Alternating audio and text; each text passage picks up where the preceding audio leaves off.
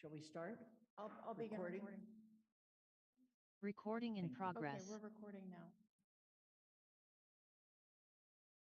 It is June 6th, 2022, and pursuant to Chapter 20 of the Acts of 2021, extended by Chapter 22 of the Acts of 2022, this meeting is being conducted via remote means. Given that we have a quorum of the council present, I am calling the June 6th, 2022 public forum regarding the proposed capital improvement program to order at 6:32. I will call upon each counselor by name. At that time, you should unmute and say present, and then please remember to mute again. Shalini Belchertown, Present. Pat Angelis, Present. Anna Devlin Gothier, Present. Lynn Griesmer is present, Mandy Jo Hannicky, Present. Anika Lopes, Present. Michelle Miller, Present. Dorothy Pam, Present. Pam Rooney, Present. Kathy Shane. Present, but I can't seem to start my video. In other words, you can't seem to show your picture. That's right. It says, sorry, you're not able to do it. So I can hear you fine though, if you can hear me. Thank you. We can hear you. Andy Steinberg, Present. Jennifer Taub, Present. Alicia Walker. We'll see. Expect Alicia later. Okay. There's no chat room for this meeting. If you have technical issues, please let Athena or me know. If you want to make a comment or ask a question, use the raise hand function. If there's technical difficulties, we need to make note of that in the minutes, and we'll decide what to do at the time. This meeting will be followed by the regular town council meeting utilizing the same link. And unless we run over, the town council meeting will start at 6:45. The purpose of this public forum is to look at the capital improvement program. And it is being done per charter section 1.7, which is defined as a public forum where the meeting shall be held during which time 1/2 of the meeting time on the agenda is devoted to public comment. We are going to begin with a brief presentation by Sean Mangano, and then we will open it up for public comment. Would you please bring Alicia Walker in from the audience?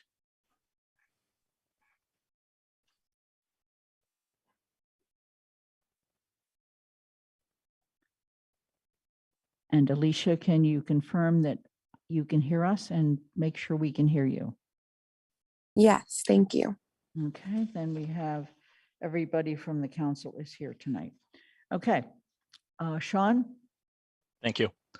So this is the Capital Improvement Program Public Forum. Each year, the town manager submits a new capital improvement program to the council for approval. It starts early in the year with the prior capital improvement program getting updated by department heads, priorities where priorities are changing, new projects being added.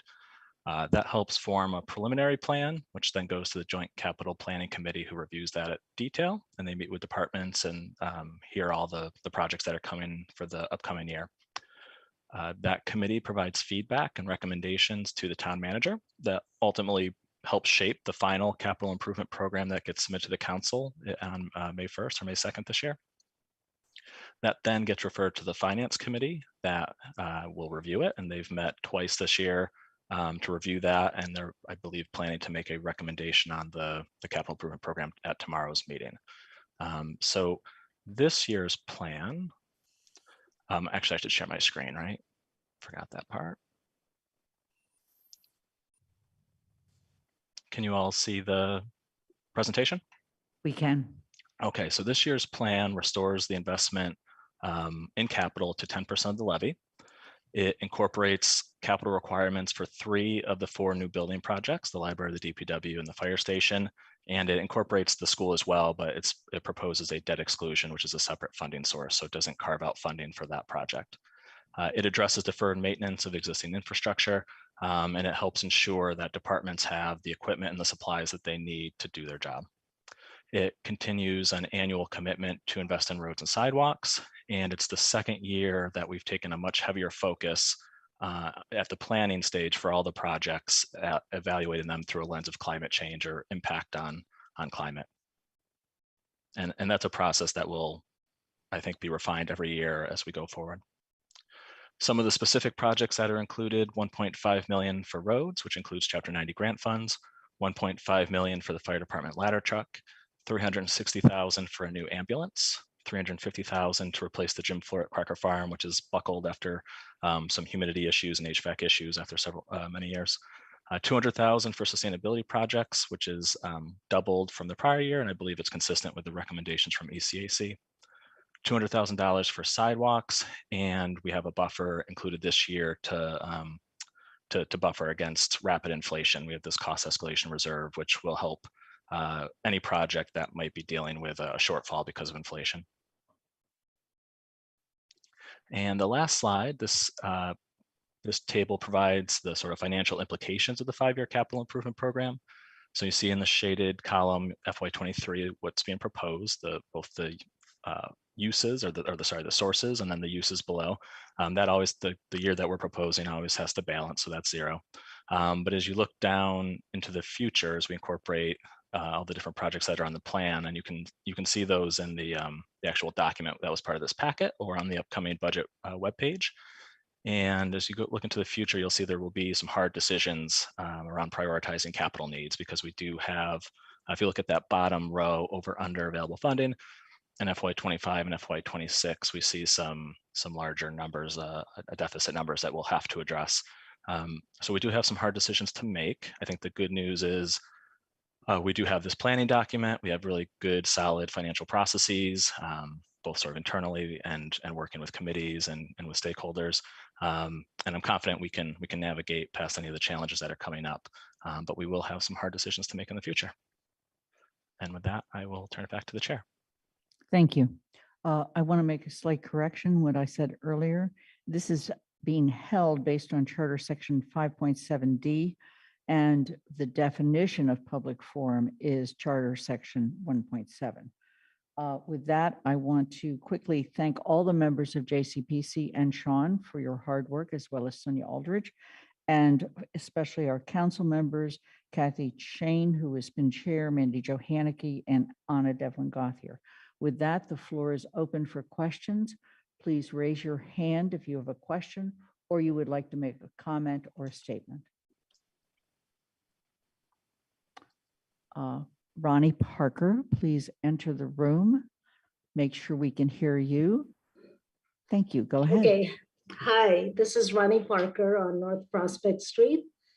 I'm calling in to address the $200,000 that has been allocated for sustainability. And I have some suggestions with regard to how to use those funds. I would like to ask that you consider the replacement of all gas equipment used by the town and its contractors to convert from gas to electricity and subsidize the cost of this conversion. Secondly, I would like to ask that you publicize this move with UMass, bid members, and other large gas-based equipment users, and encourage them to do the same to reduce Amherst emissions. Finally, I would like to ask that some of it be used to get some professional help that probably is on the climate committee, to develop a plan for converting all business users of gas equipment to electric and to implement that plan. I say this because I've seen gas blowers being used to clean the parking lot across the street from my house. It's very, very difficult to know what individuals like myself can do to combat climate change when our institutions and planning processes reinforce and expand our dependence on fossil fuels. These suggestions, I hope, will at least eliminate or reduce the use of our tax dollars to support the creation of emissions and additional health hazards. So I'm calling to make that request. Thank you. Ronnie, thank you for your comment. We have 6 people in the audience at this point. Are there other people who would like to make public comment?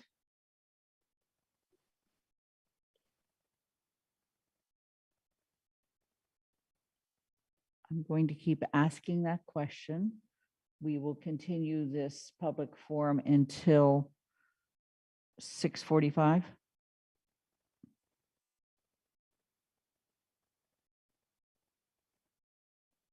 So I'm looking for any additional hands. And Ronnie, it's your turn again.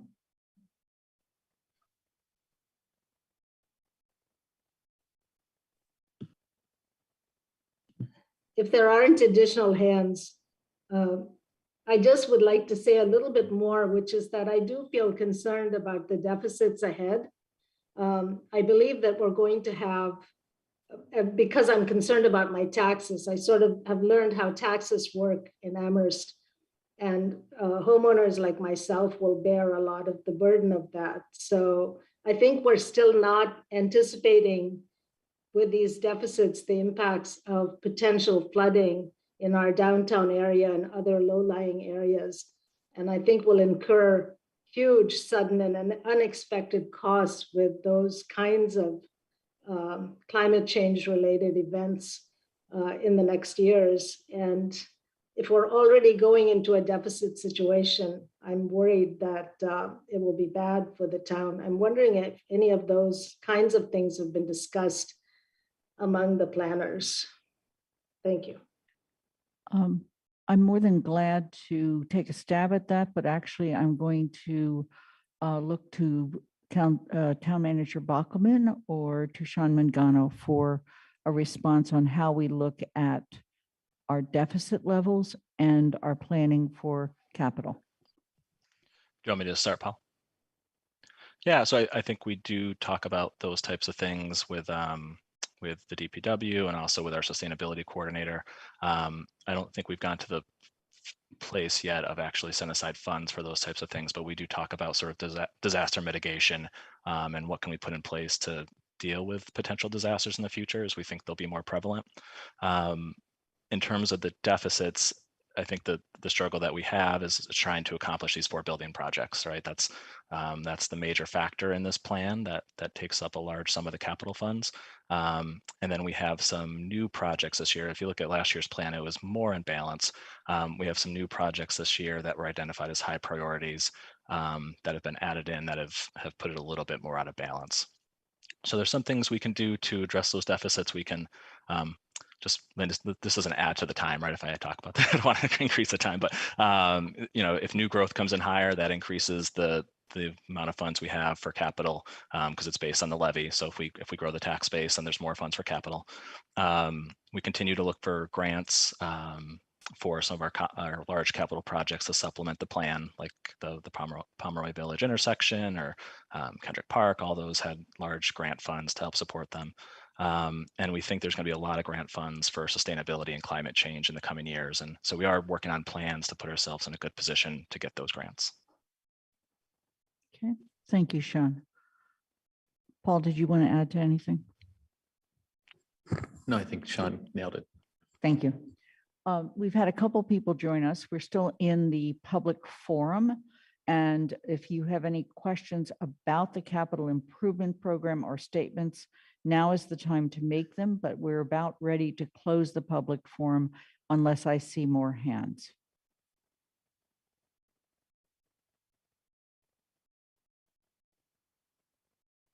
Okay, Evan Naismith. Please enter the room, state your name and where you live. And Evan, please pronounce your name for us all. Thank you. Yes, I apologize. Is this for general comments? No, this is for the capital budget. We'll be having general public comment during the regular meeting, which will begin immediately following this meeting. Thank you. I'll lower my hand until then. Thank you. Okay, I'm not seeing any other hands at this time for public comment with regard to the capital improvement program. And seeing no other hands, then I'm going to adjourn this special meeting of the town council at 6:45. Thank you. And we're going to move immediately on to the regular town council meeting. We've already called the roll, so I don't feel the need to do that again for the council. But let me just begin by officially calling this, I adjourned the other meeting, right? Okay, thank you. By calling this meeting to order. It is June 6th, 2022, pursuant to the charter, Chapter 20 of the Acts of 2021, extended by Chapter 22 of the Acts of 2022. This meeting is being conducted via remote means. Given that we have a quorum of the council present, I'm calling the June 6th, 2022 regular town council meeting to order at 6:51. 6:46. I'm sorry, my computer is wrong. 6:46. Thank you. I knew, I do. I did check on Alicia when she came in. Okay, so we are going to go on to announcements. First of all, on your screen shows you how you can connect. I just want to point out that we have 2 more public forums and also 2 more meetings of the town council between now and the end of June, which is the end of this fiscal year. Those will occur on June 13th and June 27th. And then we have a couple of special things we want to make sure you're aware of. One is the elementary school building committee is holding a public forum on this Thursday at 6:30. And then on June 18th, we begin our celebration of there is the announcements for the community forum for the elementary school building project. And that will be by Zoom, and that is on the town calendar. And then we will have 2 different days of celebration for Juneteenth. One is on the Saturday, the 18th, and that is a heritage walk. And you can see the walk here. It begins at West Cemetery and continues on through the afternoon into the early evening.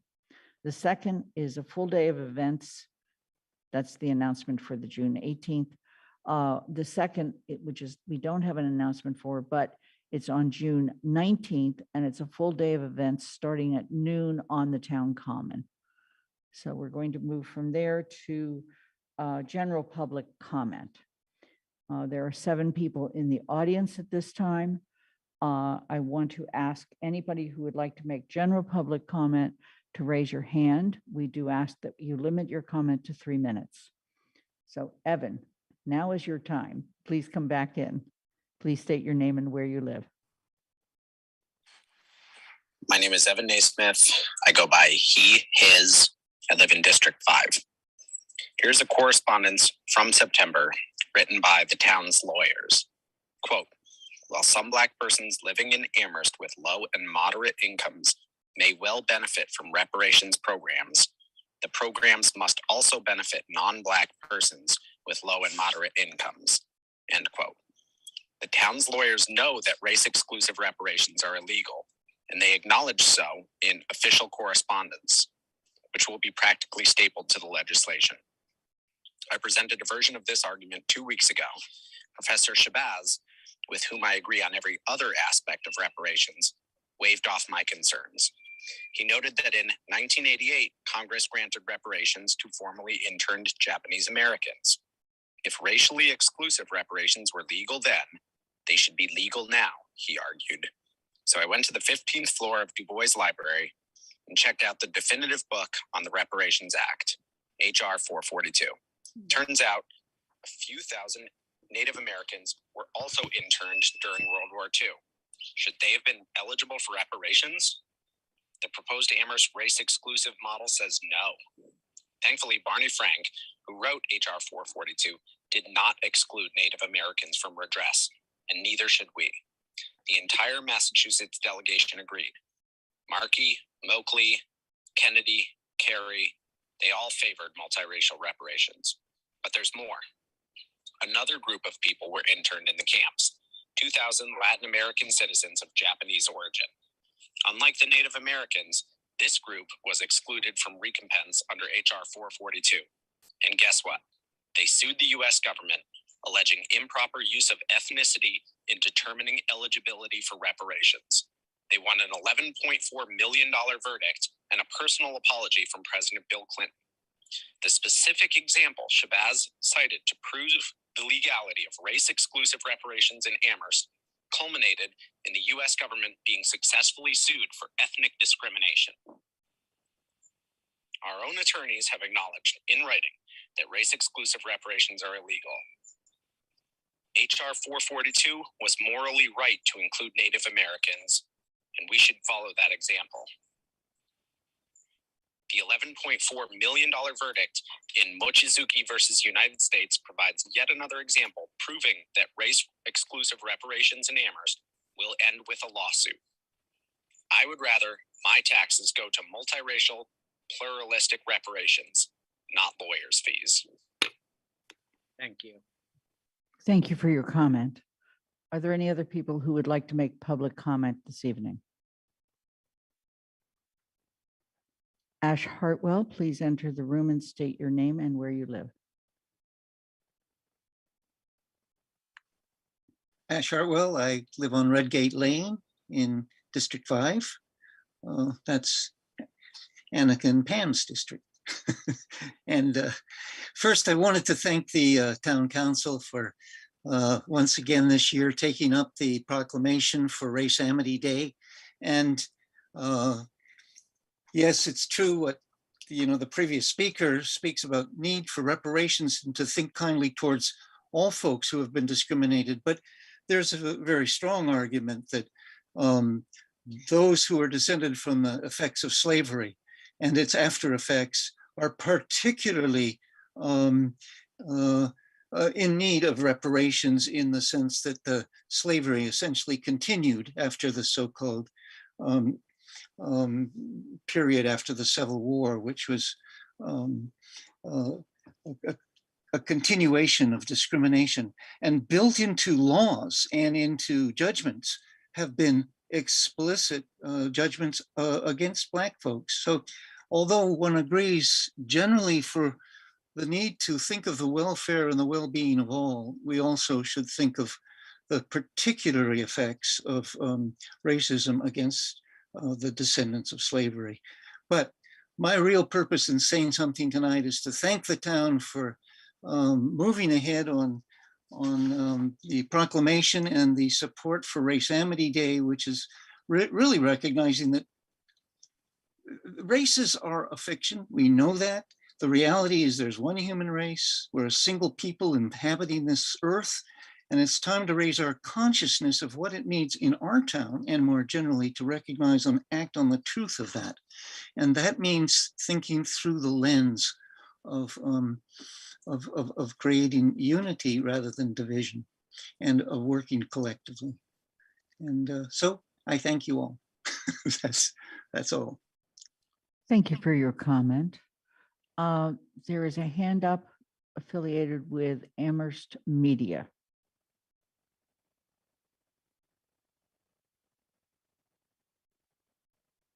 Are we bringing that person in, or was it a mistaken hand?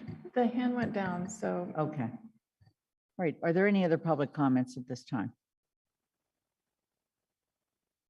Okay. Seeing none, we're going to move on to the consent agenda.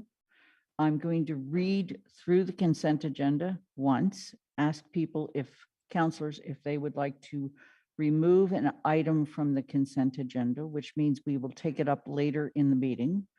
And then we will move to the actual seconding and the motion. Okay, these were chosen because they were assumed to be non-controversial. To move the following items and the printed motions thereunder and approve those items as a single unit. 6A, adoption of Race Amity Day proclamation. 8C, designation of Norwood Rail Trail from Station Road South to Amherst Belchertown Town Line as recreational. 8E, adoption of proposed water and sewer rates. 8F, referral of parking regulations on Lincoln Street between Amity and Mcclellan Streets to Town Services and Outreach Committee. 8H, approval of Pioneer Valley Driving School request for long-term use of 2 parallel parking spaces on North Pleasant Street. 8I, amendment to Town Council Rules of Procedure, Rule 9.5, number of votes required. 9A, waiver of Town Council Rules of Procedure, Rule 8.6 for agenda item 9A, which I would note is in 2 parts. Approval of town manager appointments to solar bylaw working group. This addresses both parts. 9A, approval of town manager appointments to the solar bylaw working group. And 9B, appointments of the planning board. And 11A, approval of May 2nd, 2022, regular town council meeting minutes. Just give me a moment. Pat DeAngelis. Yes, I would like to remove item, I believe, 9A, which is the approval of town manager appointments to the solar bylaw working group. And I would say this would be the committee appointments. And if not, then I would like 9B removed. Okay, so. I mean, yeah, 9A. Okay, so you want to remove the committee appointments portion of 9A. Yes. Okay, thank you. That does not require a second. Mandy Johanicky? yes, I'd like to remove 8F, the referral of parking regulations on Lincoln Street, and 9B, appointments to the planning board. Okay. Right. So we now look at the consent agenda. It's on your screen. I have made the motion. Is there a second? Second, Devlin Gothier. Are there any other questions or comments? Okay, then we'll begin the roll call. Pat Lynn? DeAngelis? Yes. I'm sorry, you haven't crossed out 9A. That's because that will no longer be on the consent agenda. Oh, The other portion of that, which is the resident appointments, will remain on the consent agenda. Does that clarify it for you, Pat? sort of. I would love a strike through, but I'll survive. So on the line below, it says committee appointments right here. Thank you, Athena. Okay, Sorry. no problem. Any other clarifications at this time? Okay, then moving to the vote, we'll start with Pat DeAngelis. This is to Aye. vote. Okay. Anna Devlin Gothier, Aye. then Lynn Griesmer is an aye. Mandy Johanicky, Aye. Anika Lopes, Aye. Michelle Miller, Yes. Dorothy Pam,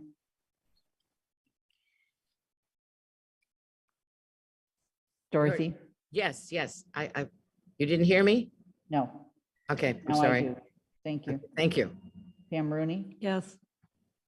Kathy Shane, Yes. Andy Steinberg, Aye. Jennifer Taub, Aye. Alicia Walker, Yes. Shalini Bowman. Yes. Okay, we're going to move on to the Race Amity Day Proclamation. I want to note that the various sponsors for this include Shalini Bowman, Pat DeAngelis, myself, Anika Lopes, Michelle Miller, Dorothy Pam, and Jennifer Taub. Shalini's name was inadvertently left off and will be added in the signed copy. And I have asked that Jennifer Taub read the appropriate paragraphs.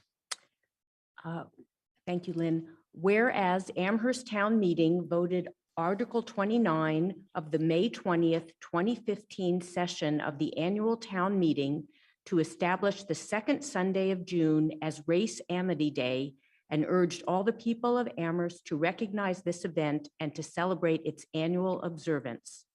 Now therefore, the town of Amherst hereby proclaims Sunday, June 12th, 2022 to be Race Amity Day, a celebration of the oneness of the human family, and ask the community to join in a virtual celebration at 4:00 p.m. on June 12th, 2022. Thank you. I'm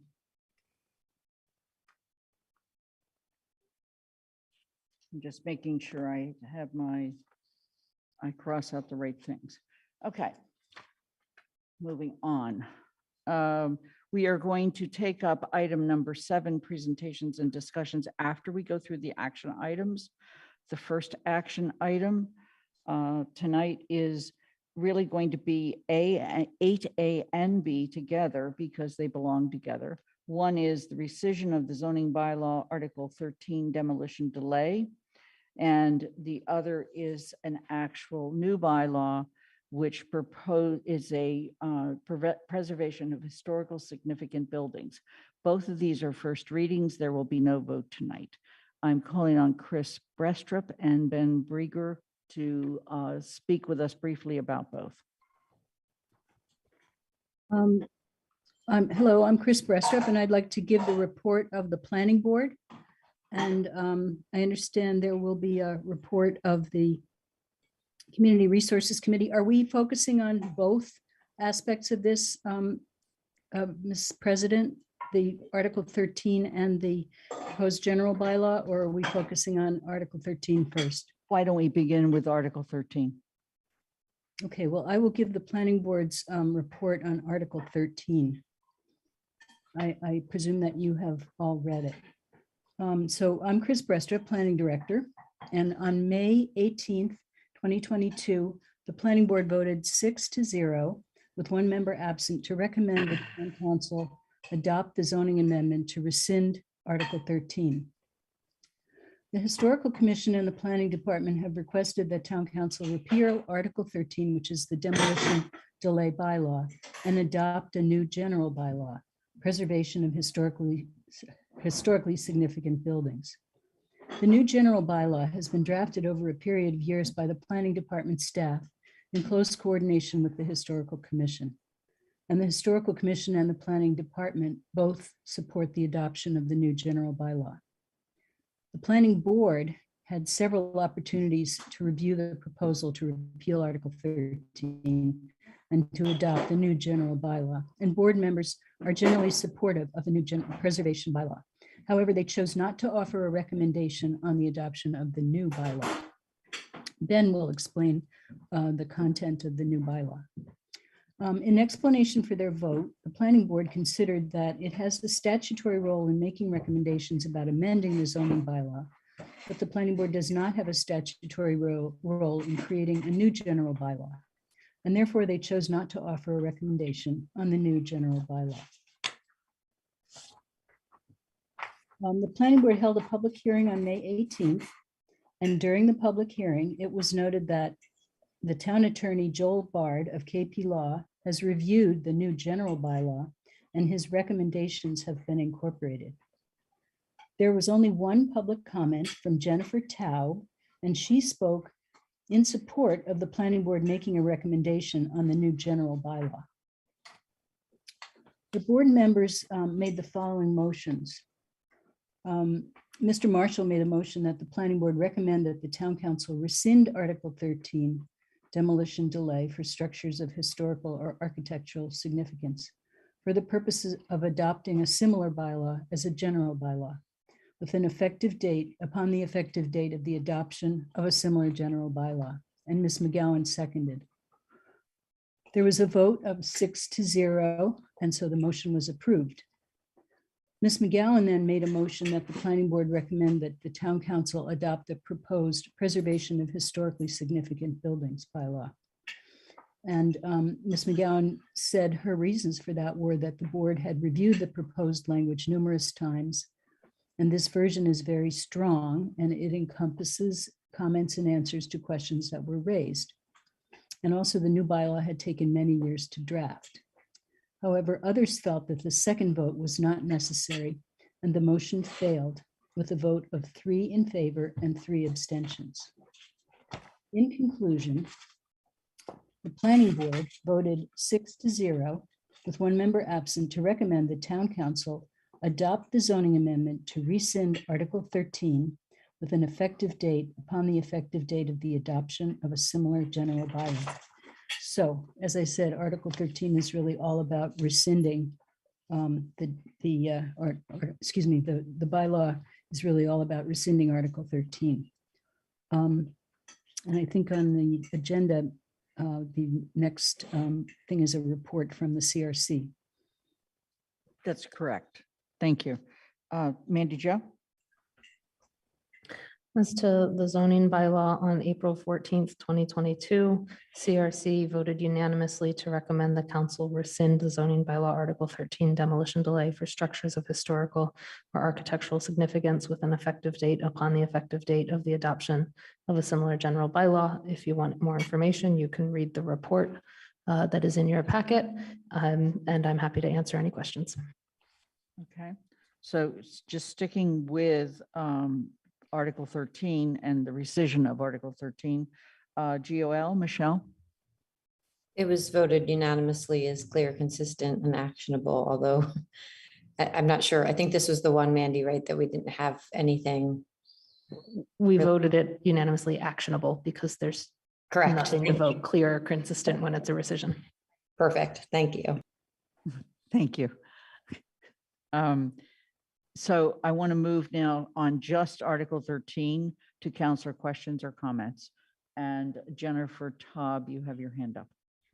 Yes, I just wanted, it doesn't material make a difference, but just for clarification in the minutes to the planning board meeting, I actually supported Janet McGowan's motion. There was a little mix up and they closed it before they opened it to public comment.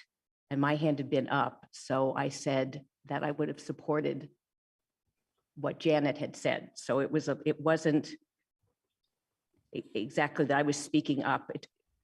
I don't oppose it, but I just want to be clear that what I was speaking in support of during the meeting. Okay. I would suggest that you put that in an email and send it to the town manager, who will have it corrected in those planning board minutes. Okay. I will do that. Thank you. Are there any other questions or comments with regard to the rescission of Article 13?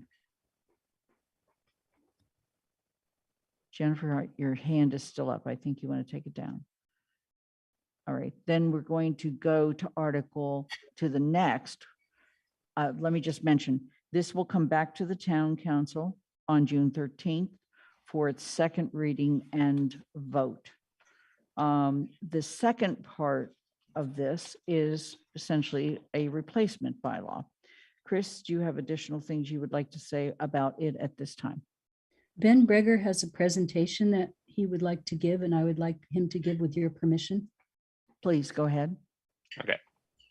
Thanks, Lynn. I'll keep this brief. I just prepared a few slides. I thought it'd be helpful talking points. So I'm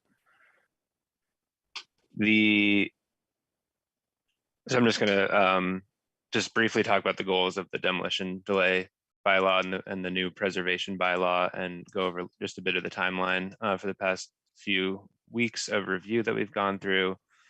So just first starting at a higher level, just the goals of the demolition bylaw and the new preservation bylaw.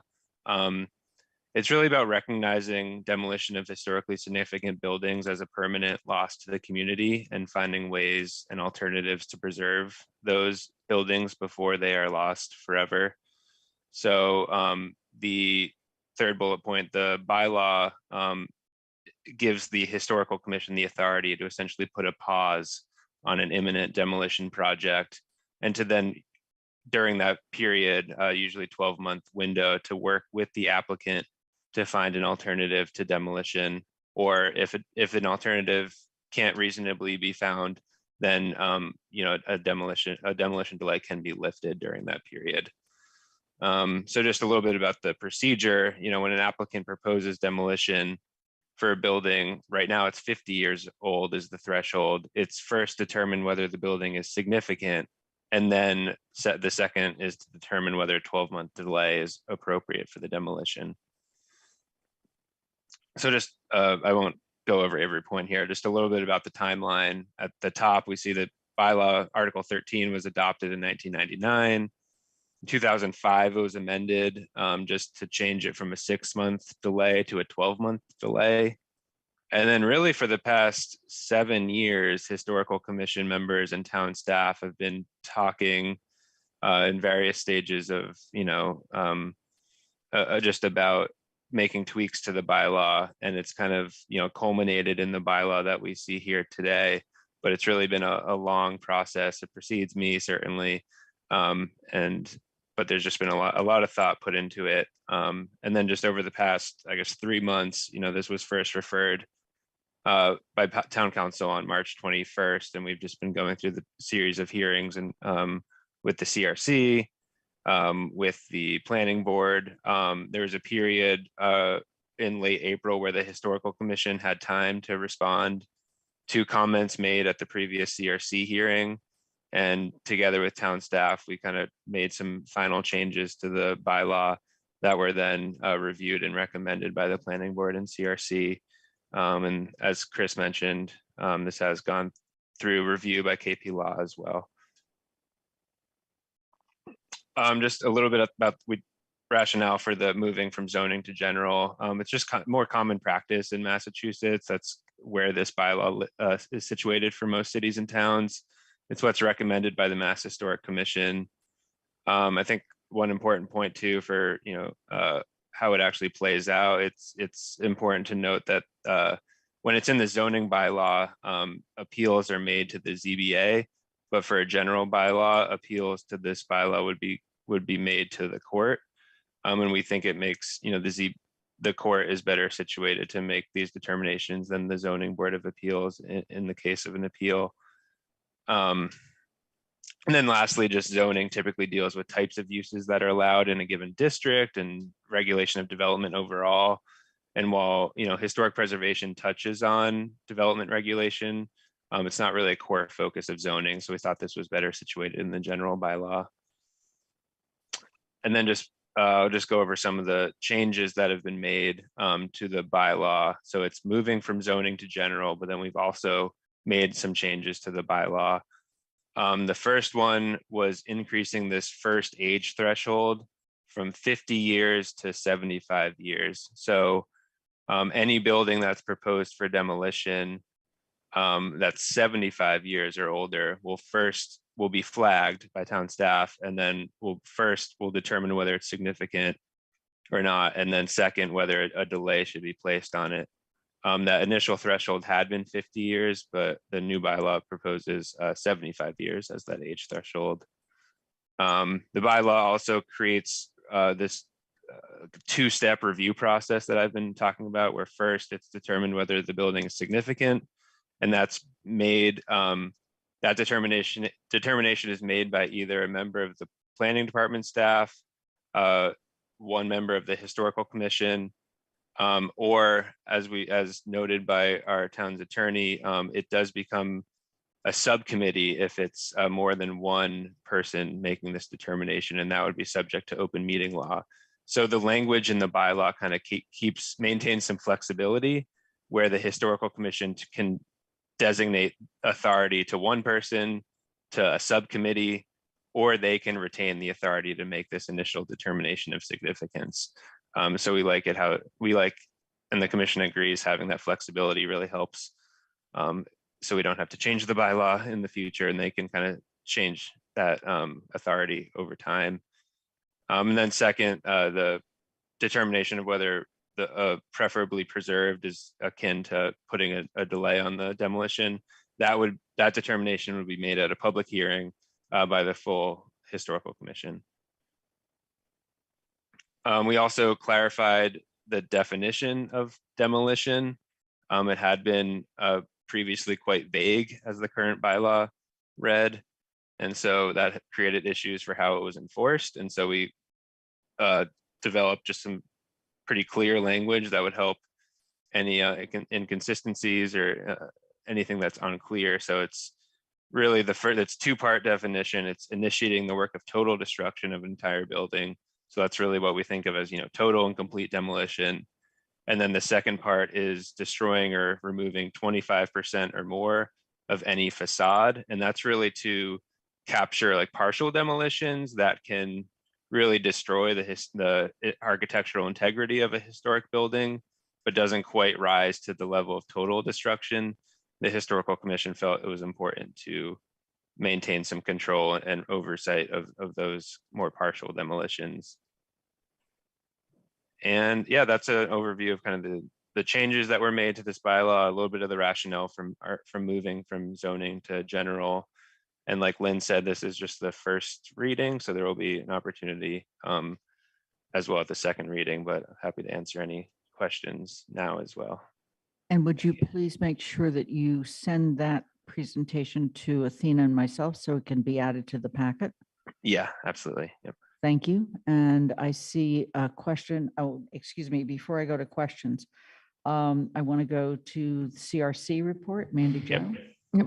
On May 12th, 2022, CRC unanimously voted to recommend the town council adopt general bylaw preservation of historically significant buildings as presented in the document titled Amherst Historically Significant Buildings Bylaw 05 May 2022 clean. Thank you. The report is there, and if you've got questions, you can ask me. Okay, great. And thanks for the work for CRC. GOL, Michelle? On May 25th, the bylaw was declared clear, consistent, and actionable unanimously. Okay. And again, thanks for the work of GOL. We are now open for questions. Dorothy, Pam, do you have a question? Yes, I have a question about the court deciding. That means lawyers get involved and that money is spent. I don't see how that's an advantage. I guess I had more faith in a historical commission or the town planning department or even the planning board or the ZBA. But once you say it's going to be settled in court, then I can just see whoever has the most money having a better chance of winning. And thereby somebody who wants to build something that they think they'll make more money on would have a great motivation to take down a historical building. So if there's any answers to that, I'd love to hear them. Thank you. Okay, why don't we collect another question or two and then go to Chris and to Ben. Andy. Yes, I just was going to ask Ben to talk a little bit about what happens if somebody in the community thinks that a building that has been designated through the process as being historically significant, if they believe it is not historically significant, or the reverse, that it's been determined that it's not historically significant and somebody thinks that it should be declared. So just to clarify what the rights are of the people who have those disparate views on that question. Okay. Anna? I have a couple questions. Do you want to answer those ones and then come to mine? Unless they're consistent with the question about determination and action after that? Are any of them related to that? They are, but in a different way. So I can just go ahead and you can stop Please. me. All right. So section 1B, looking at if there's disagreement amongst the designees, the building will be deemed significant. And I'm just curious about what disagreement means in that sense. Does it mean that there's a vote and one person votes that it is significant and everyone else votes no? Why not a majority vote by the commission? So I'm curious about that. And then the second part of that same paragraph is that the last sentence is for any application, the designee may also request that the commission make the determination. And I'm just confused as to how that's different than the rest of the statement, which is that the commission shall determine whether the building is significant. Okay. Other questions? Yep. By me or for other people? No, by you. Okay. Yep. So 3B, sorry, I'm going to try to stay on the same topic you were on before. I don't think on that topic, no. Okay, let me pause then and ask Chris and Ben if they would like to address these questions regarding determination and conflict about that. I can address Dorothy Pam's question about the court deciding. I wanted to remind everybody of a case that happened a number of years ago, and Jennifer Taub may remember this, where the Historical Commission decided a building wasn't significant, and the building commissioner issued a demolition permit, and the building was taken down.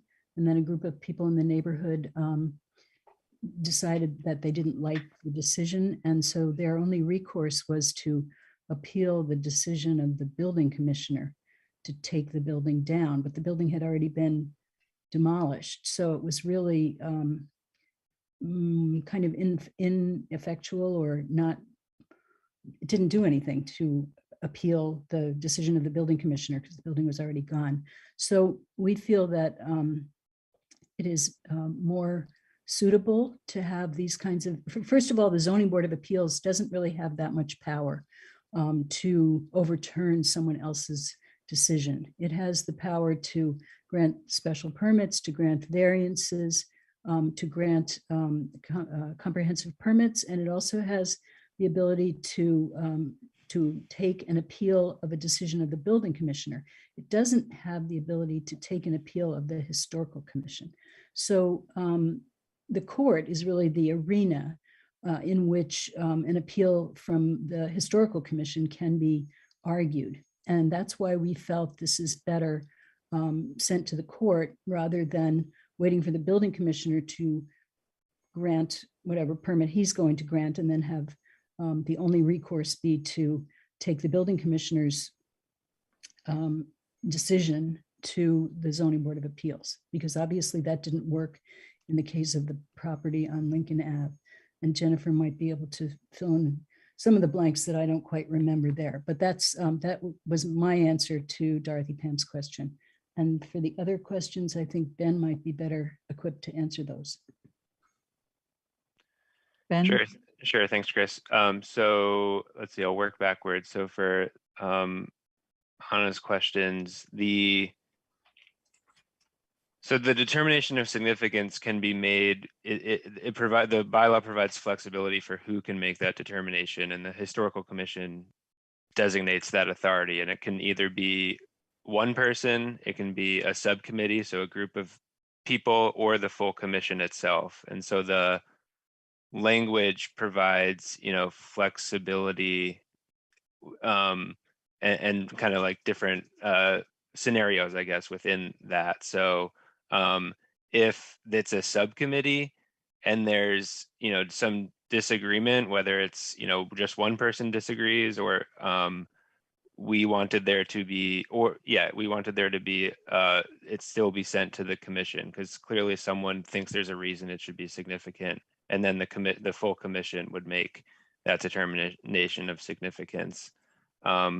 Similarly, if they designate authority to just one person, whether that's a planning staff member or the commission chair, and that person doesn't feel comfortable making a determination of significance, they want more input, they want more guidance, they can say, you know what, I would rather the full commission make this determination because I don't feel prepared, or, I would rather it be determined by a larger group. And I think that was kind of a way to relieve a little bit of pressure if it's like someone's dealing with a higher profile project, for example, and they don't want to be the one, frankly, responsible for making the determination of significance, just to say, I think the full commission should make that determination.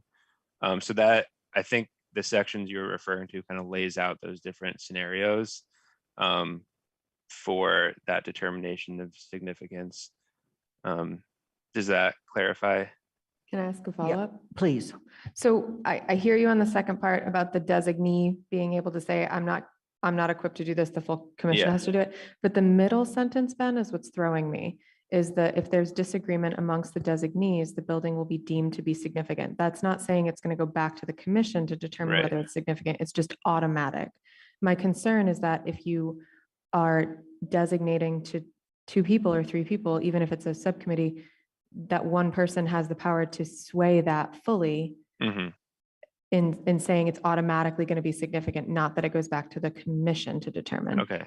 That's my question there is, am I understanding that correctly? That if there's a subcommittee, it's an automatic significant if one person says, meh, I don't really, and it's not an actual vote, it's just general disagreement. Well, yeah, so you are reading that correct. And I guess it would be a vote because they'd be at a public meeting making that determination. Sorry, did you say would or would not? It would, yeah. Okay, even if the designee is 2 people or 1 person, they'd have to like. If it's 2 people, it would be a public It wouldn't be a public meeting. meeting, so it would just be general disagreement, not a vote. But if it's 3 people as the designee, then it would be an official vote. Sorry, so The as subcommittee. my understanding is if it's 2 people, it would be an open meeting and it would be a public okay. meeting. So even if So- it's a staff person and the commission chair on this subcommittee, it would be an open meeting. But it wouldn't necessarily be a vote. Sorry, I would. feel like it would. Yeah. Okay. Okay. Yep. But that's not outlined here. It just says disagreement. Yep. So basically what you're saying is if it's not a unanimous vote, the building will be significant. That's Thank you. correct. My Thank you. interpretation. Yeah, exactly. Okay, are there other follow-up questions on this particular issue? Yeah, Jennifer.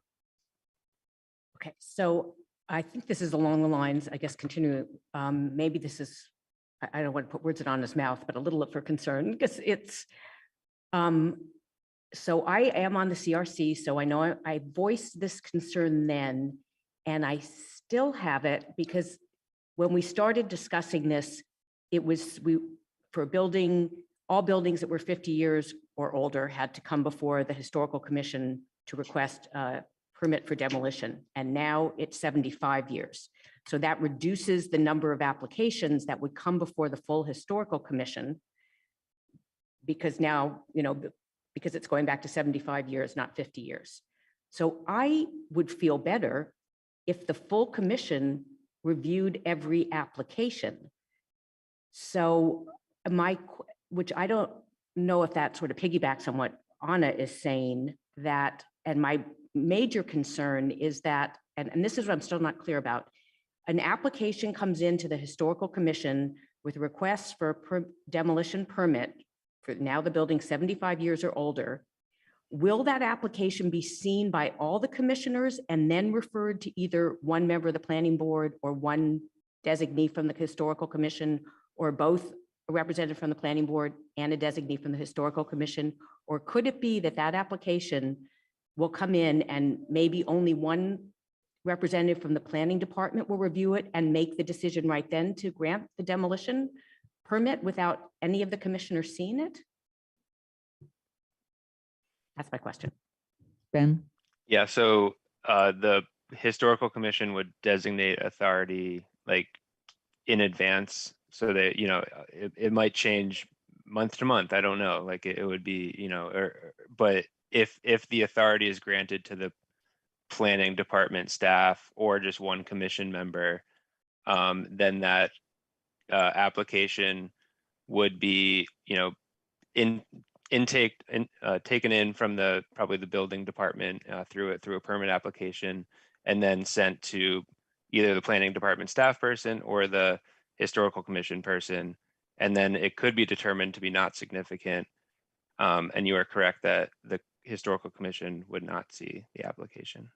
Can I keep going? Jennifer? Yeah, I am not comfortable with that. I probably should have voiced it during CRC, but I was still, I think at that last meeting, that's when we learned that it would historically significant would go back 75 years. Because the way I understood it is part of the concern, which is why the Historical Commission wanted not to have the full commission review, but designate someone, is because they had so many applications, and they were also getting that basically if you wanted to take down a garage that was built in the 1960s, you had to come before the Historical Commission. They were just had reviewing too many applications for really for structures nobody would, universally deemed to be not historic. But now that we're reducing it to 75 years, I guess my question is the workload really that great that the full commission couldn't review it? And it makes me very uncomfortable that a building could come down and the historical commissioners who are there because of, their expertise wouldn't even be aware that the application came in. That I'm very uncomfortable with that. I want to make sure we stick to this topic and don't go other ways, but Mandy Jo, you put your hand up, and as chair of CRC, I want to recognize that. Yeah, this question was asked at a CRC meeting, as Jennifer alluded to, and I just want to say we asked the chair of the Historical Commission if they were comfortable with this designation and all of that, and then chair responded that the entire Historical Commission was comfortable with the language in the bylaw, supported the bylaw, including this designation, to potentially one person to make those decisions without the whole Historical Commission seeing them. So I just wanted to make sure that the council heard that. Thank you. That is correct. Okay. Dorothy, I want to go back to you and then to Anna again. All right, so this question of delegating, is it delegating this month I will delegate, or is it this particular item? I'm somebody, maybe I'm the chair of the Historical Commission, and I look at the item and I say, this item I will delegate to this one, this item I will delegate to that one. So is it item by item, or is it time periods? Because I could see a lot of ways to game this system. I just see it's big enough to drive a truck through at this moment, the way I'm reading it. And I don't feel comfortable with it. So I'd like some answers on that. Mandy Jo, you put your hand up again on this one. Yeah, so the chair of the Historical Commission, Jane Wald, talked about the Historical Commission creating regulations and rules as to how that delegation would happen, and talked about needing those before this goes into effect because of the questions that Dorothy's asking.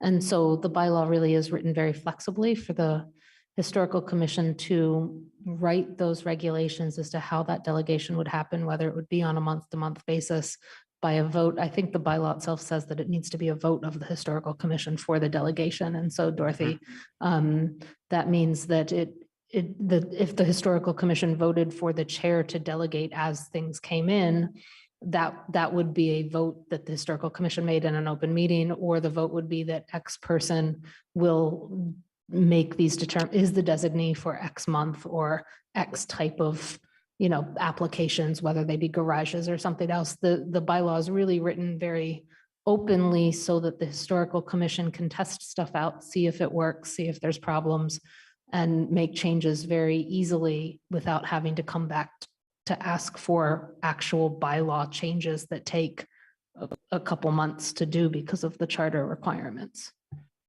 Thank you. Anna, we're still on this topic. We are. So I guess I'm curious to hear from both CRC and maybe GOL. I'm really stuck, and I think I'm kind of interestingly saying the same thing, but to the opposite point as Jennifer and Dorothy. My concern is that it's too easy to find them significant. And so not discounting at all what you're saying, I understand where you're coming from, but my concern is one person voices disagreement. That's, for me, that's a really low threshold. And I'm curious why the decision was made not to include statement of saying majority vote, and is it just because you could have a group of two people or one person, and I don't know, voices in someone's head disagrees with themselves, like with them. So I'm curious, I guess I'm curious why not make that a majority vote? And I'm unclear on how this is actionable. I mean, like, that's what's sticking to me is disagreement is so vague, and we disagree as part of our processes, and then we come to resolution. But if there's disagreement at all, that seems really, really broad to me as a limiting factor. So, or as a determining factor in terms of significance. So I'm curious what the discussion was. Pam, you want to jump in here? Thanks.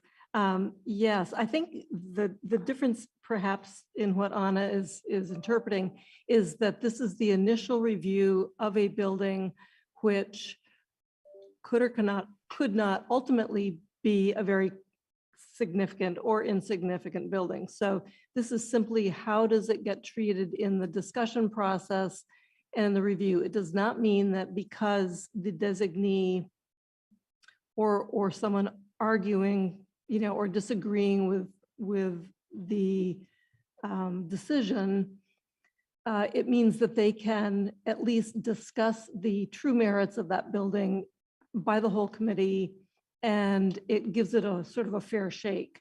My concern was, as expressed before, is if you had someone doing the sorting and initial reviewing who set a very low bar, then that there may be a lot of buildings that really had some value of some sort, but never got a chance to explain themselves in a way. So having the option at whatever level, whether it's a single reviewer, multiple reviewers, or the whole committee, having the ability for someone to disagree and say, hey, let's treat it as a significant building for the time being until our research is finished. I think that's the intent of the ability to weigh in with a disagreement. Mandy Jo, you also. I asked and expressed the same concerns as you did during the deliberations. And I will say, before this came back on April 14th, no, the May vote, when it was in front on May 12th, when it was in front of us on April 14th, it was believed potentially at that time that there could be multiple designees that might be making the decision not in an open meeting, so that it could be potentially one or two historical commissioners sitting in town hall with one or two planning department members making a decision. And so the language was written, as it was explained to us in CRC, to make sure that if there was that disagreement, that it would see the light of day at the public hearing for a determination as to preferable preservation, because otherwise it wasn't in an open meeting. We then got, at my urging, when I was concerned that multiple designations by a public body could create a new public body, we did get confirmation that if it's more than one person, that it has to be happening in a public meeting. So we did not go back and rediscuss that provision, being that would be in a public meeting. It might be worth changing that provision from sort of a default of let's get it into a public meeting to, well, it's already in a public meeting if it's more than one person. And so, sending it back instead of with an automatic determination of significance to determine preferable preservation, it may be worth the planning department looking at figuring out whether the language should be changed to send it back for a determination of significance and by the full commission if there is disagreement, instead of having that disagreement deem significance. But I think some of that language is that holdover from when it was believed that that determination would be happening not in a public meeting by multiple people. Okay. Jennifer, on this topic? Yes, so we were told that 2 members of the commission could not review because that would be a subcommittee and have to be in a public meeting. But does that also hold true if there's a commissioner and a planning department staff? Correct. Okay, so I will stick by what I said. What I am not comfortable with is that one person alone. I'd feel much better if it was 2, but I guess it can't be a commissioner and a staff.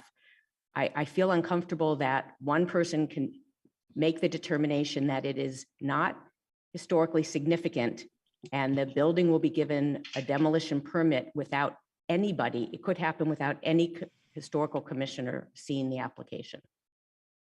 Chris? I wanted to note something that came up in conversations, which is that the reason that one member of the commission and one staff member would be considered a subcommittee is if the historical commission designates them thusly. However, if there's a single person, either a historical commission member or a planning department staff person designated, there's nothing that would stop that person from consulting with his counterpart in the other group. In other words, if a staff person were designated to make the designation of significance, the staff person can consult with the Historical Commission chair. And I think that would be most likely, but because those two people aren't designated by the Historical Commission, it wouldn't be considered a subcommittee. So in other words, it's common practice for a board member or a commission member to speak with staff about something. And so that would be in the ordinary course of events. So I would predict that if the staff person were chosen, and if the staff person had any doubt about any aspect of what he was deciding, the staff person would call up the Historical Commission chair and say, I have this situation before me. Can you help me to think this out? And that would not be considered a subcommittee because the two members, the two people who were talking, had not been designated by the Historical Commission. Okay, thank you. Jennifer? And I mean, could it be possibly written in that the decision could be made by one person, and then that decision will go before the commission at its next meeting before the demolition permit has been issued, so that they will at least be aware of this before the buildings come down? Chris or Ben?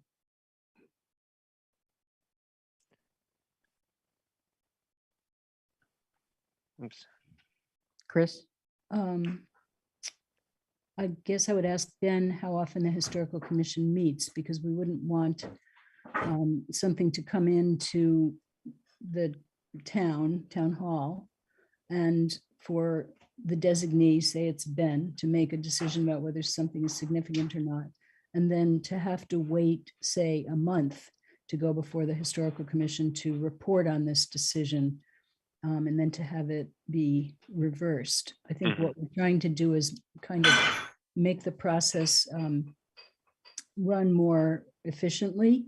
And so to have someone wait that long might really be deleterious. But my question to Ben would be, how often does the Historical Commission meet, and how long would someone have to wait conceivably if what Jennifer was suggesting were to be invoked?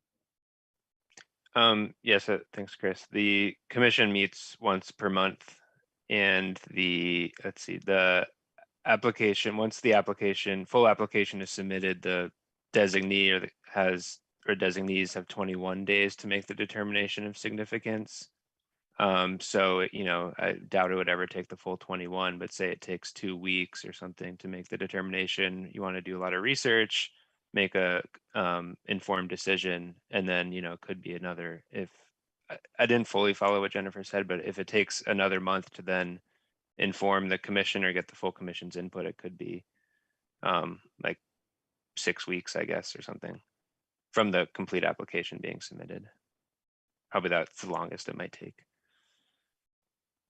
Anna? You have your hand up, you can go. My questions aren't related to this issue. So 6 weeks might seem long, but if there's an automatic, essentially, and a very easy, significant determination, you're talking way more than 6 weeks that the person's going to have to go through in that case, where they have to go through the next multiple steps of this process. So I think what I'm challenged by, and I'm playing with ideas in my head of what it would look like to, and I do want to first off acknowledge that I know you all have been working on this for years and years, and that what I'm doing is probably extremely frustrating. So thank you for bearing with me. I think what I'm wondering is, if it were something like, if there is disagreement amongst the designees, the application will be deemed to be significant pending a vote to affirm by the commission. In order to reverse the decision of significance, a 2/3 vote would be required by the commission. Like basically saying that if there's disagreement, sure, it goes automatically towards significance. But if 2/3 of the commission agrees, no, this is not, that one person disagreeing was kind of, out of line or whatever, then it could be reversed. And I know I'm playing with semantics here, but I'm so uncomfortable with the idea that one person could voice disagreement without a formal vote and have something have to then go through all of the next steps in this process, which are not insignificant, right? Sorry, I shouldn't use that word, which are not small. There's a lot of steps in this, and that's great. And we want to be rigorous here, but feels like there's got to be a little bit of a balance in that statement. So I think for this particular issue, let's leave that with staff to see if there's any other language they might recommend as we come to this next week. I have two questions. One is, Anna, you have additional questions, right? I do. It's not that. Can I send my idea of language Absolutely. to Chris and Ben? Okay, thank you. And make sure that you copy me and the town manager. Of Thank course, you. I will. Jennifer, Could I send language too? yes. Thank Anna, did you have any other questions? Yes, but I've talked a lot. Can you go first? Do you want me to? Do you really want me to go first? My first question is, what is the state's definition of historic in terms of years? And if it is 50, how do we reconcile us going to 75? I don't know if it's 50 or 75. I just want to be. So the I don't know offhand if the state has a definition of historical. The template language for the demo delay bylaw says 50 years, but that's, I think towns differ across the state for what their threshold is. Some use like just pick a year, say pre-World War II, and say anything before that is significant. Others use an age threshold. But the 50-year number comes from, I think it comes most directly from the National Park Service, who runs the National Register of Historic Places, that whole program, and that they use 50 years as their threshold to deem something historic as the first threshold. Let me just explain. My issue is not whether or not we should be at 50 or 75. It's whether or not we're going to run into, suppose something goes to court and somebody says, oh, but the state's definition is this. And have we set ourselves up? So that's where my question's coming from. Mandy Jo, did you have a comment on that? I don't have a comment specifically on that, other than I think the town can pick whatever year they want without necessarily running into those problems. But I wanted to say that CRC was concerned with 50 years, given that much of our housing stock is 50 years old. If you think about Echo Hill is almost all 50 years old. Grantwood's neighborhood, I believe, is at 50. Orchard Valley, I believe, is around 50 years old. And so we were very much concerned with the amount of work and the surprise to homeowners, given the definition of demolition that might come if we designated 50 years. Right. And so that's where CRC was much more comfortable with a 75 at this point. And I'm much more comfortable with the 75. I just want to make sure that as a town, we're not setting ourselves up against a state measure of some kind. My other question is an issue of timing. I've now heard that we have three different things that are really going on here. One is the removal of the demolition delay bylaw as a zoning bylaw. The second is the enactment of this new general bylaw. And the third is the development of regulations, which is pretty much how we tell people things are going to work. And those regulations in this case do not have to come to the council unless somebody tells me differently. I know that the licensing commission developed their own sets of regulations, and except to let us know they did that, we didn't have to approve it, correct? Okay, so my only question is the timing of ending one bylaw, passing another, but not having regulations in place. And what are we using until those regulations are in place as our guidance? And I think that's a question to Chris or Mandy Jo. You have your hand up again. Go ahead.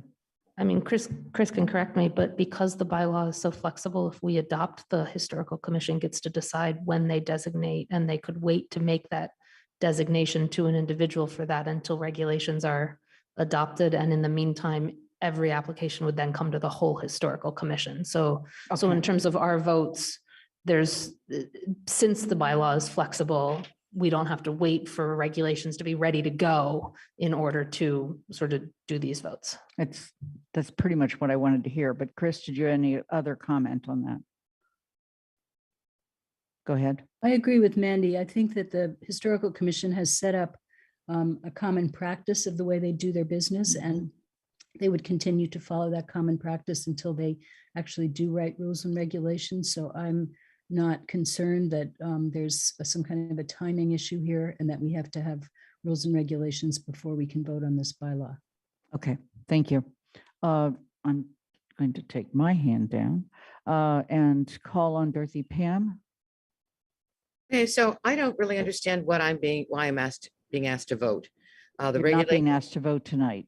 okay, first of all. okay, or when next time when it comes to a vote, because I don't Yes. think we know anything, and it's all wishy-washy, and it's going to change, and there's regulations to come, which we will never see. And I think Anna's brought up a lot of valid places of confusion.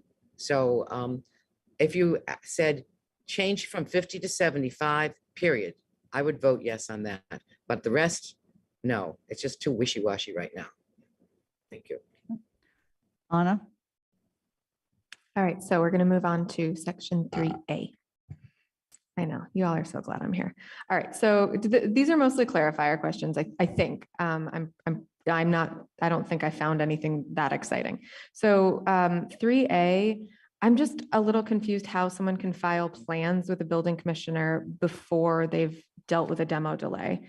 And I'm hoping someone can clarify how that process can happen at the same time and how that's not a waste of staff time on the building commissioner's part if they're going to face a significant determination and need to pause. That's my first question. Okay. Christine or Ben? I'm trying to find the place. It's on page 5. Okay, so 3A.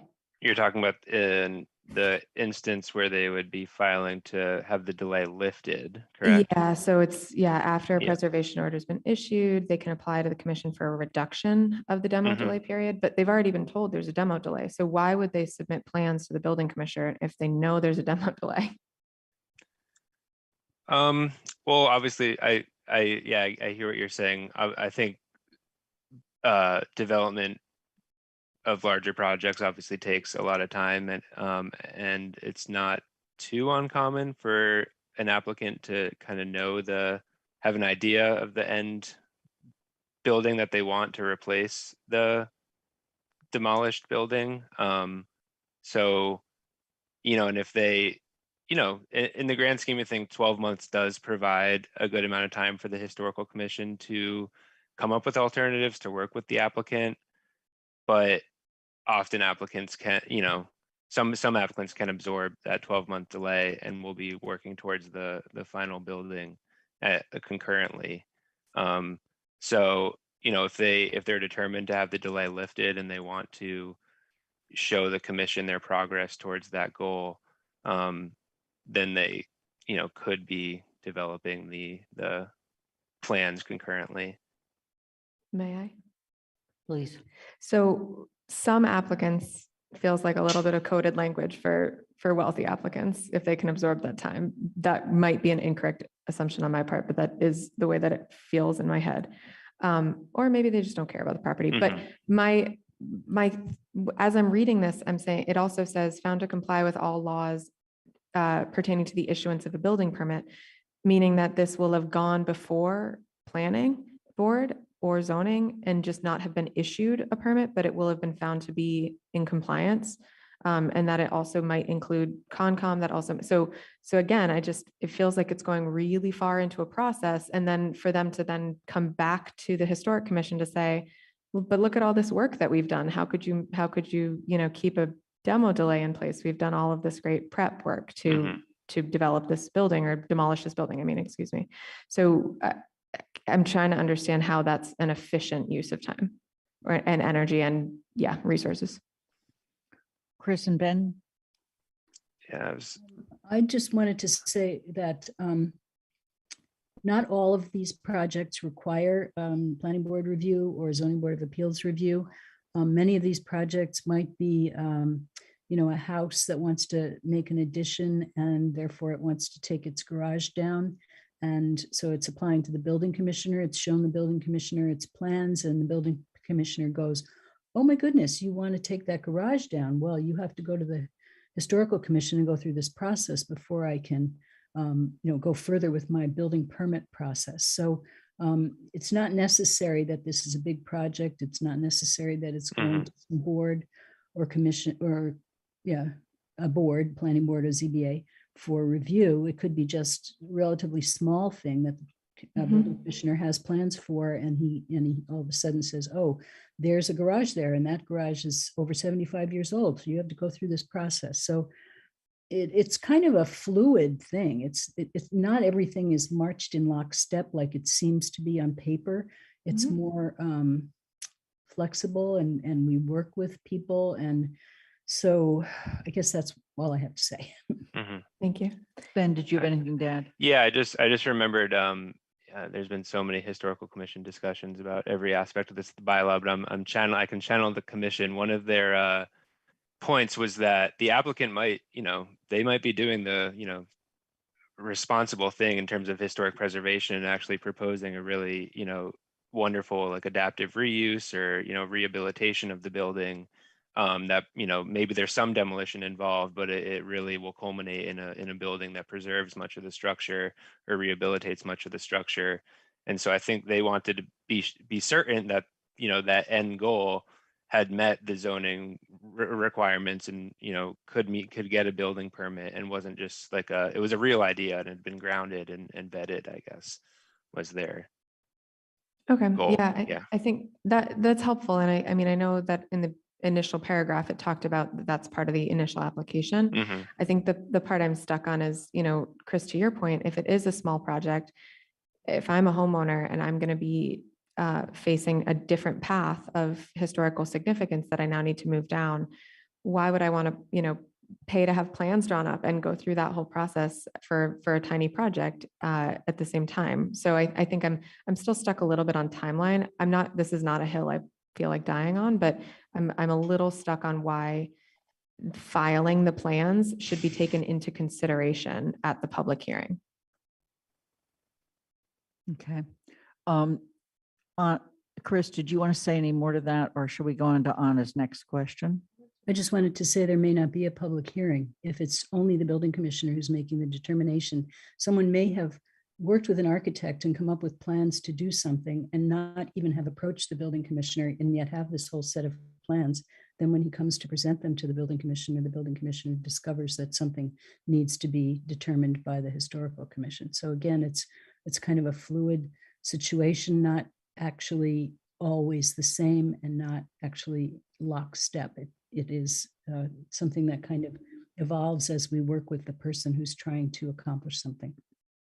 Okay, yeah, as long as none of those boards are waiting for the other, if we're gonna keep it fluid, as long as they're not dependent on the other decision. Yeah. So my next question is 3B. Again, I'm just sticky on things that feel vague to me. So, defining reasonable and unsuccessful. I'm going to say something that to me sounds unreasonable, but if someone offered to buy my building that I couldn't develop I was stressed about having to wait for the demo delay for like 1/18 of its value. I guess I'm struggling to understand the definition of reasonable and unsuccessful. And again, I'm not, please know, like, just because I'm looking at my computer doesn't mean that I'm not like shooting these Mandy's way for CRC's opinion and all of that. But I'm curious about how are you making sure that this isn't pushing people into selling their homes or businesses just because they feel like they're pushed into it by this bylaw? Bona fide, reasonable, and unsuccessful efforts to locate a purchaser who is willing to preserve, rehabilitate, or restore. I'd love some general thoughts on that because it feels sticky and vague to me. Chris? Well, I have an actual instance of this when John Robleski wanted to take down the building at 462 Main Street. He did do a fair amount of study, and this was the White House with the maroon shutters that was right along the railroad tracks. And he did do a fair amount of study of the building, and he tried to find people to move the building, purchase the building and move it. He had proof that he had gone through these processes. And when it became clear that nobody was interested in buying the building or preserving it or moving it, then, the historical commission agreed that, okay, well, this building is in bad shape, but also nobody's willing to do anything with it. And you have shown us that you've tried to make this happen. And so we will say, okay, for you to take down the building, to demolish the building. So that's an example of how this happens. So what if it's a house right now? You're going to get really reasonable offers to buy a house, and people would be willing to, I'm just given the housing market. How do you navigate that if it's someone's home?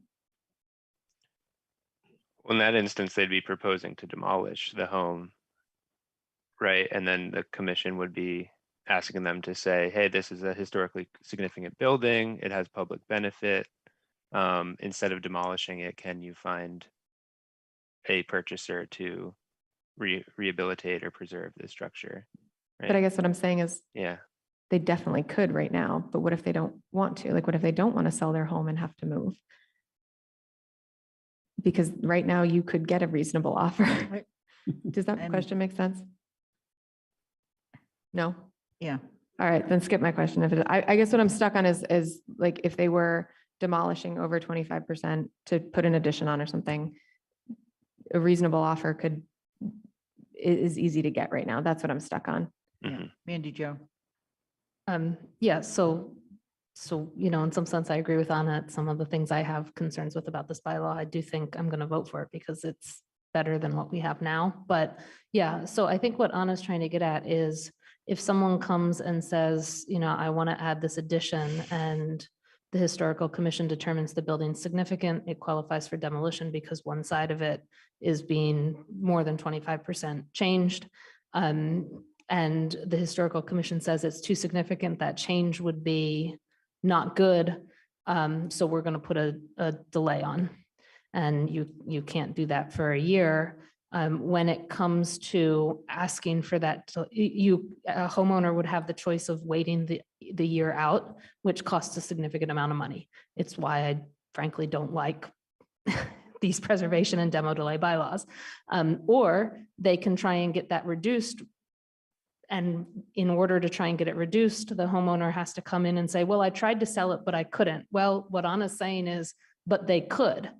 So in a market like this, the way the bylaw is written, I guess Anna's concern is, in order to not wait that year to do the addition they really want to do, because they want to add, say, an in-law suite attached to the building because their parents are, getting in need of help and they don't have the time to wait a year, they would either have to wait that year and irreparably harm themselves, or they'd have to sell their own home and find another place to buy. And how does the historical commission, how do they make that consideration? I think that's Anna's point, because the way the bylaw is written, those would be the options: irreparably harm themselves to keep their own building and plot of land, or sell it because in a hot market like this, there's always someone willing to buy it. Thank you for pulling me out of that rabbit hole. That is exactly what I meant. Chris. So I think you can trust the town manager to appoint reasonable, rational people to the historical commission who are going to consider all of these things. And one sentence in here says, at this public hearing, the commission shall consider whether the applicant has done these three things.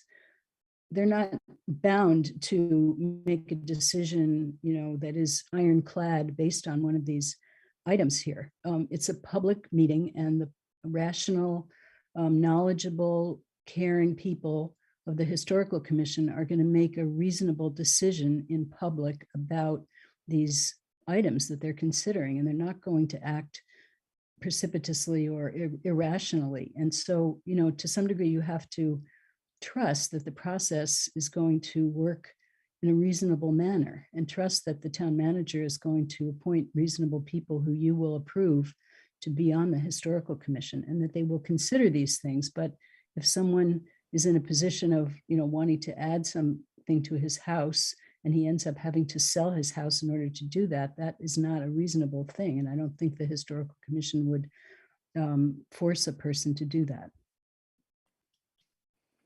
Jennifer? Yeah, On this topic, I assume. I guess as, you know, coming from the other perspective, advocating from the other perspective, as we're being, you know, really asked to trust that the one person who's been designated to determine if something does or does not have historical significance. I guess I'm echoing what Chris said. I know on the local historic district commission, particularly when homeowners came and they wanted to change the home that they were living in, the commission bends over backwards to accommodate it. The last thing you want to do is make it difficult, you know, for a homeowner to make the home the way they want to live in it. So I guess maybe there has to be a little bit of trust on both sides. Okay. Anna, do you have another question? I have one more, and thank you. I think it's always a good reminder to pull yourself out of wording and remind each other of our humanity and community. So last question is E5A. Yep. So removal, it reads, the building commissioner may issue a demolition permit without commission review if proposed changes are limited to any of the following: removal and replacement of exterior architectural features, including roofing and siding materials that replicate significant historic design detail with exact or similar material. I just wanted to clarify, even if it's over 25% of the building, that's still true. So as long as it's replicating it and the building commissioner determines that it's the same look and the same or similar material, we're good to go. I'm seeing a shaking of heads. Yes. Thank you. Yeah, that's correct. Okay. Are there any other questions on this? Again, it comes back to us possibly with some few tweaks after tonight's discussion. It comes back to us next Monday night, the 13th, for the second reading and ostensibly a motion and vote. Okay. Chris and Ben, I think that's the last item for the two of you. Am I correct? On this agenda. Thank you for joining us. Thank you for your hard work on this. And also to CRC, GOL, and to the counselors that have raised these questions. We're going to take a 5-minute break. As we know, we're not on schedule. So we will return at 8:15, which is a little over 5 minutes. Enjoy your extra minute. 8 minutes, wow. Please turn off your mic. Please turn off your video. And when you come back, put your video back on. Thank you.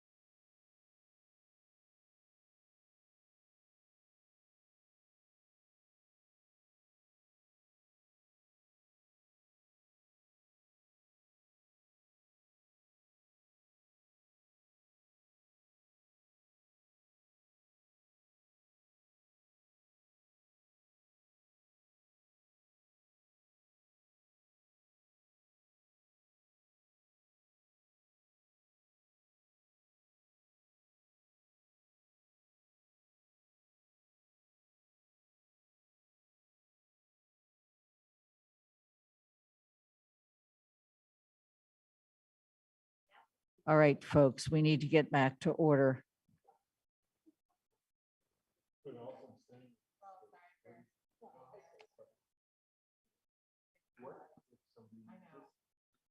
Please, right,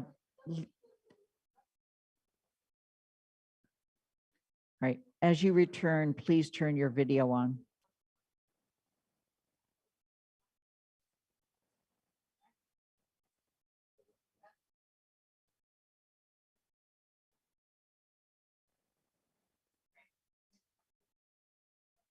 Michelle and Anika, I'm waiting to see that you're back. Ah, there you are. Alicia, are you back? And Pam, yes? I am back, thank you. Great. All right, let's continue. We're going on to the Centennial Water Facility Centennial Water Treatment Facility funding. This is an automatic referral to the Finance Committee. It will then come back to the Town Council for a public forum and vote. But meantime, we are going to go with an informative presentation, and I'm calling on Sean Mangano. Thank you. So I'm probably just going to speak to this one. Everyone has the memo in their packet, and Guilford Maureen's here if there's real detailed questions on the plan itself. But essentially, we are asking the council to rescind the $11 million debt authorization that you did. I think it was June of 2021, or sorry, June of 2020, and to replace it with an $18 million authorization, which represents the full cost of the Centennial Water Treatment Plant project. So original estimates for this project were around 11 million, or since when we first proposed that. There's been several updates to those estimates since that time. One of those updates pegged at around 14 million. That was around the time that we, that Guilford and Amy thankfully submitted to the state revolving fund program that provides financing. And fortunately, we were accepted into that program. We've done estimates after that time, which have put the latest cost for that project at 18 million. To proceed with that program, which provides 19.8% loan forgiveness and a very preferable financing rate, we have to have the full cost of the project authorized. And so we need to do that by June 30th, which is why we've proposed sort of an aggressive timeline to present this project, meet with the Finance Committee, hold the hearing, and to increase the amount that's authorized. When we meet with Finance Committee tomorrow, we'll show what the impact, or we can talk to what the impact of this means in terms of the impact on water rates. So it's because it is higher than what we've been projecting in previous charts that we've shown you as to where water rates are going. We can speak to that impact. And then the third piece of this, which is not a given yet, but the forward bill that was proposed by Governor Baker included a Mass Works allocation of 3.5 million. Thanks again to Guilford for trying to seek out all this funding. That we don't anticipate being approved anytime soon, but if it is ultimately approved, if you combine that with this, the loan forgiveness as part of the state revolving fund program, it gets us very close, if not maybe even a little bit below sort of the original $11 million authorization and what that impact would be. So we can only count on this for now, but we want to continue advocating for that because that can help make up that difference. I think with that, I'll stop and see if there's specific questions. And again, this will be a major topic at Finance Committee tomorrow afternoon. At 3 o'clock. Yep.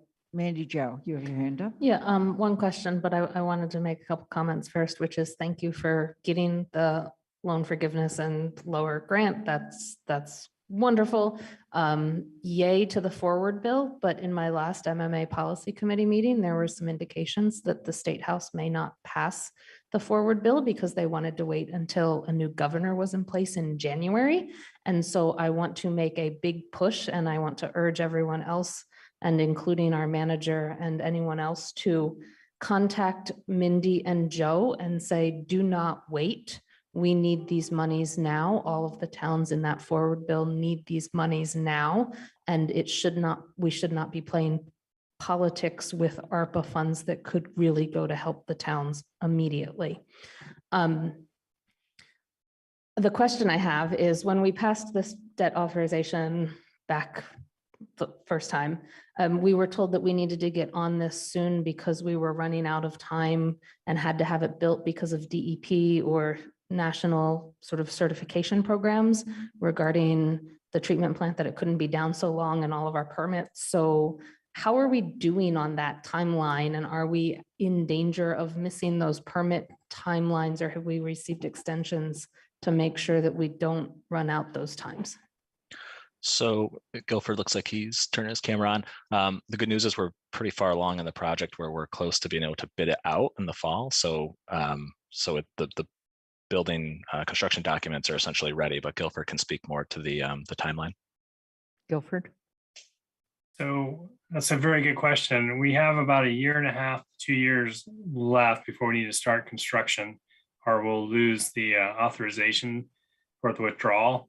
But we have all our permitting in place with DEP. They've approved our plan. They've approved our project.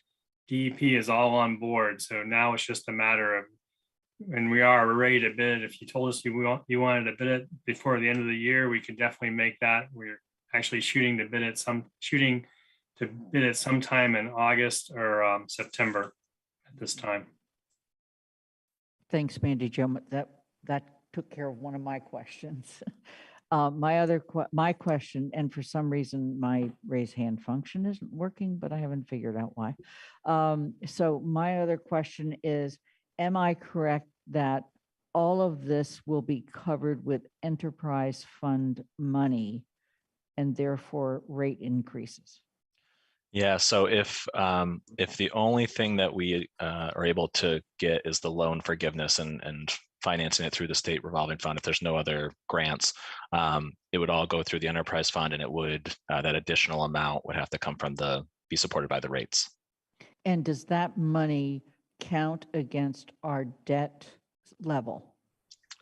I'll look to Sonia. I believe Centennial is outside the debt limit, but usually water infrastructure projects are.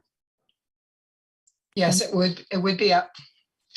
It would be outside the debt limit. Thank you very much. Those were my only questions. Are there any other questions at this time? It's a referral to finance. They will be back to us next week with their recommendation. We will look at that in a public forum next week, and then a motion and vote. Okay, thank you. Thank you. We're going on to 2 public way issues. One was the public way issue with regard to Lincoln Avenue. This was on consent. Mandy Jo, you asked that it be pulled off. This is something that has been covered in a memo from Jennifer Taub, but Mandy Jo, before we move on to the referral question, would you like to explain your reason for wanting to pull it off? I wonder if the council sponsor seeking the referral would like to make an explanation before I talk about why I pulled it off. Okay, thank you. Jennifer? Why I'm bringing the motion? Yes. First, full disclosure, I do not personally live on the part of Lincoln Avenue where this is taking place. So I don't personally benefit or lose out from this. So for benefit of people that, for counselors that are new this term, this did come before the last council. And it has been, when I was researching it, there are literally emails going back to 2015, kind of trying to get a handle on parking on Lincoln Avenue. So let's see, to try and summarize, Lincoln is a residential street. It's not particularly wide. It's a 2-way street, and it's become a main thoroughfare from Northampton Road going north onto the UMass campus. And there, it's a heavily trafficked street. It's become, more so over the years. And there, between Mcclellan Street and Amity, on the east side of the street, there are no parking restrictions. So it's actually become a hazardous situation for two reasons. During the academic year, cars park basically bumper to bumper on the street all day long. And there are no restrictions. So some cars park overnight. You can basically leave a car there, 24/7. You could go home for spring break, go visit a friend and not need your car and leave it on the street. So there's the problem with traffic flow that when cars are parked, bumper to bumper along the street, and it's a two-way street, there's really not enough room for cars to pass. So they're having to stop and let cars coming from the other direction, ongoing traffic pass. And it's particularly a problem, as you can imagine, in the early morning and then at the end of the day. So the school bus driver to Wildwood was actually losing time having to wait while cars passed in the other direction. So he changed his approach to the street. But as important, and maybe in some ways more importantly, in terms of the safety hazard, is there are very narrow driveways on the east side of the street. They're just one car width. And cars are parking because they're trying to squeeze so many cars on the street that they go right up to the curb cut, to the driveway on both sides, and not infrequently, they park over the curb cut, sometimes blocking it completely. But so when cars are backing out, they really have no visibility, and cars sometimes park and then they take their bikes and bike to campus. So there's, and for other, there's a lot of bikers on the street. So cars are backing out and their sight lines are very much obstructed. And sometimes they can't even back out, like cars are having to go over their lawns because the cars on each side of the curb cut to the driveway are over the driveway. And there have been several instances, frankly, where an emergency medical vehicle has come and they can't pull into the driveway because the cars are partially blocking it, and then they may have to park a few houses down. So I really didn't want to have to bring it, to council again. I was hoping we might be able to find some other partial remedies without having to come to council and then refer it back to TSO.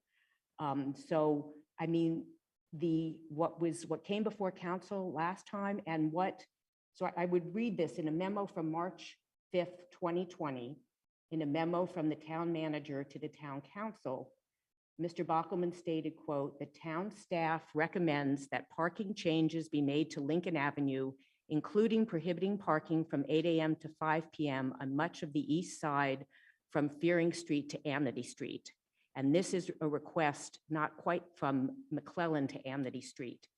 That would be, I guess, in some respects, the best case scenario to restrict parking during the academic year, during the school day, on weekdays. But the residents on the street, if the town were to, if they were to implement maybe 2 or 3 or 4 hour parking or not allowed parking overnight, the residents would accept lesser means to mitigate the safety hazard and the impediment to the traffic flow.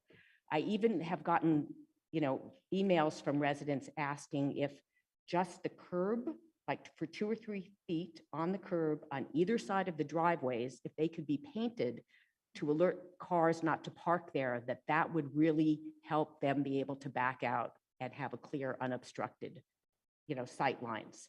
And I've also received emails from residents on that part of the street that cars are idling there. And I didn't know this, but in Massachusetts, there's an anti-idling law that you're not supposed to leave your car idling, I think, for more than 5 minutes.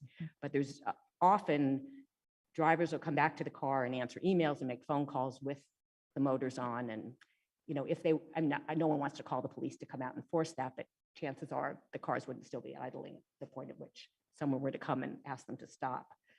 So that is why I'm requesting on behalf of, a number of residents, I'd say, everyone who lives on the street. I get more emails, and I don't know, Dorothy might too, than many other issues in town, because it really is affecting people's lives on a day-to-day basis as they can't get in and out of their driveways. And I would ask that it be referred to TSO and residents would be open to whatever mitigation methods TSO might recommend. It doesn't have to be no parking 8 to 5 weekdays during the academic year. Thank you. Thank you. Mitigation. Yeah, so I don't support referral. I'm gonna say a number of reasons, but the road is actually less traveled now in 2021 when we were making this decision just 9 months ago than it was in the prior study, which may have been 2015, according to the study that the council was provided. Yes, according to the study, the two studies the council were provided, the traffic on that street is lower in 2020 than it was the time before it was done. The council declined to change the parking regulations just 9 months ago. The referral itself doesn't have a proposal or an end date as to when it should come back to us. Any change in parking regulations requires a public hearing, but you need a proposal to hold a public hearing. This referral doesn't include a public hearing request at all, so it's not, in my mind, a complete referral. The street is no longer a through street. That's one of the reasons the council declined to change the parking just 9 months ago, because the street has been closed off at the Mass Ave end due to construction. We have heard that UMass may not ever reopen that end of the street. So we don't know whether traffic has even declined further, which means any referral of this may require new traffic studies. Traffic studies in the summer might be unreliable, so we're looking at multiple months of waiting for traffic studies because students aren't here in the summer, and that's one thing that residents have said is the cause is students. Streets are public streets. They're not private parking streets. Any reconsideration could also create a domino effect of other streets, both streets in use for parking of nearby streets, but also requests for limiting parking on similarly wide streets in the rest of town. That was one of the things that took the council so long to debate just 9 months ago. And finally, we haven't actually, as my understanding, tried to actually enforce some of the state laws regarding parking near driveways. I believe there are state laws that say cars can't park within so many feet of a fire hydrant or so many feet of a driveway. And if we haven't started enforcing them by ticketing cars that are doing that, we don't know whether we can actually just solve this issue through enforcement without needing to change regulations. And so I support trying to start enforcing the state laws on parking near driveways if the driveway issue is the biggest problem, before we resend this back for massive consideration and lots of time in committee. And for that reason, I will be voting no on the referral. Okay, Jennifer. I wasn't on the last council, but what I was told that when it came to a vote, it tied. And because it ties, it stays the same. And what I mean, I was told that one member changed their vote that day because they had heard that UMass, well, they heard that Lincoln Avenue was going to be closed at Lincoln and Mass Avenue because they are constructing 2 new dorms on the 300 block of Lincoln that will bring 800 additional residents to the street. Yes, they have blocked it off to cars, but the issue in terms of the parking on the street, that has been closed for the last 6 months. It hasn't changed one bit the volume of cars that park on the street because it's open to pedestrian traffic. And it was always a case of parking your car further south on Lincoln and walking down Lincoln onto campus. You can still do that. It hasn't impeded pedestrian traffic at all. And I should have probably also framed this. It is, I believe, important that there be some sort of planning for parking management now that 800 additional residents and their guests are moving to the corner of the street. And I would venture to say that if anybody here, had 800 new residents moving to their corner, they would want to address parking management. And it's not like any other street in town. This is the main thoroughfare from Amity and from Northampton Road to the University of Massachusetts. This is not a street in Amherst Woods or any place else in town. This is a particular street where people want to park all day long, 24/7. Pam. Thanks. I was going to say, I think our approach ought to be that we have a problem. We need to find some solutions for it. And let's not get too bogged down in the technicality of if we included a referral or a public hearing note. I mean, not all of us are skilled in the manner of structuring how to move forward with things. I'm a good case. So I would strongly support this going to TSO. I will give an example on our very small street, which happened to have been a cut through to the middle school and the high school. And we worked very closely with Jason Skeels on just a couple of get-togethers on someone's front lawn. And we divvied up the street. We did not install parking permits. We did nothing to actually restrict parking except to alternate the sides of the road on which people could park. And it has been a solution that has worked. You know, we're seeing a slow increase of people coming in from the apartments down below who are now starting to park on the street. But I think this is a really good opportunity to, as Jennifer just said, let's think ahead. If 800 people were going to be a block from me, I would want some pretty substantial parking planning to occur before they all moved in. So I'm gonna ask for a referral, and let's work out the details of how we run a public hearing and all that later. Pat DeAngelis.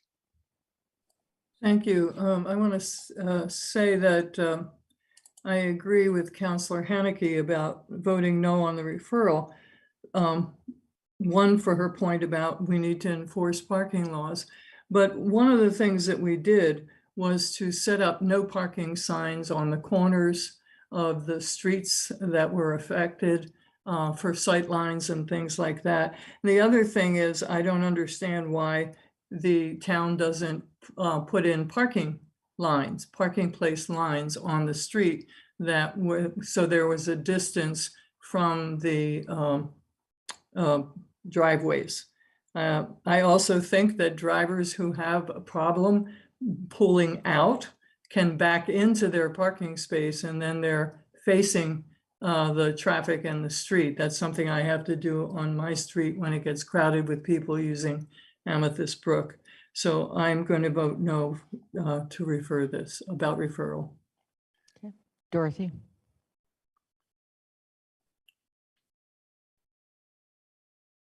Right. There's some interesting aspects that are being brought up about this. Number one, the parking proposal was by DPW. This is what they wanted. We proposed many of the suggestions that are being brought forth today, such as the line painting, and we were told they do not do that. Lines wear out and they don't do it. We brought up enforcement. I agree, Mandy Jo. I think that would be very good. But there was a statement that there wasn't really the manpower to do that enforcement and it wasn't likely. So in terms of the workers who do the work of the town, their preference was to change the parking regulations. So, because I mean, we came with the problem, we didn't necessarily have the solution. We took the solution that is proposed is that which is provided by the people who work for the town. One of the things that we have to remember is the vote nearly carried. TSO had made a new procedure, very detailed and involved many, many steps to examine parking suggestions. And this was, I think, the first test case, and it actually met every single one of the criteria to be accepted. At the very last minute, the chair who had written these procedures kind of dumped the procedures and said, well, because the street is going to be closed during the construction, let's not do it. So we've had a chance to see what happens on the street with the street closed. And when school was in session, the same parking, actually even worse, was there. So just a few weeks ago, it was again that bumper to bumper lined up and making it very difficult for cars for their 2 lanes of traffic. Right now, it looks great, okay? So it's definitely an academic year issue. I think we have lots of things to think about. I would definitely vote to refer to TSO. Who knows what TSO will say, the variety of members, but we really do need to do something to be ready for the fall. And the dorms that are being built, bringing many, many more students, many more people who may want to park, because you know where the dorm is being built, don't you? It's being built in huge former parking lot of the university. So all those parking spaces where the dorms are have been removed. So I think that we really do have a problem, and I would vote for referral. Thank you. Kathy?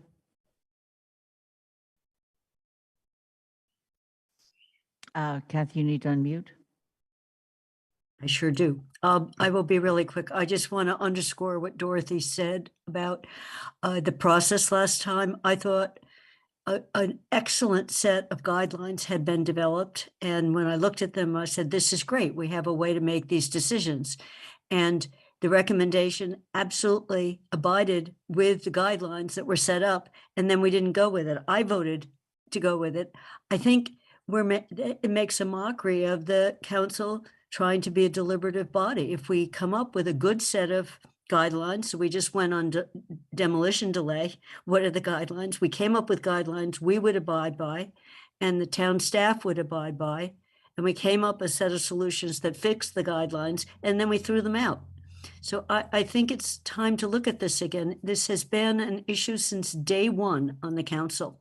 With the first set of hearings was a petition from people. People are really turning to us for help. And I think we should be consistent with our own guidelines and revisit this. Andy? Having been one who's looked with this issue for a long time on the select board and on TSO and on the council, I'm going to vote to support referral. I'm not actually going to get into the reasons why as much as just a couple clarification points. The criteria was developed actually not by the chair, but by a member of the committee. It was applied, however, by the committee, and very careful consideration was given. The reason that there was then the last minute hesitation by one member was because a factual change happened after it became to the knowledge of the committee and the council after it made its recommendation, which was that Lincoln was going to be closed. And so that the feeling was expressed in that we really ought to wait to see whether the application of the factors would be different after a period of time with the street being closed because at one end, because that was a significant change. I think that if you follow that out, that the request to have TSO take another look at it then is actually consistent with that whole process. The other thing that is that yes, it will take time. I don't think that we're going to be through a hearing process and able to enact anything, assuming that that's what comes out of this by the fall. That's not the goal, but that the committee needs to take the opportunity to actually develop what it wants to propose so that when it goes out to have a public hearing, it's having a hearing about something. And something is going to be formed by the committee after a development and consideration process. But this is a logical step. I'm not excited about having to go back and deal with Lincoln for yet another round after having lived with it for as many years as I have, but that's the way it is. Shalini? Yeah, it's there's an unresolved problem, it sounds like, for a very long time. and the 800 new students, residents there. So I'm curious about what UMass's parking situation is going to be. What is their plan? And so there are new factors that are under consideration. I am concerned about the domino effect and how do we look at this situation in a holistic way? And what is the like of the other surrounding streets? But it sounds like it's unresolved, and I would support the town TSO looking at it again and hopefully in a holistic way. Jennifer? So I would ask, the town manager I mean, just, really it's the least kind of invasive thing we could do would be painting the curbs on either side, but that's not something that the town really does. Is that correct? Right, so the painting curbs has no impact. You can't write a ticket because of painted curbs. It's only signs matter in terms of enforcement. So painting curbs is not recognized in any kind of legal sense of the term. Also, we haven't done that past in my previous community. They did, and they got deteriorated looking, and because they didn't have paint them every 6 months or every year that they needed it, and they looked really shabby. Again, there's no ability to enforce anything. It's just because curbs are painted. There's no requirement. So if you want to have signage, then we put up signs, and that's what's can be enforced. You mean signs? Yeah, I guess you can't have signs at every driveway. So I did want to also respond to the issue about backing into a driveway. That would be very difficult with if the cars are blocking the driveway when you're backing in. I mean, that is an ongoing issue, that the sight lines are blocked going, again, when they would have to back in, I'm concerned that they would have the same issue, particularly if cars are, blocking partially the entrance on both sides of the driveway. And I would, just to reiterate again, that the parking, since it has gotten worse over the last year, and I think that's because there's fewer spaces available on the UMass campus. And it made absolutely, again, no difference when they closed Lincoln and Mass Ave to vehicular traffic, because it was always a case of cars parking on the street and the drivers walking to campus, which they can still do. And again, I would reiterate that this is a unique street because it's a main access route to campus, which will now have an additional 800 residents plus their guests. Anna? Sorry, my microphone was very far away. I am going to vote to refer, and I'm prepared to make a motion, mostly because the level of detail that we're starting to get into feels more appropriate for the committee level. And so if we want to have this discussion, I think it should happen at TSO. And I have a lot of thoughts, and I agree with a lot of what has been said. So I'm happy to not take people's time once again by asking 20 questions. So if it's okay, I would like to make a motion. Please. Is that okay? All right, I would like to refer to the Town Services and Outreach Committee, item 8F, parking regulations on Lincoln Street between Amity and McClellan Streets to, well, I already said it, to TSO. Second, Rooney. Ooh, I don't know who got it. I'm sorry. I think it was Pam Rooney who got the second. Is there a second? Pam Rooney. Pam Rooney seconded. Okay. Sorry, Kathy. Would you like to speak any more to the motion at this point, Anna? I would not, other than let's have this Okay. discussion at TSO. All right. There's been a motion made and seconded. Dorothy? Does it matter? It's Lincoln Avenue. Did I not say Lincoln Avenue? Okay. There is a motion on your sheet. That's what I read. Okay, and that's to It's that- refer to the Town Services and Outreach Committee consideration of implementing parking regulations on the east side of Lincoln Avenue between Amity and McClellan Streets. I apologize. I was reading off the consent agenda. I should have read off the motion sheet. It was street somewhere. You're right. Totally She's right. correct. Dorothy's correct. It should have said Okay, Avenue. so do you want to go back to the motion that's on the motion sheet? Yep. Okay. Except my computer just refreshed. And that's to refer to the Town Services and Outreach Committee consideration of implementing parking regulations on the east side of Lincoln Avenue between Amity and McClellan Streets. That's now the motion. Is there a second? Second, Rooney. Okay. Paul, you have your hand up? I do. So one of the questions is what is the TSO committee supposed to consider? Is there a specific proposal the counselor is proposing? Is it what's under the recommendation piece? Typically, when there is something presented to the council, it's saying we're proposing this, and then the committee looks at it. So usually we don't give a committee, say, just look at things. So I'm wondering if your proposal is what is the recommendation? And that's part of Mandy Jo's point. Yeah. Of what are they considering? And they have to have something specific to consider in order for TSO to hold the required hearing before they can come back to the council with a recommendation by a time specific, or at least report to us as to what. So Jennifer, there was an initial proposal that was the one considered before the council last time. Is that what you want to start with?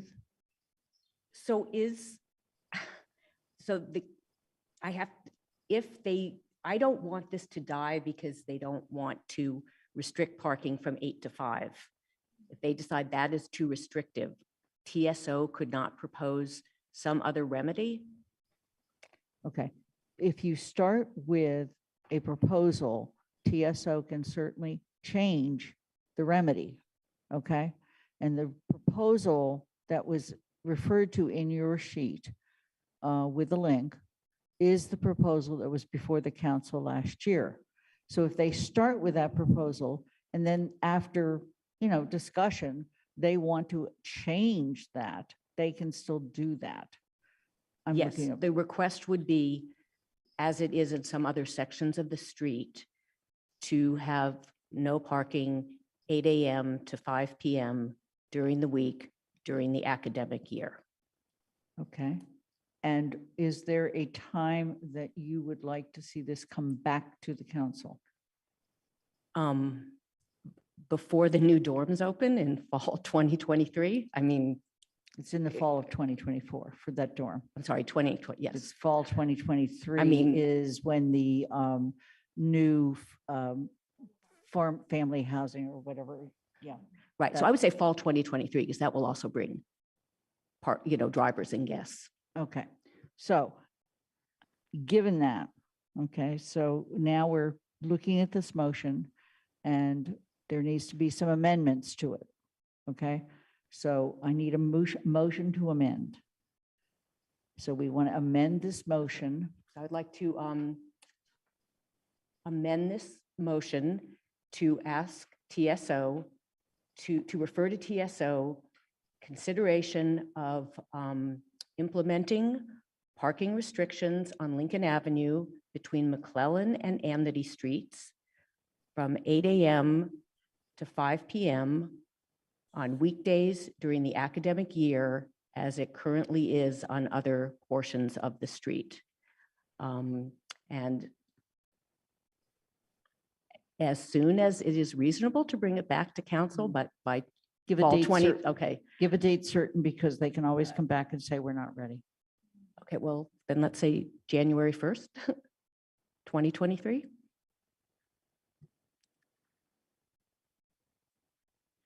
Okay, I want to look to the clerk and just see if you've gotten this as a motion, as an amendment.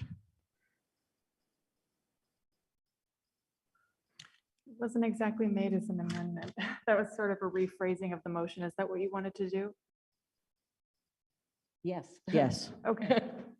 So I have to refer to Town Services and Outreach Committee consideration of implementing parking restrictions on Lincoln Avenue between Amity and McClellan from 8 a.m.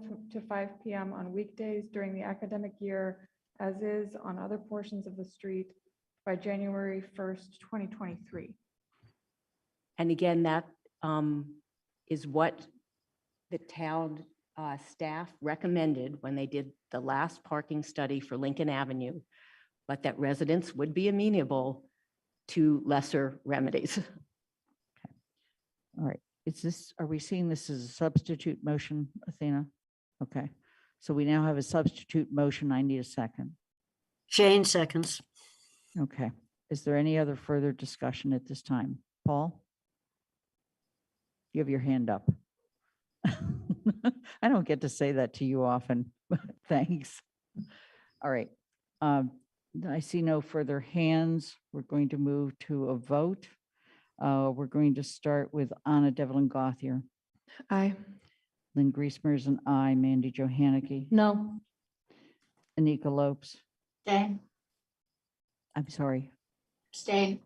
Yay. Thank you. No. I said abstain. Abstain. I didn't hear you. Thank you. Michelle Miller. Yes. Dorothy Pam. Yes. Pam Rooney. Yes. Kathy Shane. Yes. Andy Steinberg. Aye. Jennifer Taub. Yes. Alicia Walker. Yes. Shalini Ball Milne. Yes. Pat DeAngelis. No. It's 10 in favor, 2 opposed, 1 abstention, no absence. We're moving on to the next one. This was taken off of consent last time. It has since been gone back to TSO. TSO has looked at some suggested changes in it as recommended or as suggested to the TSO chair by Councilor Haneke. And the motion before you was voted in TSO, and I'm going to ask the chair of TSO to just tell me what that final vote was. I believe it was, there were only 4 people there, so I think it was 3 in favor, 1 opposed, and 1 absent. Give me a second. Yes. Okay. 1 absent. Yes. Three yes and 1 absent. 3, 1 opposed. Oh, and 1 no. 1 Okay. absent. 3 yes, 1 no, 1 absent. Yes. Yeah. Okay. Therefore, it could not go on the consent. So the motion, which I'm going to ask the clerk to put up on the screen because it is a little more lengthy, is on an interim to move that on an interim basis to implement one-way northbound traffic on North Pleasant Street from Mcclellan to Triangle Street to move parking spaces to the east side of the street. The 20 spaces near the park be metered parking with a 2-hour limit from 8 a.m. to 6 p.m. Monday through Saturday at a rate of 50 cents per hour, with 3 of those spaces designated handicapped, and to permanently implement the North Pleasant on-street parking plan as follows. 1 parking space for handicap parking and designed for a van, 2 other parking spaces for handicap parking, 7 back-end parking spaces for dual uses, both permit parking enforced Monday through Friday, September to May from 8 a.m. to 5 p.m. and metered parking at 50 cents per hour with a 2-hour parking limit enforced Monday through Saturday from 8 a.m. to 6 p.m.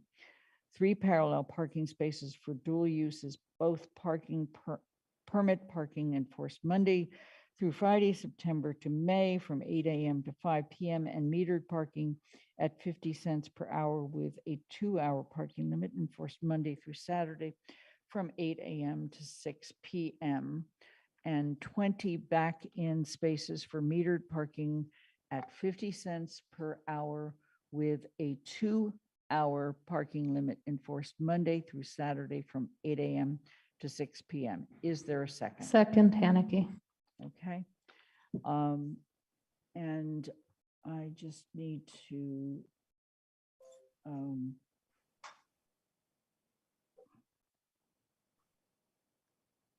adjust my screen. Thank you. Dorothy. Oh, I'm sorry. Mandy Jo, is there anything further you would like to say about this since it was some changes you had suggested? Yeah, so I'll just summarize quickly why I suggested these changes. We just put a playground in on Kendrick Park. And one of the reasons to put those back in spaces was so that there was easy loading and lots of spaces for use on the correct side for families and others visiting the playground at Kendrick Park. I fear that the way the original motion was, that certain spaces would remain empty because they were permit only without being able to be used by those visiting the park. And those visiting the park would have to go farther afield to find spaces, which is why I proposed the dual use parking to make sure that if all of the metered only parking spaces are taken, that the ones that were also designated for permit parking could be used by those visiting the park if they weren't being used for permit parking, because I think we should be prioritizing in that particular spot parking for those visiting Kendrick Park. And so that's why I had proposed these changes. Okay. Are there any other comments from TSO? Yes. Dorothy? Yes. First, I would like to explain that I support this motion, but the parking at the park is very complicated. First, we have the interim plan, and then there's the long-term plan after the road has been widened. So that was the first change. The second change came when we changed the balance of reducing permit parking and increasing metered parking, which will be used with a kiosk in order to increase turnover, particularly make it easy for people to find parking at the park. So we have the meters are for 2 hours, and that does that. Then this third aspect that Mandy Jo brought in was to do something which took me a while to wrap my head around, which was to do dual purpose spaces that were permit spaces, but that could be also metered spaces, which was a concept new to me, but it's done on Spring Street. So we spent a lot of time talking about this till we all got it and wrapped our brains around it. And talking with staff, we realized there would be a bit of an education process. For example, when people came to apply for their permit, this would be explained what a dual use spot is. So it's not the easiest thing to understand all the details, but the final result, I believe, would be keeping parking spaces changing so that people can come and go at a typical visit to the park. When some people were saying, well, I'm not sure, we admitted we weren't sure. And Town Manager Bockelman said, if it doesn't work out or causes a problem, we can reconsider it. So under those terms, those of us who voted for it and thought, this is an interesting concept and it's worth a try. So I support the measure. Thank you. Andy. So being the person on the committee who voted the other way, I thought I should at least explain why. I mean, basically, it came down to the sort of the flip side of what Dorothy just reported, which is the flexibility, but also the recognition that was made by some pretty strong statements from Jennifer LaFountain, who's the staff person who oversees the parking system. And she was, I think, may have been, I think was the one who pointed out that we're substantially increasing the fee for permits, and that we are putting staff in an awkward position too if people are paying much higher cost for some parking permits and then can't find permits anywhere within vicinity of where they're trying to park, or we have to go hunting in great distances, and it's sort of a balance between two specific pieces. And the reason that I ended up voting the way that I did is that knowing the number of families that are typically at the park and the number of other parking spaces that are nearby, recognizing also that we just put in just agreed to put in a crosswalk directly from the park across East Pleasant Street, that there's a lot of parking opportunities that are metered spaces including the 20 spaces, which is actually quite a bit because it's not 20 people using the park, since people come with probably 2 or 3 in their car to use. So we're really talking about potentially holding back more spaces for permitted parking than may be necessary, and that there may be absolutely no problem finding parking. So it's a question of in either way you go, you can make a determination later. We can make a determination later that there were insufficient number of spaces for one purpose or another and make a change. And I was suggesting that might be best just to leave it alone and see, and it's likely that there will be sufficient parking. Also noticed that, but I don't think we can do anything about that, that Sunday is kind of left out of this altogether, and people using the park on Sunday. It's for them, there's no spaces that are being held aside for them, reserved in any sense. But anyway, that was the reason for my vote. Okay. Dorothy, I'm going to go over to Kathy since she's not spoken. Kathy? I'm totally in favor of this as it's been amended and revised. I do think we need to act because whatever we think has been the parking situation, there's a new building going in that is removing more parking. And we don't have any provision for the big buildings that are coming down in downtown because of the overlay zone, that they need to provide parking or even pay into a fund in lieu of not providing the way some other towns do. We don't have anything. So we had thought that the downtown residents, particularly if they were students at the university and they were right on that corner, they wouldn't need a car because they could just walk to the university. And that was one of the reasons we didn't think we needed to impose a parking requirement for the downtown buildings. I think it's going to get worse. So I'm totally in favor of this. And I think we have an investment here that yes, it's CPA money and grant money, but we just put a lot of money into this park for a playground for families and kids.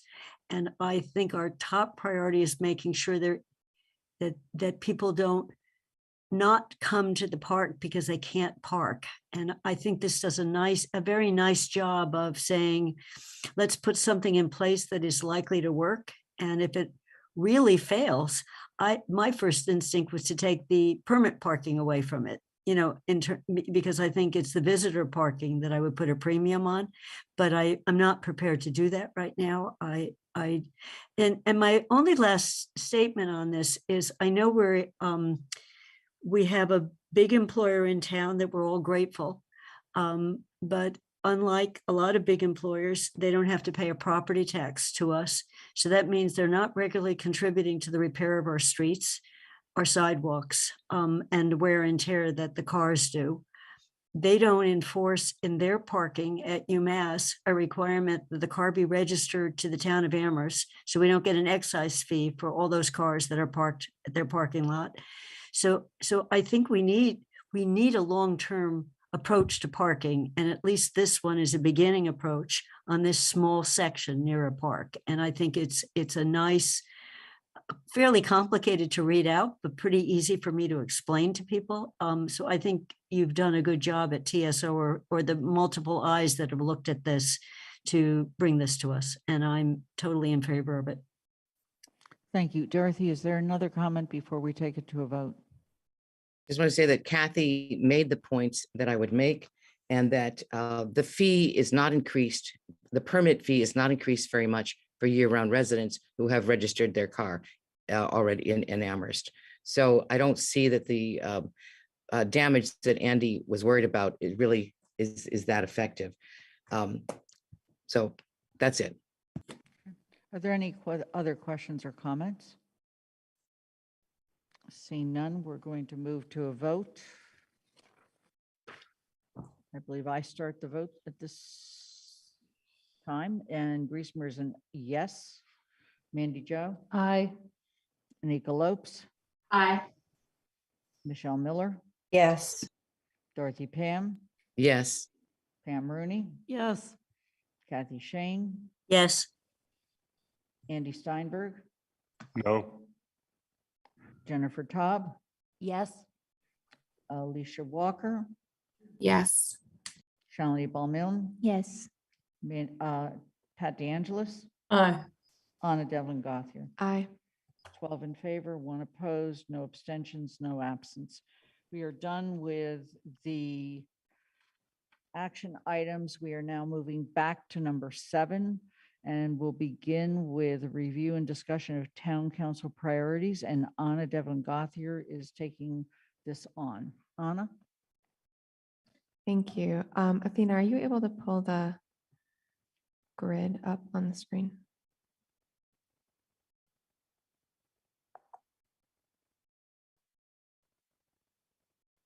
Maybe. Thanks. So where this is coming from, this is a, here, let me go full screen so that I can see what I'm talking about. So following the retreat, Lynn and I looked at the different goals that individual counselors had brought forward for us to focus on. And we were looking for, we went through and listed them out. If you'll remember, that was the big grid that you saw before the retreat itself. So we're looking back. Then what we did was we took those and we aligned them with goal statements from the town manager's goals as approved by the council last year, or reaffirmed, I guess, recently, right? So then we added 2 new categories here. You'll see on the right-hand side, there's 2 columns that say present actions by the town council or town manager and possible future town council actions. And so what we're trying to do is, 1, remember that we are the legislative body and the town manager is the executive body, right? And so thinking through how those 2 things inform one another and support one another, and taking the different actions that, or the different priorities, excuse me, that we had listed, noticing where they align, where they don't align. And to be clear, lack of alignment does not mean it's a problem. It just is something to know as we go through. And then saying, all right, what does that look like when we actually do something about it? So Lynn and I went through and tried to think of some examples to show you what we mean by this. So sustainability was identified as one of the counselor priorities. Paul has the goal of implementing portions of the Climate Action Adaptation and Resilience, or CARP plan, that have been prioritized to start in fiscal year 22 and 23. And then we looked at what are some things that are currently happening. And this, obviously, you can tell we did this a little while ago, but we have an Energy and Climate Action Committee. We have a liaison, and I'm working with the chair to highlight priorities for action in terms of legislation, right?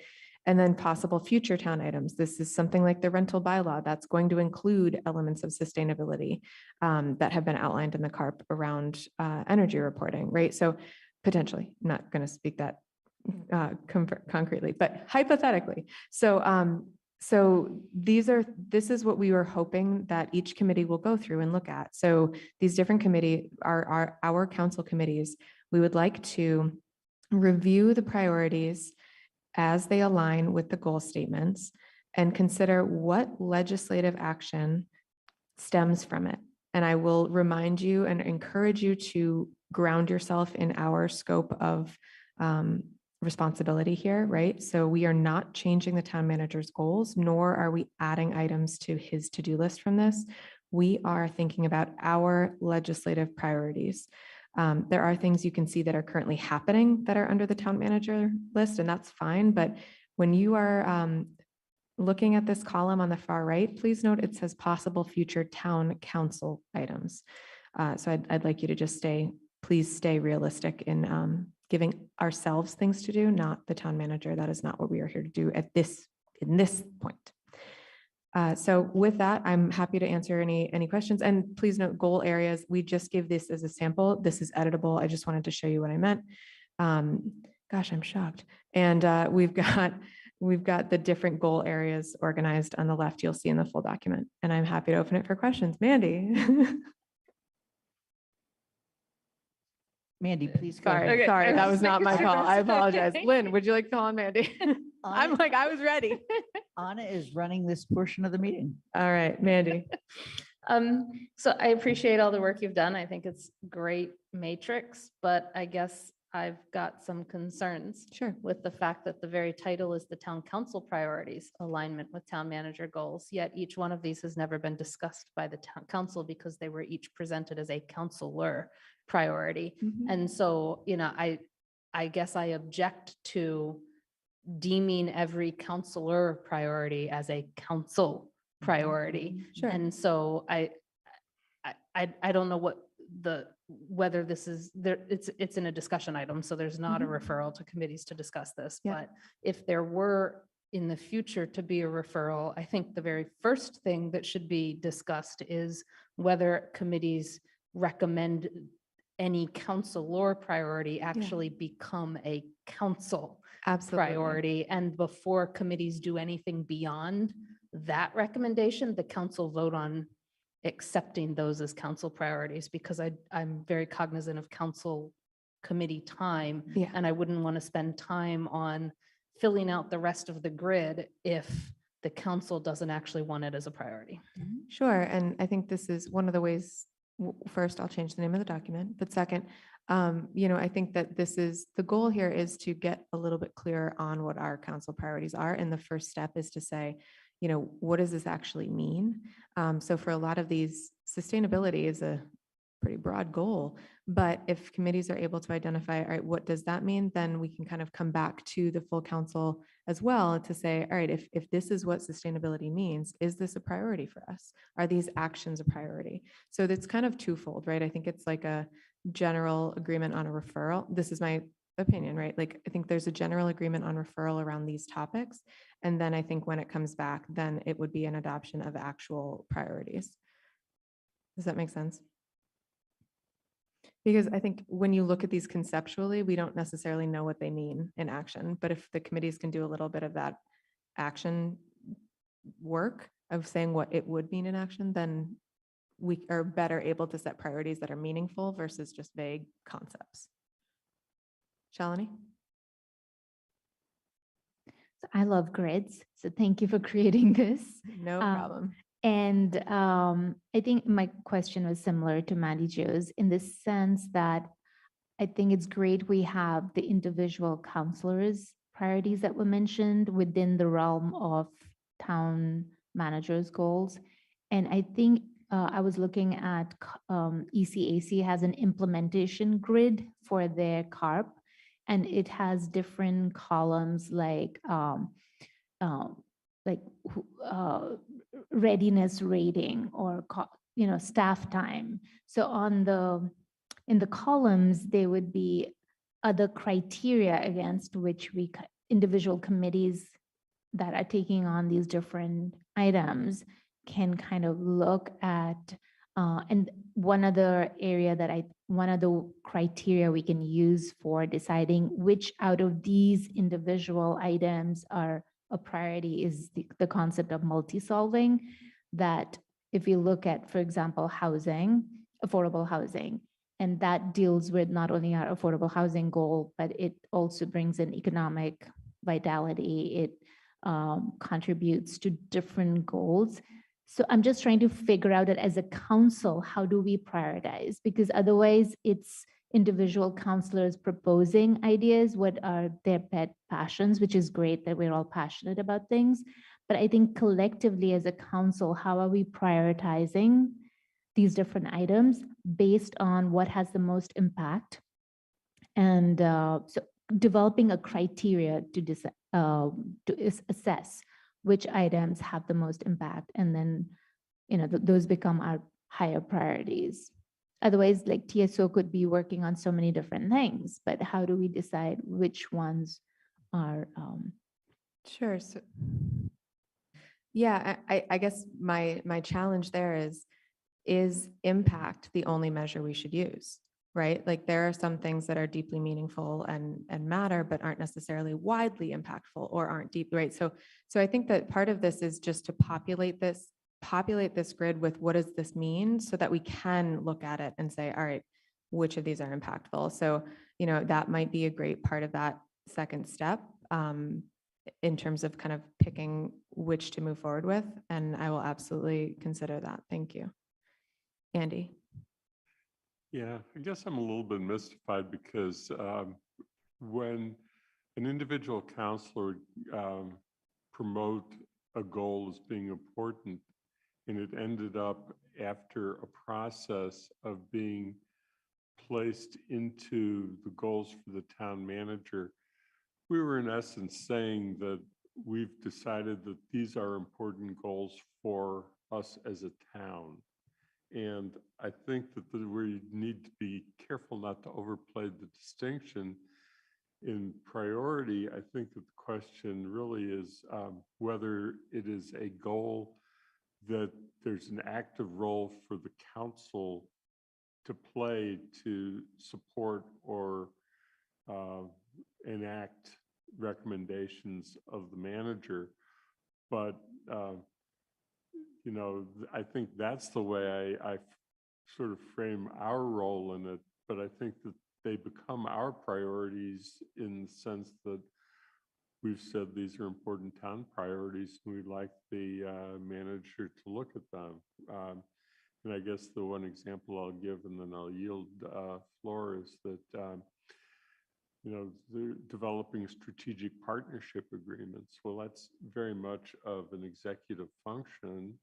If there came back to be action that was required of the council to support the manager in making those happen, I think it becomes our priority, and we do whatever is requested. But I think, you know, it became important to us, or we wouldn't have placed it on the list of his priorities.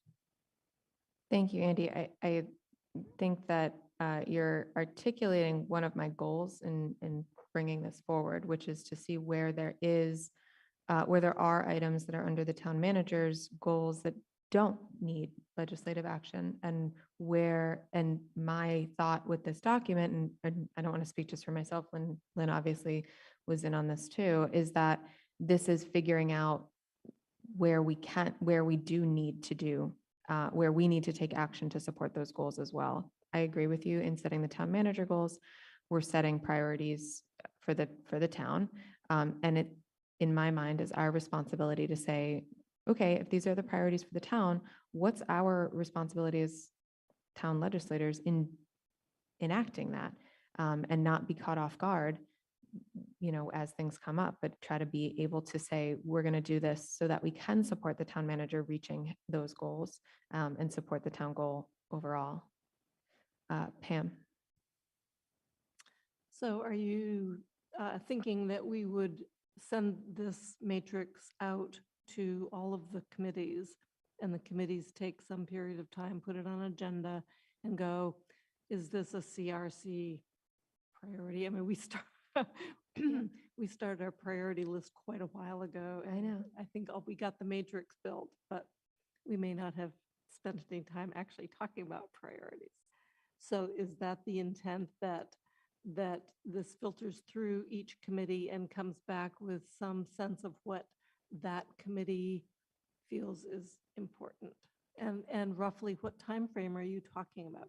Yeah, so timeframe is a really good question. I don't have a solid answer for you, despite really wanting to have a solid answer for you. In terms of your first question, sort of. So the idea is that sending this to committees, it's more of a question of, does CRC have a role to play in this, and what does that look like? Not, is CRC interested in this, right? But more of, it also allows us to anticipate that some things that might be coming our way to these different committees, right? So if, for example, oh, it's okay, don't worry about it. So, you know, if you as CRC are looking at this and saying, okay, we have, you know, we think that the rental registration bylaw might support our sustainability priority, and we know we're going to work on that. That's a possible future action item, right? So it's more of just thinking like, what's the role for each committee to play? What might come to each committee, not what does each committee want to do necessarily. That's what you have come up with on your end, it sounds like, from CRC. Does that answer your question? So it's not really per se our priorities, it's just what role that committee might have on that topic? And in Yeah. what form perhaps? Correct. Okay. Lynn, am I missing anything in that? Okay, Shalini? Why don't you call on, I turned my mic off. Why don't you call on Shalini and then I'll come back in. Shalini? Okay. I'm thinking like, yeah, what can we do with this grid? And I think for me personally, what would be really helpful is we take it in the committees as you recommended and look at some of the items that we may already have in our existing committees that fit within this. Like we all have discussed our priorities within each committee, so we try to fit that in. But I think within all of these items, again, how are we prioritizing? Because otherwise it becomes the counselor who's, I don't know, like, I don't know, it feels very arbitrary. Why are we discussing item X versus item Y? Whereas in my mind, item Y is really important and has a huge impact, but we're discussing item X. So I think it would be helpful for us to have, I'm not saying we should stick to it, but values could be one of it. Impact doesn't mean it has to be just financial or specific values could be a criteria that we as a committee, all the committees, when we are deciding what what these priorities are, what is the criteria we're using so that we have consistent criteria. So what I'm hearing are a couple things. First of all, there's not agreement on the first column among the council that quote, these are council priorities. In fact, they're individual counselor statements. In one of the initial analysis that I did before our retreat way back in February, seems like a year ago, I actually indicated how many counselors had identified that or something very similar to that, okay?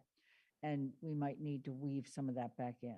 So one of the goals that Anna and I need to do as we formulate questions to go with this is to, first of all, determine among all of you whether this is in fact a council priority. It's like saying, okay, is this a priority for you? One counselor, 5 counselors, whatever have mentioned it.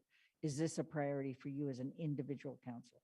The second thing is where I think people like Anna and Andy and other people, various of you have said, and that is, what's our role in each of these? If in fact it is a priority where there are sufficient counselors who feel this is a priority, it's aligned with the town manager's goals, what's our role in helping that goal be achieved by the town?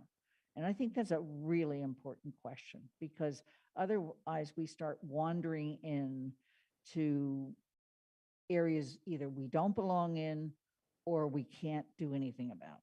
Okay, so unless there's more comments, I'm going to suggest, Anna, that we've had a brief discussion, but a good one. We take this back, we figure out how to frame those questions, and we bring it back. Sounds good. I look forward to it. Okay, any other comments? Michelle? Sorry to Haven't be heard from you all night. quiet tonight. So I just want to make sure I understand, are we going to go through a process in which as a body, we validate each of these as something that we believe is a priority of the council? Like, will there be a working session or some way that we can, because these were done, we came up with these very early on, especially for new counselors. We didn't, I'll speak for myself. I was new. I put forward what my priorities were as best I could at that time, but it does seem like we should go and reaffirm these before sending them out to different committees. And I think that's the process that we need to go back and consider how to make that happen. Perfect. Whether we do a little more work and ask for a little more input from each of you and then bring it back for a working session or whatever. Okay. Great. Thank you. What I do think we learned from looking at the suggestions that people have made, and that is they're very much able to be aligned with the existing town manager goals. And this just brings me to the point of saying and we'll talk about this at some other point, and that is, as we go through this year, we do an evaluation of the town manager and we relook at the goals. And Michelle, that's a very much of a GOL involved project, okay? All right, so with that, thank you. I'm going to go on to the proposed housing task force, and this is Pam Rooney. Thanks. I am asking for consideration of the creation of a task force that focuses on the retention of housing for workforce and family. There has been a growing number of people that have reached out saying, we are very, very concerned about the number of homes in town that are being converted into student dwellings. And I want to be very clear that this is not against the students. It is for the retention of housing that could in fact put a roof over a family or workforce folks that we say we really, really want in town. There are other tools for working with the students.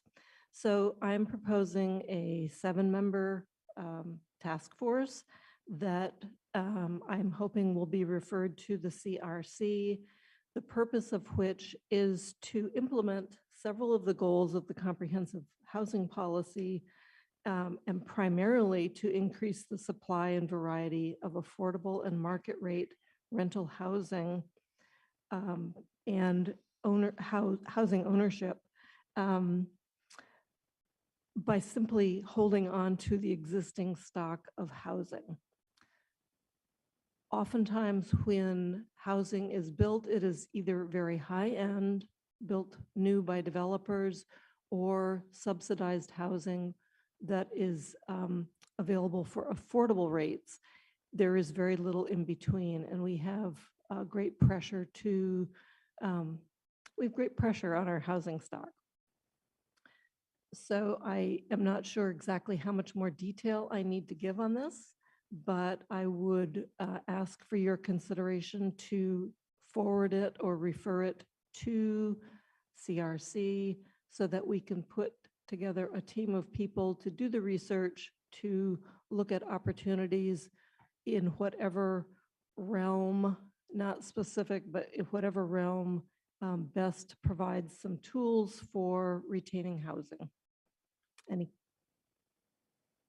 Okay. Shalini. So I really appreciate you bringing this up because this is a priority, I think, and it goes to say again how priorities can get lost. So I think this is really an important one to create affordable housing for mixed family use and so forth.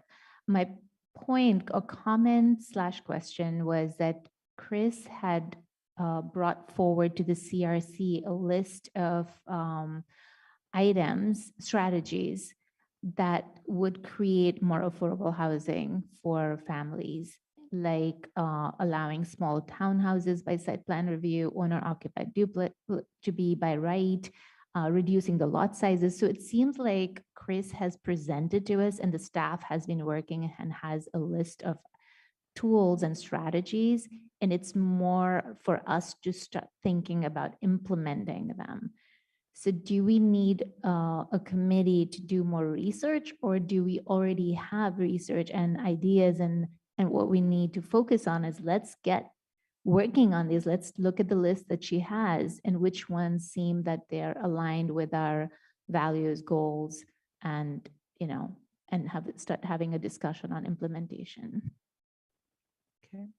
Dorothy. Shalini has listed some worthy goals. I guess when I heard this, I was thinking about saving existing housing. And we have a lot of existing housing which needs work. And in terms of sustainability, there are programs that I think we need to be focusing on in terms of helping homeowners to make their houses more energy efficient. and to reduce use of fossil fuels and to make them more affordable. I think one of the things that I have heard a lot of from people all over town is that something that was happening just around the university is now happening everywhere, that family homes in family neighborhoods are being bought up for a lot of students, and one or two is fine and everyone welcomes them. And then it begins to feel like the whole neighborhood is being bought up and it's no longer, there's, cars all over the lawns. The children who used to play on the street, they're not sure about that anymore because there's just so many cars zipping in and out.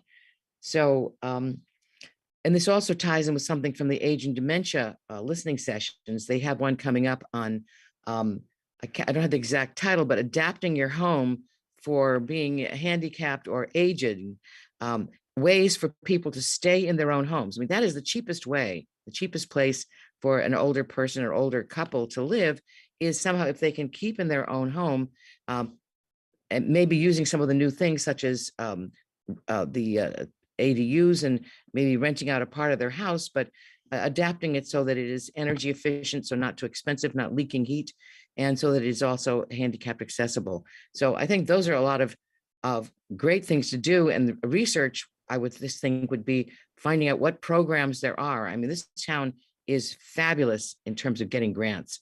What programs there are already in existence that have been used in other towns, which could help us to retain our existing housing stock while we're trying to also make new housing stock. Because if we just go the way we are, we will be losing as fast as we're creating. And we need to have the workforce housing. Some people refer to it as the missing middle.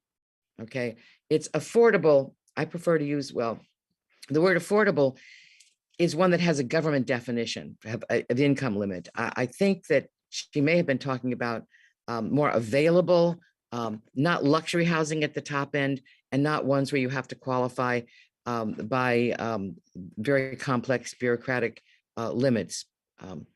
But again, I haven't really had a chance to discuss this with Pam, but these are some of my thoughts on what I think that a housing task force might be concerned with.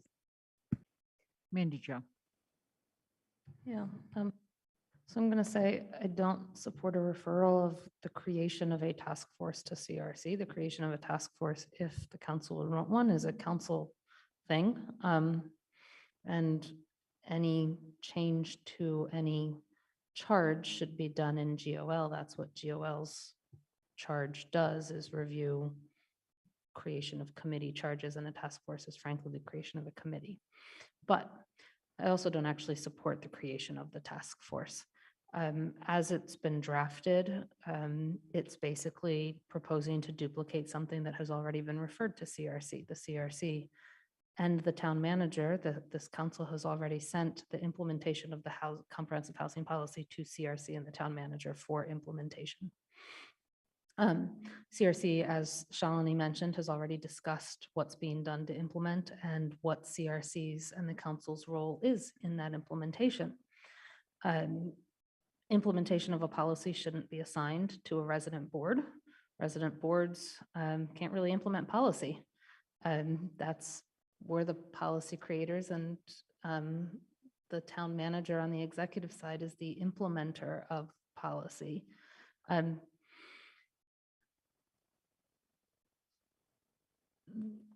Then there's the issue of finding candidates. You're going to hear this in a little while when we get to planning board appointments. You're going to hear this when we get to CRC report. And I'm going to say it here. We as a council have done a horrible job of finding candidates to apply to the committees that we have to appoint. The planning board members, the ZBA members, the finance committee members. Of those 3 committees that we have appointment authority for per the charter, only one of them has received enough applications to be double the number of openings. And that's finance committee. CRC, you'll hear in the planning board matter, had problems with planning board applications, especially when it got to the interview stage. CRC moved the ZBA application process forward to interviews basically saying we don't have a sufficient pool, but we have to move on and at least schedule interviews and see if we get some statements of interest submitted, because we don't have a sufficient pool.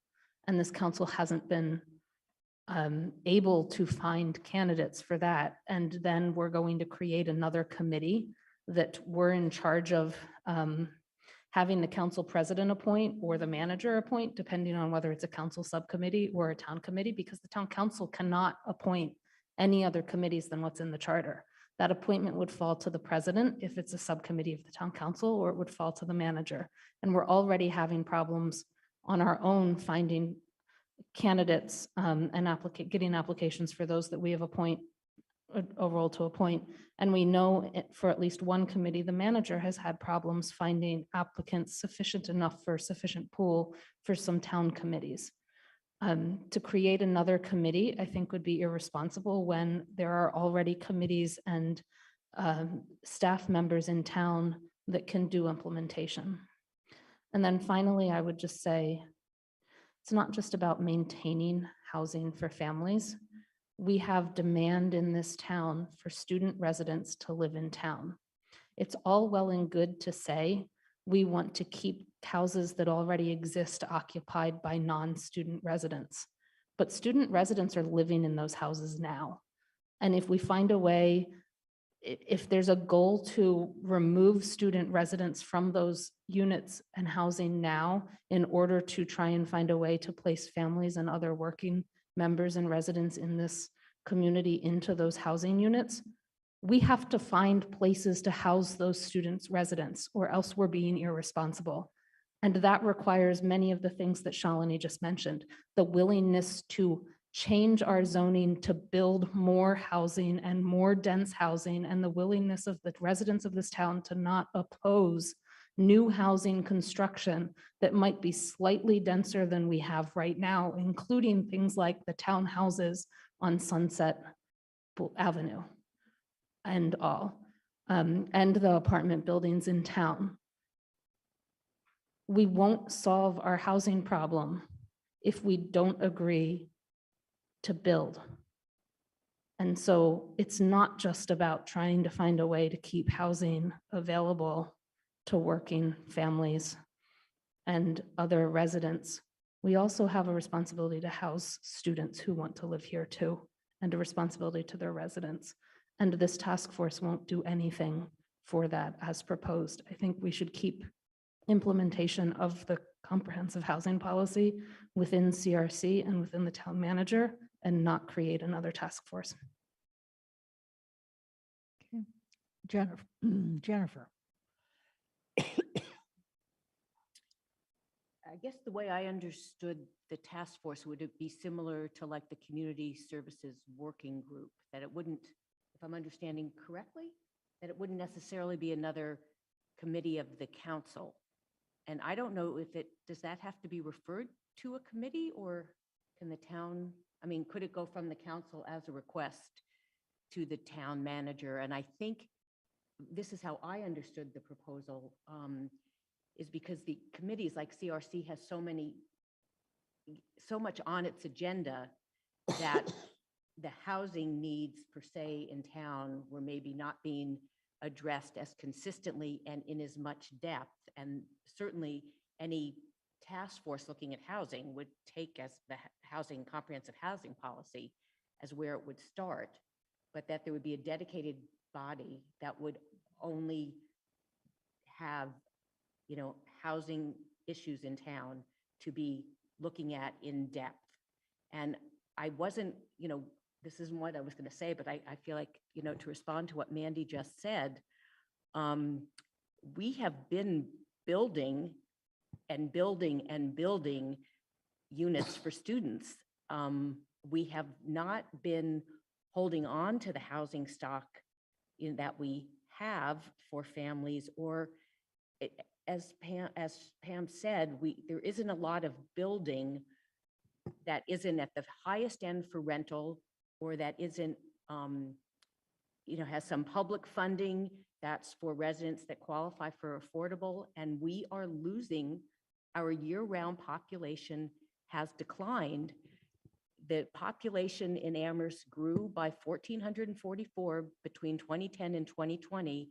And the districting advisory board knows that of those 1,444, 1,300 are living in the 2 new Commonwealth dorms.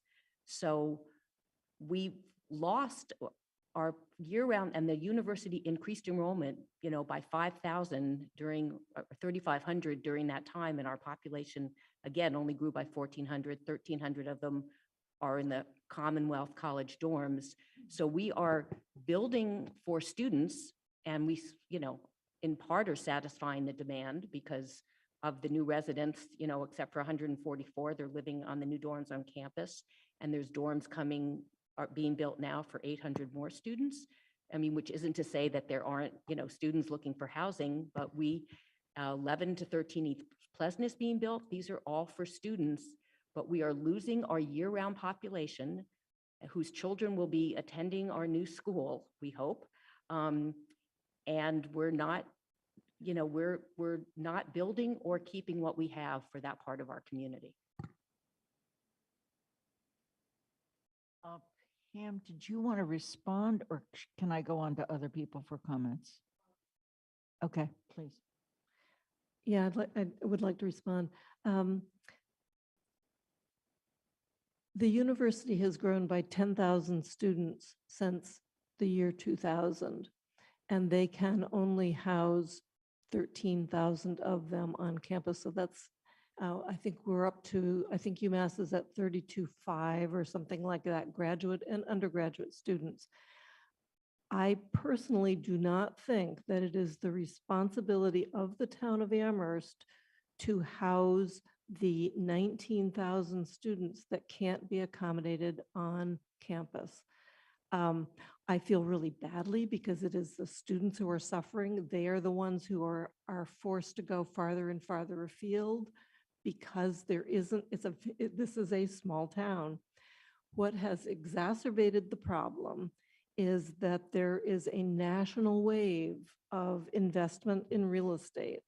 Everybody knows it. Everybody has talked about this for over a year or 2 years. We're especially hard hit because we have the student pressure on top of the already baseline of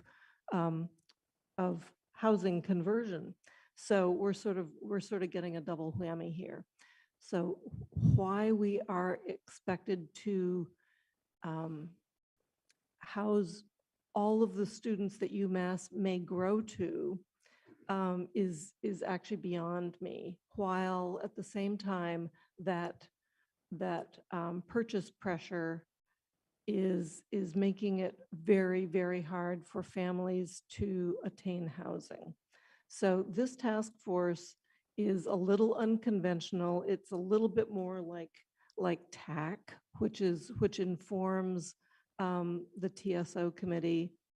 There are probably a couple other, CSWG is actually a really good example where they look at issues, they come up with some recommendations, and then it spins off into here's action A, here's action B. It might go to CRC, B might go to another committee for consideration and action. I understand that there are some zoning opportunities, but that is all consistently for new construction. And I am talking simply about the retaining of existing homes for attainability by families, whether it's purchase or for rent, it doesn't matter, but we're looking for long-term residents and year-round residents. Thanks. Dorothy. Okay, I think that there was a reference that was mistaken about opposing townhouses. I have been part of a very amicable process with neighbors and the builder for the townhouses in Sunset Fearing. And at least half of those apartments will be rented to undergraduates. But one of the aims of that, the resident input, was to also make it a place that would attract families and workforce housing, such as young faculty. And a faculty member who lives on Fearing, who's a department head, said he's having a hard time convincing faculty members to come to UMass because he can't come up with housing, appropriate housing near the campus. So what this process has created is a greater mix of apartment sizes and rents. The number of affordables has moved from 2 to 3. There's a development of a strong management plan and increase of space for recreation, an increase of a defensible space like teeny backyards, so that it would be definitely the rents are high. Okay, it is a profit-making opportunity, but it has been, and I will say that the developer has been very, very interested in working with the residents because he has a hope of having a really nice townhouse community with his, everyone knows it's his, that will provide housing for undergraduates and perhaps graduate students if they can afford the rents, and new faculty and coaches that will fit into a family neighborhood and yet be right next to the university, So I think that there's a mistaken idea that because sometimes people want to talk about a process, that it means they're opposed or against or negative, because that has not been the situation here. And we believe that the town of Amherst and the university will be stronger for the interaction. So that's new housing. I do agree that older housing must be helped to be maintained. And in fact, this developer is, instead of demolishing one of the 2 houses that will be replaced by this townhouse community, is moving that house to a residential lot on a nearby street. Okay, so we need to retain our housing and we need to come up with some of the programs, and there are programs and initiatives in which to do it. So I do support a housing task force. I'm not saying how it should be done. I think that Pam Rooney is a much more knowledgeable and sophisticated person on such things than I am. But thank you. There's 3 more comments, and given the rest of the things we have on our agenda, I'm going to try to go ahead and take those. Actually, there's 4. There's no motion on the floor for this at this point, okay? So I just want to be very clear, and I think it's possible that we will take what's discussed here and then come back with whatever. Anika, I'm going to go to you. Thank you. I just have a few thoughts. Thank you, Pam, for your work, and thank you, Mandy, for your comments. I do agree and take accountability myself. We do need to do a better job at recruiting involvements from the community, especially to really broaden the diversity and representation. I wonder what a committee like this would look like.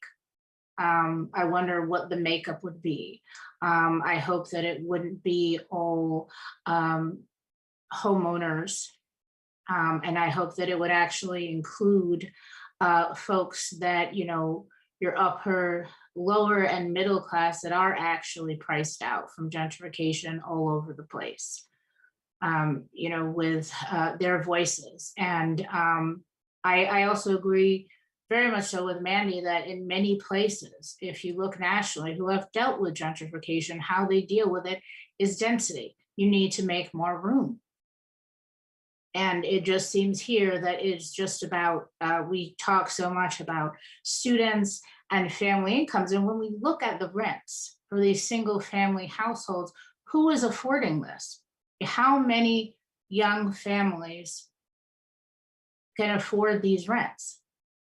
And with this task force, would they be tasked with monitoring who can sell to whom and what in this market, in this hot market, as we talked about before, the same exact hot market, or would this task force have the ability to tell homeowners you can't sell to this person, or this house that rents for $4,000 now you can't do that? So I just have questions about that, and I truly hope that if we're serious about this, that we're ready to put our money where our mouth is and make sure that we are making room for this market to be inclusive and not end up with good intentions, just really, driving more people out of town than already have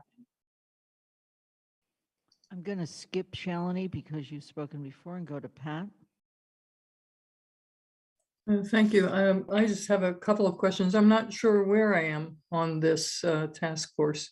I'm concerned the area median income in Amherst is about $65,000.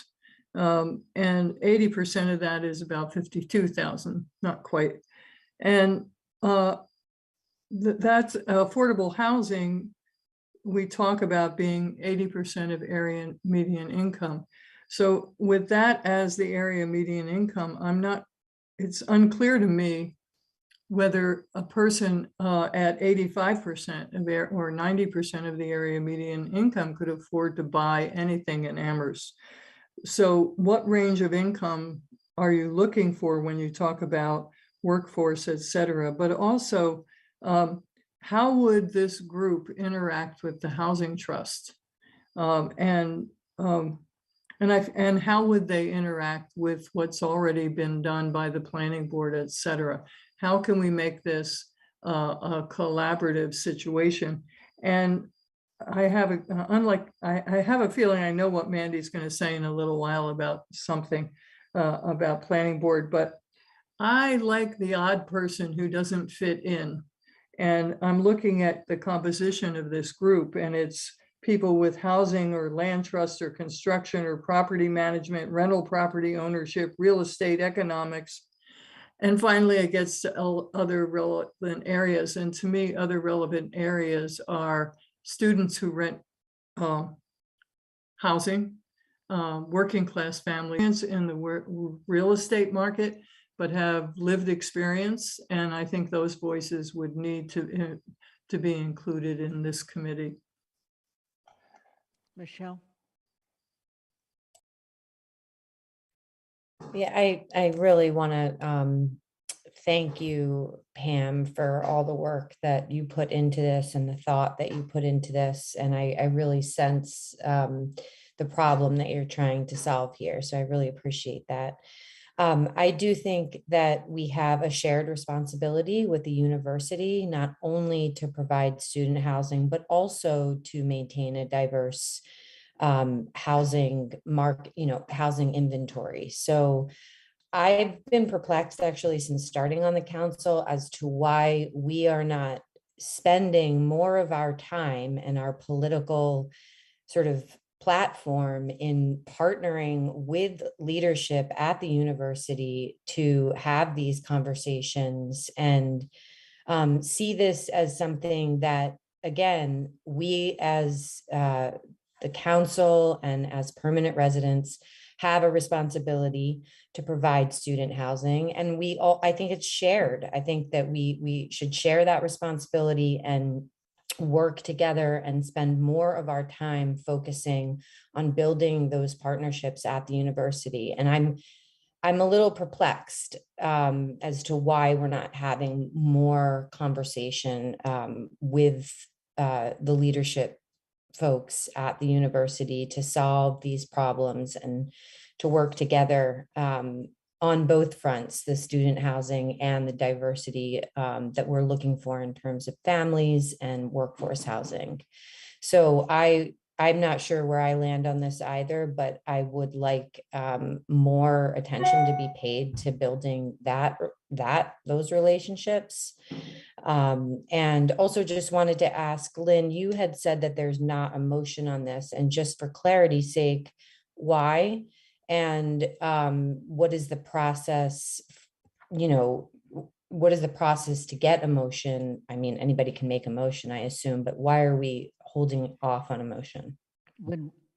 I have talked with Pam at least 2 or 3 times trying to bring this forward. I will confess I'm stuck on how it fits with the council, how it fits with the already amazing demands on our staff, and the need to, and the desire based on this, to create another committee that ostensibly would do research, but they can't do it without some staff input.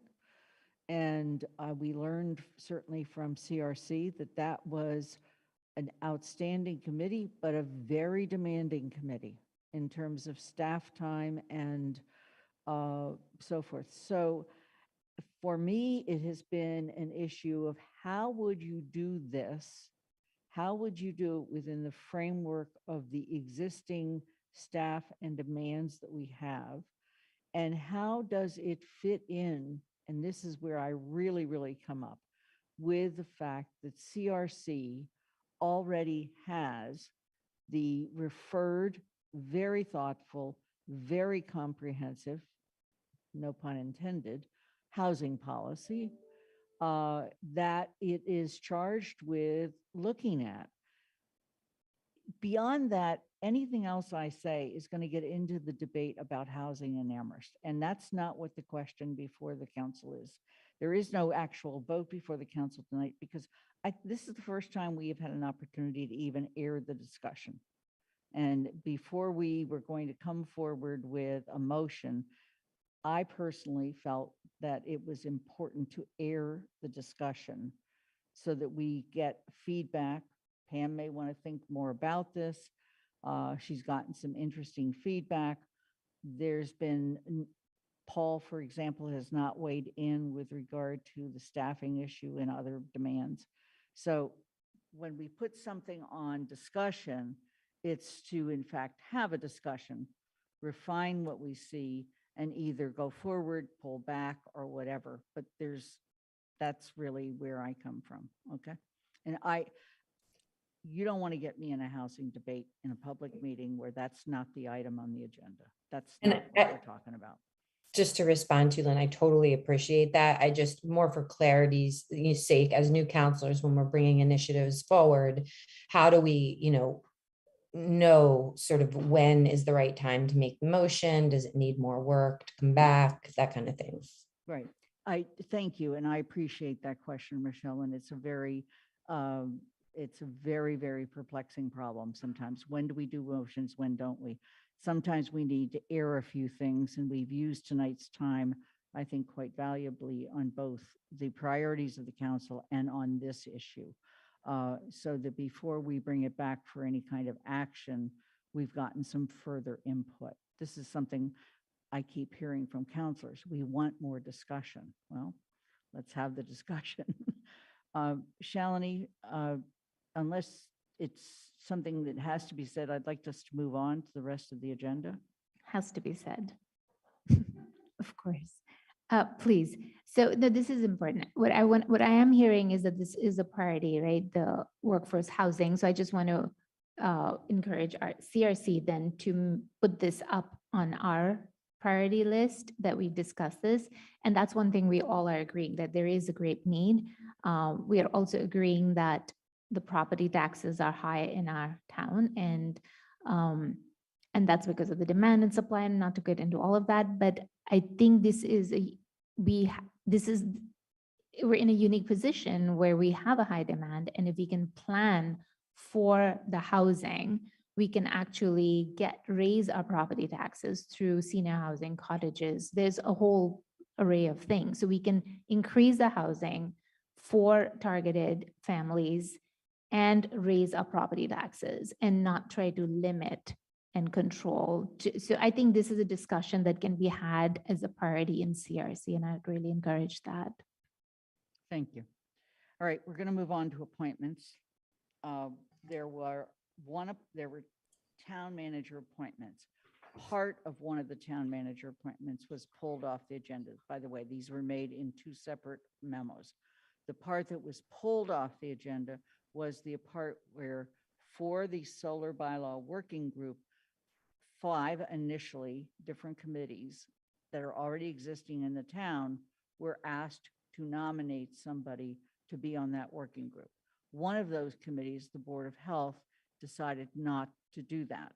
The town manager has then gone ahead and interviewed residents, and instead of having only 2 residents, there are 3 residents. In the consent agenda, we approved the 3 residents. What was pulled off the consent agenda was the nominations that came from the 4 committees. And so with that Pat, I believe you asked that this be pulled Yes, I up. did. Thank you. I'm concerned with the Conservation Commission's nominee, Laura Pagliarulo, not because she hasn't done a fine job on the Conservation Commission. In no way do I have any negative concerns about her participation. However, she's being placed on the Solar Bylaw Working Group, and I believe that there's a conflict of interest that's rather serious and needs looking at.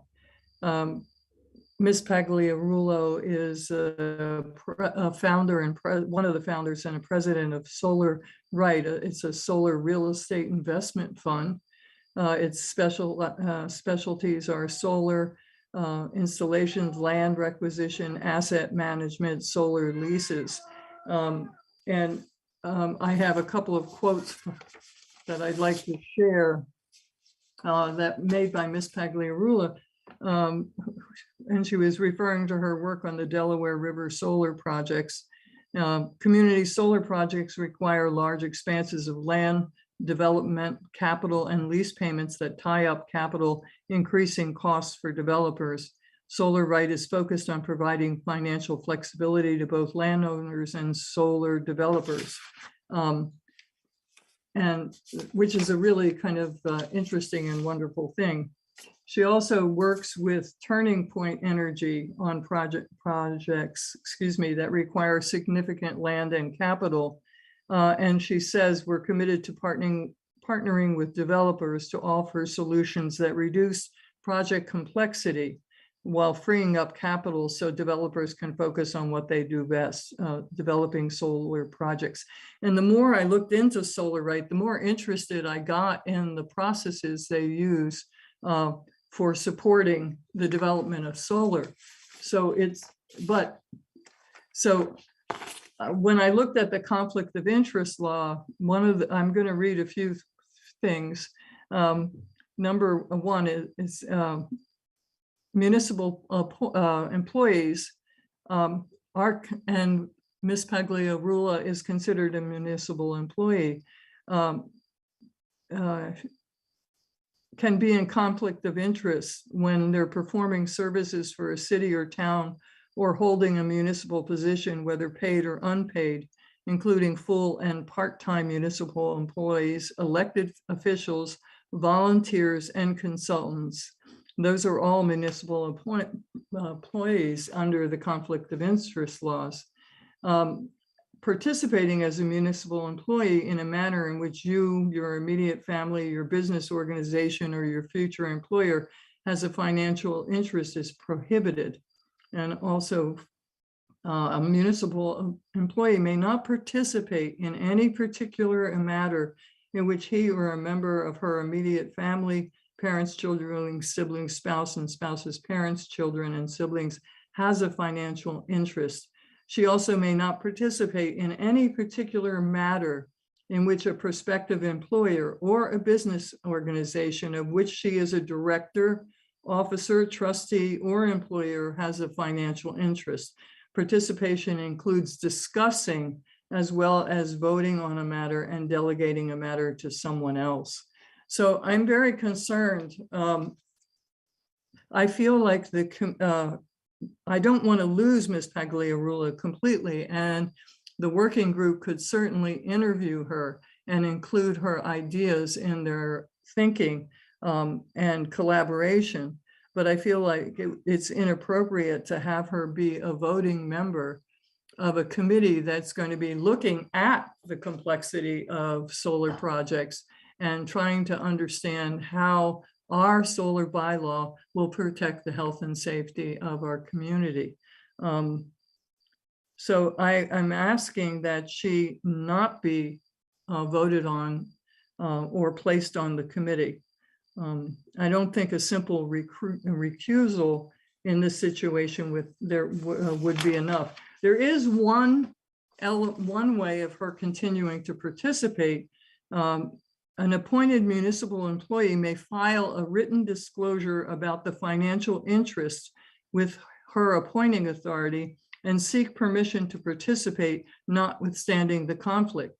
The appointing authority may grant written permission if she determines that the financial interest in question is not so substantial that it is likely to affect the integrity of her services to the municipality. Participating without disclosing the financial interest is a violation. So I'm asking us to look quite seriously at this and either require a financial disclosure or to remove her as a candidate for the working group. Mandy Jo.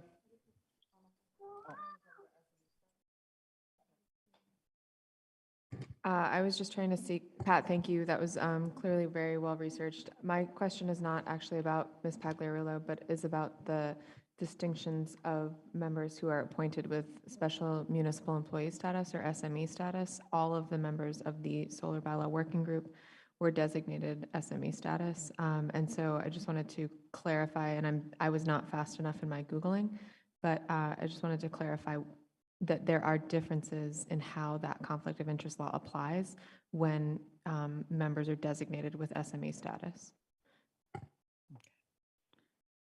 Thank you. Mandy Jo. Paul. So having special municipal employee status recognizes that you are a municipal employee, but also allows you to participate with your as long as you don't have a direct conflict of interest. And so the merely being in the industry and many people are in industries does not prevent you from being a participant or serving as a member of a committee. And in many ways, I would argue that having someone with this direct experience is a benefit to the town in terms of having someone knowing the industry as well. If any member of the committee has a direct financial interest, they would have to recuse themselves, as Councilor DeAngelis mentioned, or they could also file a disclosure. But that's mostly, we really would urge them to recuse themselves if they have a financial interest involved. Thank you, Mandy Jo. I'm going to support Ms. Pagliarulo's appointment to this committee. It's her choice and her alone to determine whether she has a conflict. It's not ours. And while I appreciate, Pat, your concern, I think it's very important to have someone on this committee that has industry experience. Just like we were able to vote our own water and sewer rates today, someone who lives in this town can advise on changing of zoning in their own area and other areas of town. That doesn't mean there's a financial interest in deciding what the zoning will be in any particular area, unless you're spot zoning or something, maybe. But I think someone who has been involved in solar field and solar energy system development is extremely important to have on a committee that is drafting a bylaw on solar energy system development. Just like someone who opposes solar energy system development should probably be involved. In fact, I think when we were looking at the charge that was being proposed, people argued that residents from those who opposed solar energy system development, in particular the one that was proposed up in North Amherst, should be on the committee. And they were abutters to an actual proposal. So just because someone's involved in the industry doesn't mean we cannot have them on a committee. In fact, I think we'd want them on the committee. So I'm going to support her appointment. Thank you. Shalini. Yeah, I think having that practical experience and a different point of view, we all talk about having diversity of thought makes our decisions that much stronger because we've thought through everything. People may not agree with what she has to say, but I think she has valuable information that needs to be taken into account. So I would support her. Anna. Sure. So my concern is less so with Ms. Pagliarulo's industry. I don't really have a huge concern here. My reminder is that what Laura is there to do is represent the Conservation Commission. That's her first task. It's not to represent her industry. And I think that was made clear when we were looking for applicants from specific boards and committees. Laura's responsibility, and everyone who is representing a committee on that other committee, working group, there we go, is to ensure that their group is informed and to ensure that they are bringing forward the concerns that apply, in this case, to the Conservation Commission. I hope and anticipate that this particular individual will be looking at these proposed bylaws through the lens of our wetlands regulations, and through that approach. That's my hope. I think the industry experience is relevant. I'm less concerned with conflict of interest. I think that the important component is that she's here to get the input of the Conservation Commission and give them reports, similar to how we do with our committees, when we come back and give updates and allow for input from one another. That's my hope, I guess. Thank you. Michelle. Pat, I just was wondering, may I ask, and if you don't have an answer right now, that's fine, but I'm curious what your sort of worst case fear is in bringing this concern. Like what do you see might be some conflict that would amount to something that would raise to the level, to a level of concern that. Pat? I don't have an easy answer for that. I feel strongly that if you're, I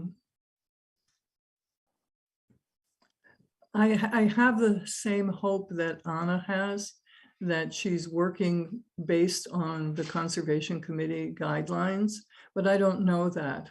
And I think that her experience of making things easier for developers or landowners who are leasing, that has its pluses and its minuses in terms of creating a bylaw that supports the health and safety of our community.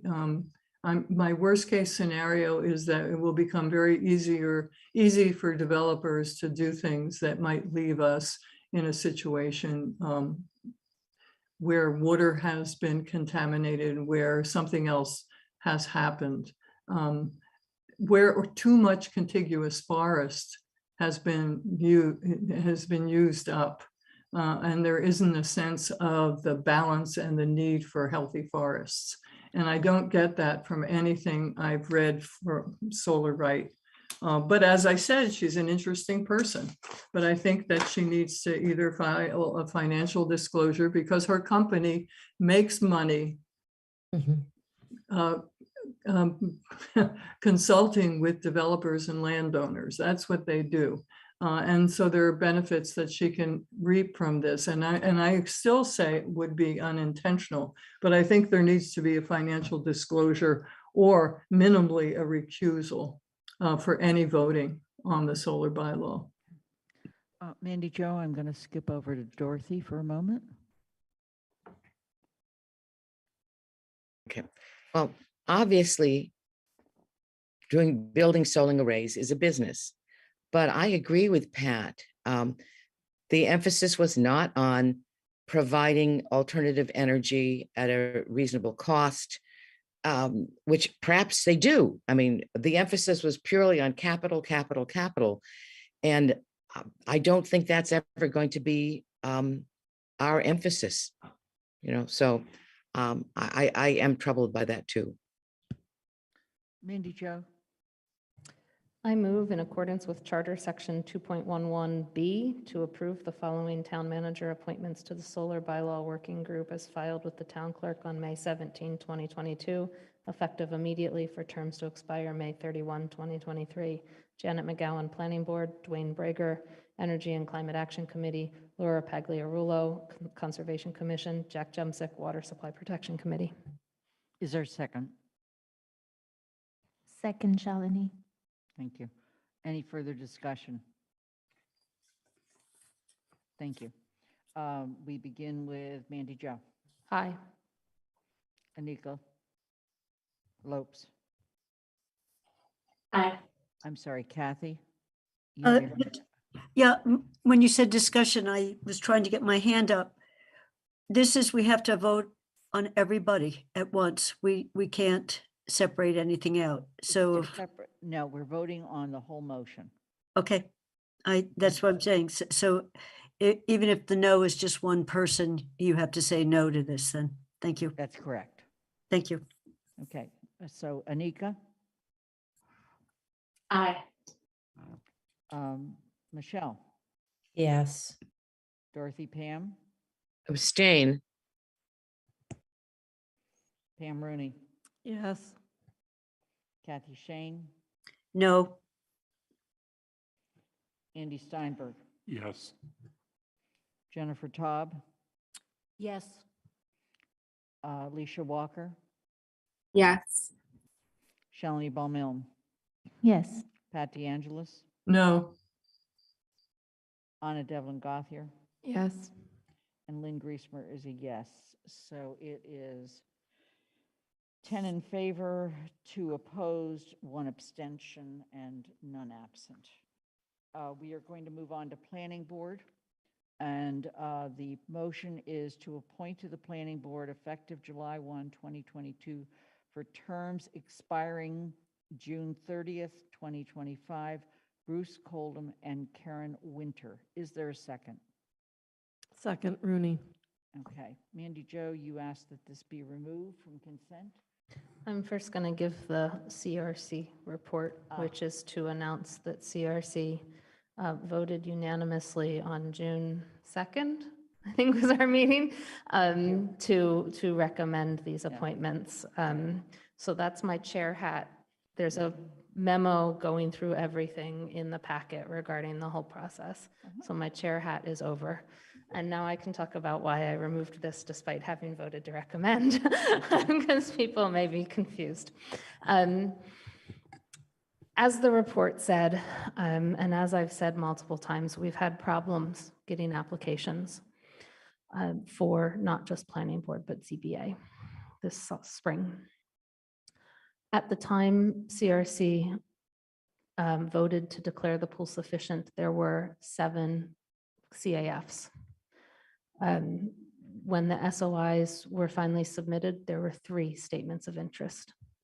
There were 2 openings. An hour and a half before the interviews began, one of the SOIs, one of the applicants withdrew from the application process, which left us with 2 applicants for 2 positions. The council policy on making recommendations says that a pool should be sufficient if there are more applications than there are vacancies. And while CRC discussed this after the interviews, and people were in favor of going forward because they had already heard the interviews, after thinking about it after the meeting, I became more and more uncomfortable with that declaration of sufficiency of the pool. That's not to say that the 2 candidates are not qualified to serve on the committee. As the report says, given the selection guidance, the candidates meet the selection guidance. And I can't dispute that, and I won't dispute that. I know in past councils, I have said these appointments are political, and they are, and there are some other reasons I may not support either individual in being appointed, including that one applicant did not answer one of the interview questions really at all, misinterpreted it. One applicant indicated that part of the planning board's role, or what that member's role on the board could be, would to look beyond the planning board's role when thinking about and asking questions of applicants in order to try and find a way to enforce the master plan and implement the master plan, even though it might go beyond what the planning board is legally allowed to do. And both applicants talked about the local historic district commission's role in the Amherst media application as a very good example of government. And personally, I can't agree with that because I did not think it was a very good example of government in action. But My biggest concern is we did not have a sufficient applicant pool under our policy. And we don't have one for ZBA either, but a planning board appointment shouldn't be by default. I don't think it should be by default. And these two applicants basically are being appointed by default, even if they do meet the requirements, because they were the only two.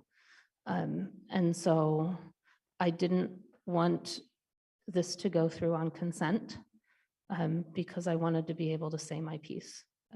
I still haven't decided how I'm going to actually vote tonight, but I thought it very important to be clear that I don't actually believe the pool was sufficient under our own council policy by the time we made it to interviews and determination of recommendations. And I thought if it went through on consent, that would be lost in everything. Okay, thank you for that explanation.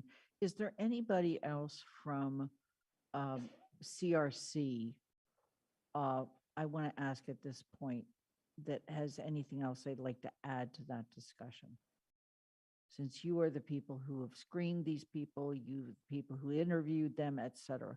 Pam. Yeah, thanks. I think we did vote that the pool was sufficient, even though it changed over time. And I truly would totally agree with Mandy Jo if I didn't feel that the candidates that came forward through the full process were not well suited for the job. So I understand that there may be an interpretation of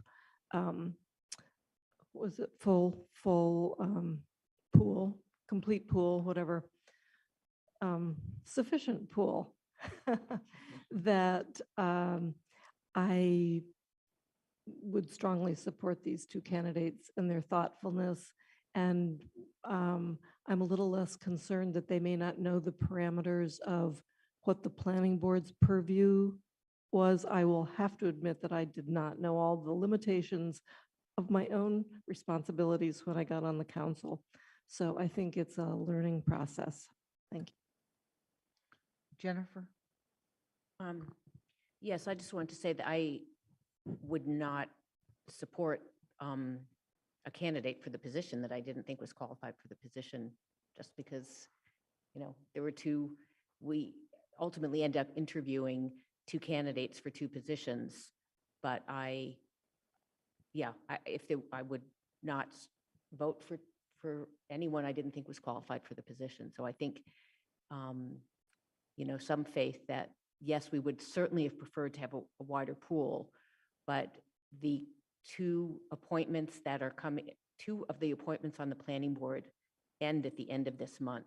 So and I guess just some faith that the CRC, I think the majority of members wouldn't have voted to recommend candidates they didn't feel were qualified for the position. Okay. Dorothy, you have your hand up? Not as a member of CRC, but. Oh, no, not as a member of Right. CRC. No, I understand that. That's why I Okay. waited to call on you, though. Okay, thank you. We do have trouble getting people to volunteer for committees. And I totally agree that the pool was too small. But I also feel that we're very lucky that we had such qualified candidates. And we have to,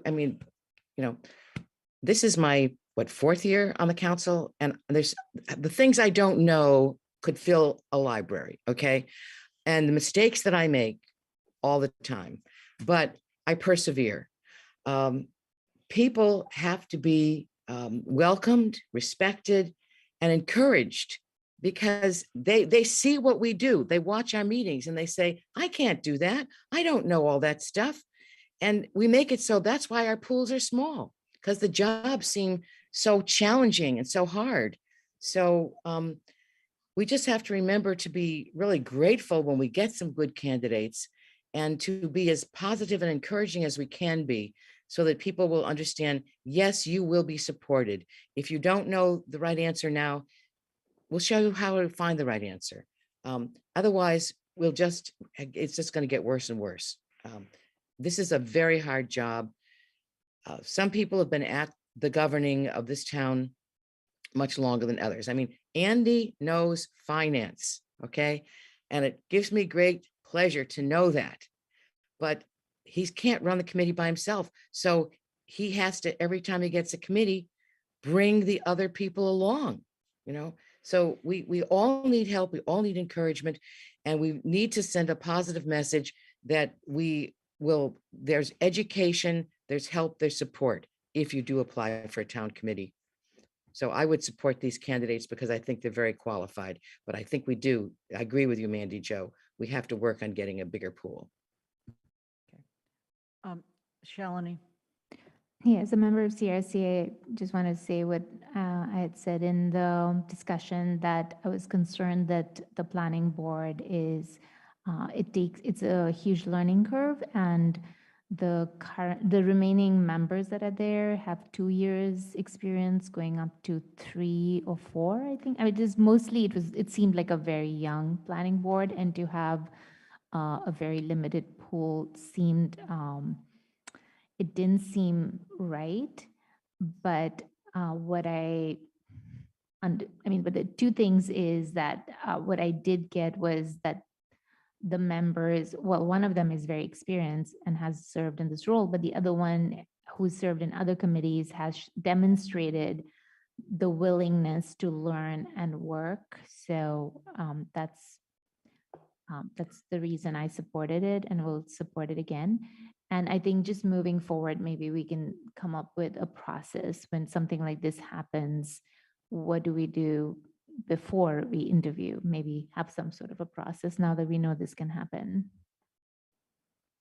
Kathy. I just want to underscore one thing that Shalini said just in passing. We have one of these candidates is bringing a depth of knowledge and experience to us and willing to serve again, has served before. So we don't have what is our zoning law? What is our master plan?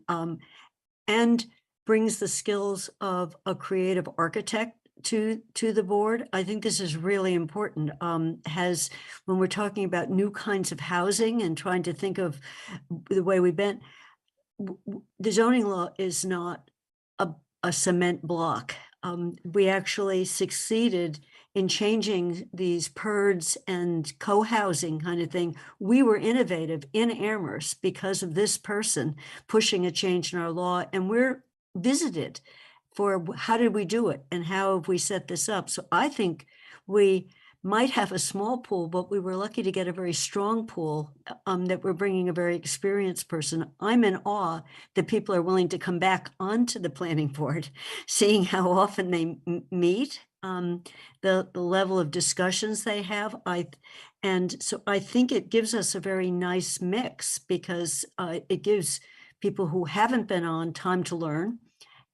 It gives people who've been on for a while time to greet someone who's coming back on, who was on in a different era. Things have changed. So I totally agree that it would be nice to have more, but I think we've had, and I won't, just because they're more, doesn't mean we got a stronger pool when we put someone on. So we can still have appointments that turn out to not be super strong just because we had 5 people to choose from rather than 2 people to choose from. So I think we have a good choice here. And I will support both appointments. Thank you. Michelle.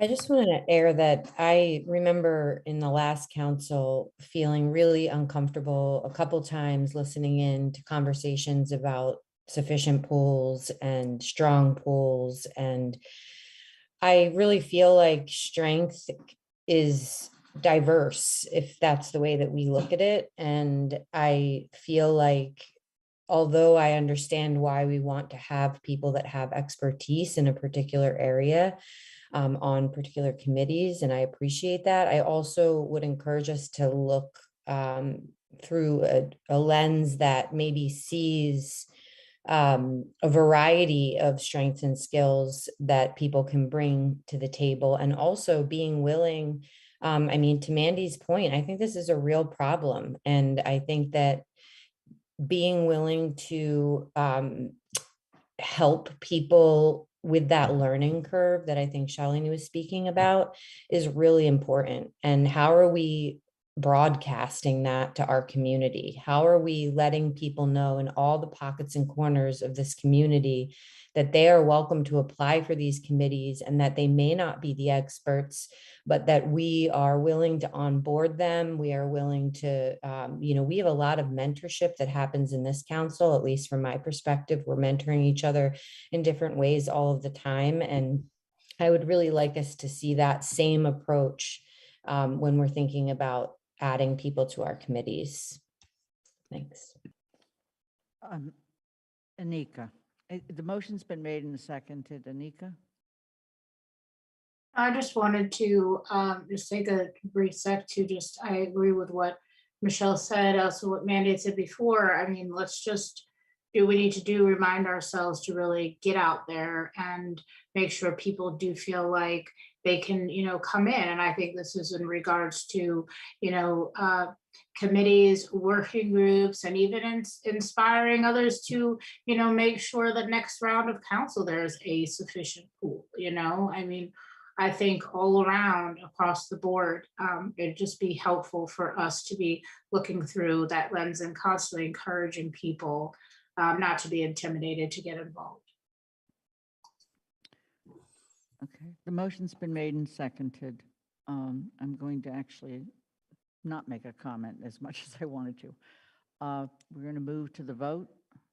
Anika? Yes. Michelle? Yes. Dorothy? Yes. Pam? Yes. Kathy? Yes. Andy? Yes. Jennifer? Yes. Alicia? Yes. Shalini? Yes. Pat? Aye. Anna Devlin Gothier? Aye. Lynn Griesmer is an aye, and Mandy Joe? Aye. It's unanimous. You only need 2 good people. Thank you. And thank you for those people who have stepped forward. We are moving on in our agenda to the committee and liaison reports. Mandy Joe, CRC. Shocking how I've hinted at this multiple times. My report tonight consists of, we need applicants for the Zoning Board of Appeals. When the CRC voted to declare the pool sufficient in order to move the process forward, and that's the vote, that was in order to move the process forward, because we couldn't move the process forward unless we had that vote. There were 3 applicants for 6 spots. Let that sink in. 3 applicants for 6 spots. 2 of those applicants were also applicants or had submitted CAFs for the planning board and did not submit statements of interest to the planning board. 2 of those applicants did not respond to the survey on whether they're available for the interviews, which means, while I do not know whether they will actually submit statements of interest, there's a very real possibility that right now we will receive 1 statement of interest for 6 spots. The interviews are June 23rd. So it is not just CRC's job, it's the entire council's job. As I reported, I believe 2 weeks ago, I've asked the town manager to go through the manager's CAFs to see if there are people who have submitted CAFs to town committees that might be willing to submit a CAF to us. But we need applicants. The statements of interest are due, Pam, 1 week from today, the 14th of June, a week and a day from today. Well, it's still today, a week and 2 hours or so from today. We need applicants and we need them quick. The ZBA has statutory requirements. If we literally have 1 statement of interest for these spots, 1 position will go unfilled and there will be no associates to help that position. There will be 4 committee members for applications that have large statutory requirements to attend all meetings. And if they don't, they can't vote. And ZBAs require 4 votes. to pass anything, is my understanding. We need applicants. I can't stress that enough. And it needs to be all of our duties to talk to our own people, residents, networks, you name it. Okay. Put it in your newsletters, all of it. We need applicants. Now, I'm going to throw out a challenge that goes beyond that, Mandy Jo. Please send us the description for the planning for the ZBA, the fact that there are X number of members and then associate members. I want each counselor in each district to meet with the other counselor in their district sometime in the next 24 hours and discuss who from their district they're going to recruit. Pat, you and I have a job, okay? You got it? And if you are an at-large counselor, you can just team up with one of those district counselors, okay? Andy, you know where you live. Mandy Jo, you know where you live, okay? We have a job to do, and obviously we haven't done it. And Mandy Jo, I hear your frustration. I hear your commitment to this, and thank you. Okay. Anything else from CRC? I think you've heard from CRC enough tonight. We got the message, I think. We'll see. Elementary School Building Committee, Kathy. I'll just do a really quick summary. You have a report in your packet, and Michelle's very good reading eyes saw that I had mislabeled one column when comparing Fort River and Wildwood's traffic issues. I just flipped them. And so there is a currently corrected version in your packet. It should you like it. So what you have there is the most recent cost estimates for the options we're looking at, some of what we've learned about the sites. And today, the update on today is we met this morning and started going through in a quite detailed and systematic way the criteria we're using to compare the different options, and got part of the way through it, almost all the way through it. Next Monday, a week from today, we will meet to go from multiple choices to one. We pretty much got near to eliminating one. When I say multiple choices, there's add reno on either site, there's build new on either site, and there's build new 2-story or build new 3-story. So we have those as choices. So if we decide, for example, not to go with add reno, we're down, we eliminate 2 of the choices. We're down to 4 then. But we will be doing that on next Monday. And if we reach yes as a committee, we will then by the 24th have a report that we'd be submitting to MSBA, which puts us in line to be with their August meeting. We have to, the way that grant process works is we have to have them agree that we reached a reasoned decision around a preferred option. We know what we're thinking about when we do that. And then they have to give a green light. And then we really go toward things people have been waiting for, seeing 3D designs of what this building might look like, starting to talk about what the real design and architectural work, but they couldn't really do that until we knew, are we building new or not? And where are we building? Because it's going to be very site specific.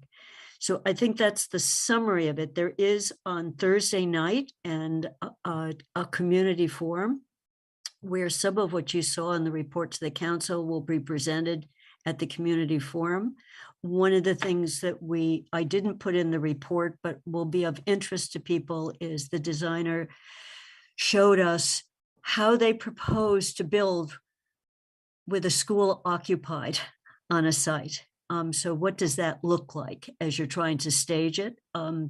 And that actually is going to have a big influence on our vote on, we're trying not to disrupt the education of little kids, of the elementary school kids, while we're building them a new school. So they did a nice set of diagrams on how do you do this with our 2 sites of. So you can stay tuned. Alicia has been with us every step of the way. It was a pretty intense meeting, but I thought very productive this morning.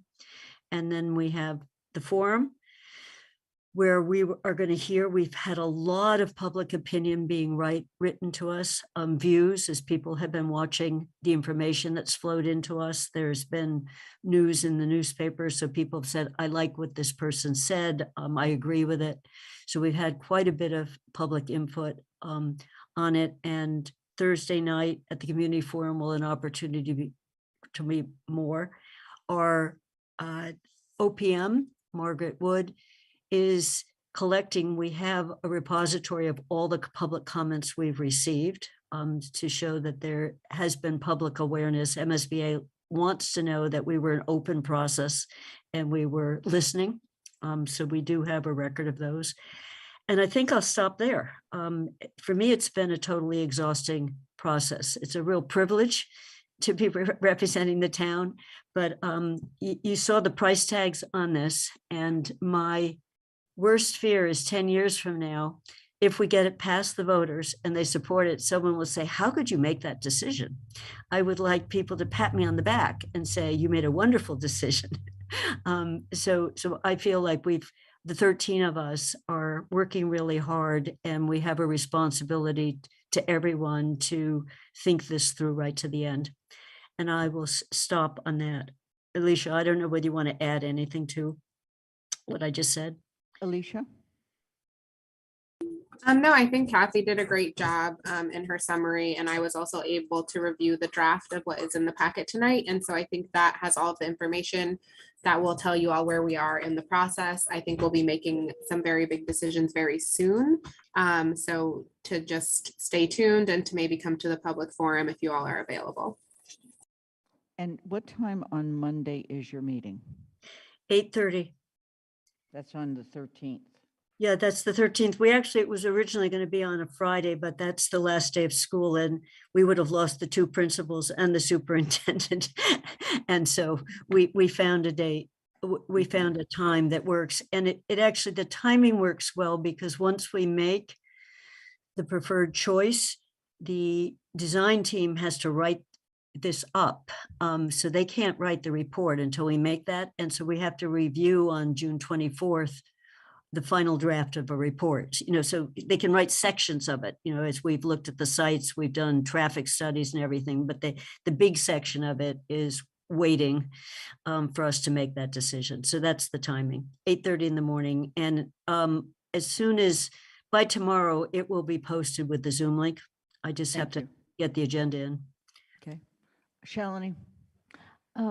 First, I just want to really, really thank Kathy and Alicia. I mean, what an enormous responsibility, like you just stated. So thank you so much. And also just to mention what a transparent, well-planned, and the process has been amazing.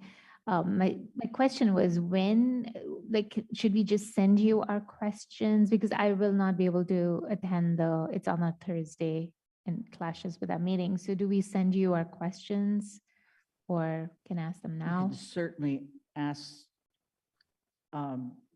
This is an opportunity for individual committees to report back to the council. They are elected by us to be on those committees, or appointed by us, I should say. And so if you have questions, please go ahead.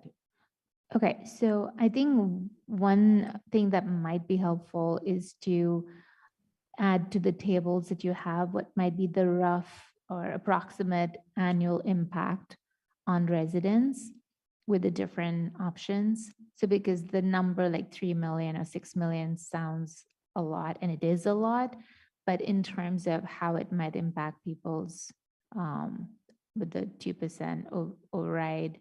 Do you mean the tax impact? Yeah. I think that that's beyond the scope of this committee. They'd have Okay. to go to Sean and his Okay. staff to look at that. And I don't know, Paul, whether we're prepared at this point to try to come up with any of that. No, okay, No. that's Okay. fine. The other thing was the criteria that will be used, because it seems like, oh my God, how are you going to make a decision with all these different conflicting things? So is there like a set of criteria that will be used? Yeah, yes, and I can send that right after this meeting to everyone. There's a matrix that it's been a process of development. And as of this morning, we started to fill it out. So we've got a 4-point ranking scale, and we've got cost, and we've got some that we flagged as more important than others, but examples would be total cost of it, but the duration. We'd like to get the school built sooner rather than later. So how soon can we move in?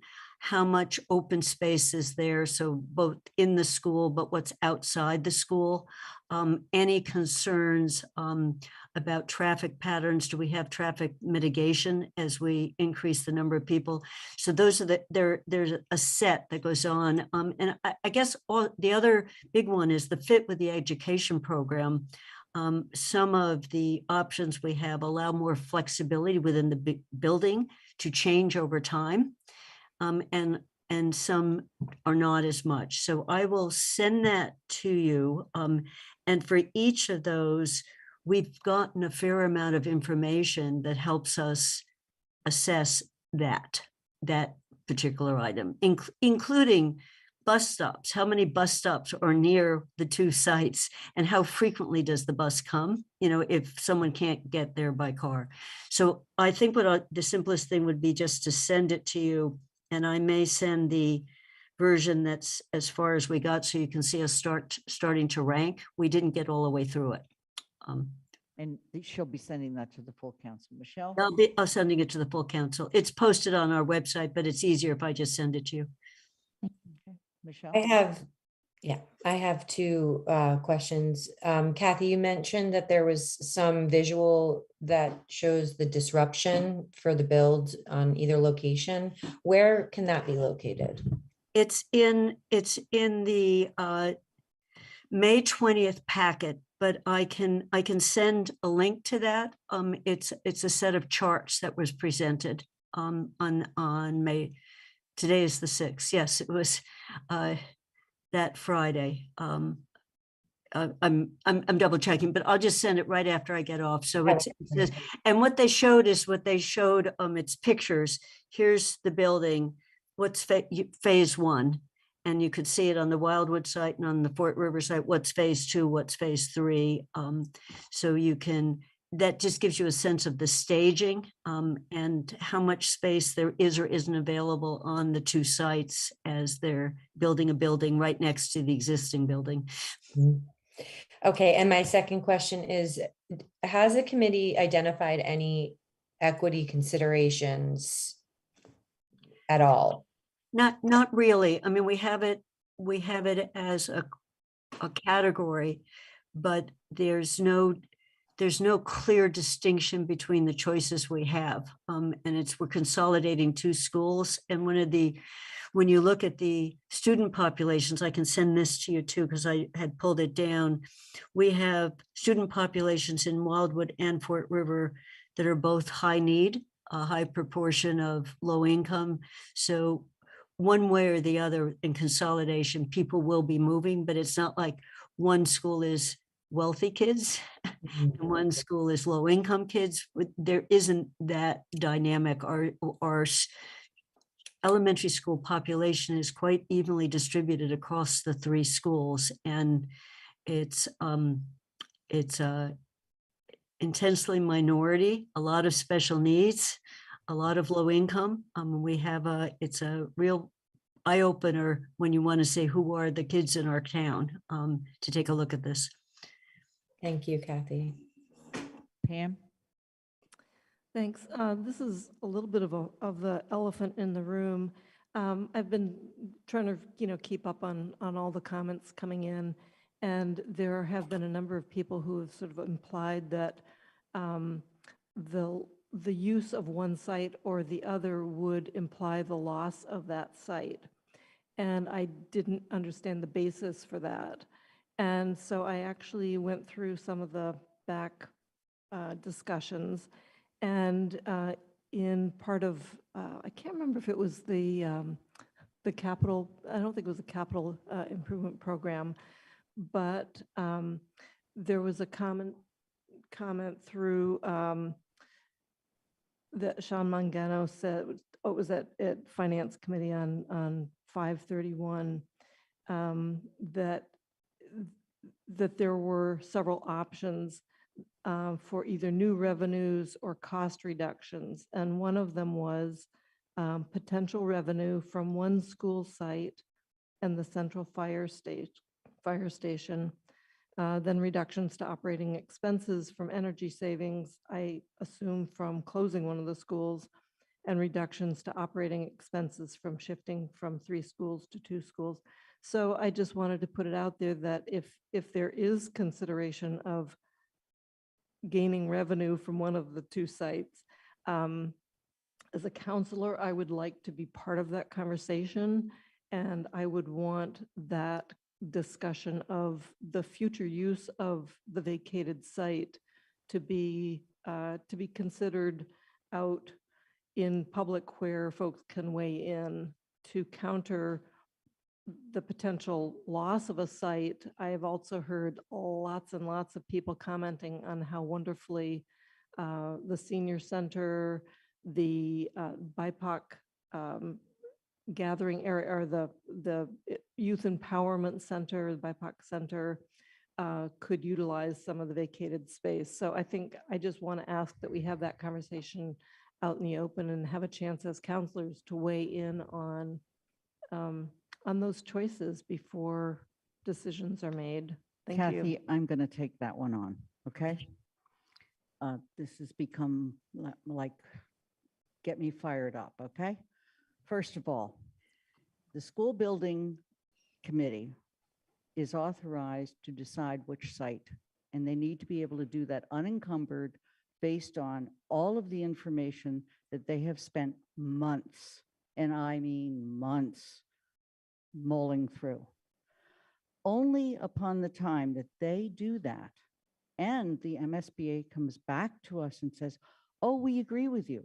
And oh, by the way, here's how much money we're going to give you. Then we as a council have to decide how we're going to fund that. And only if the voters vote to fund that with us is there even a vacant school.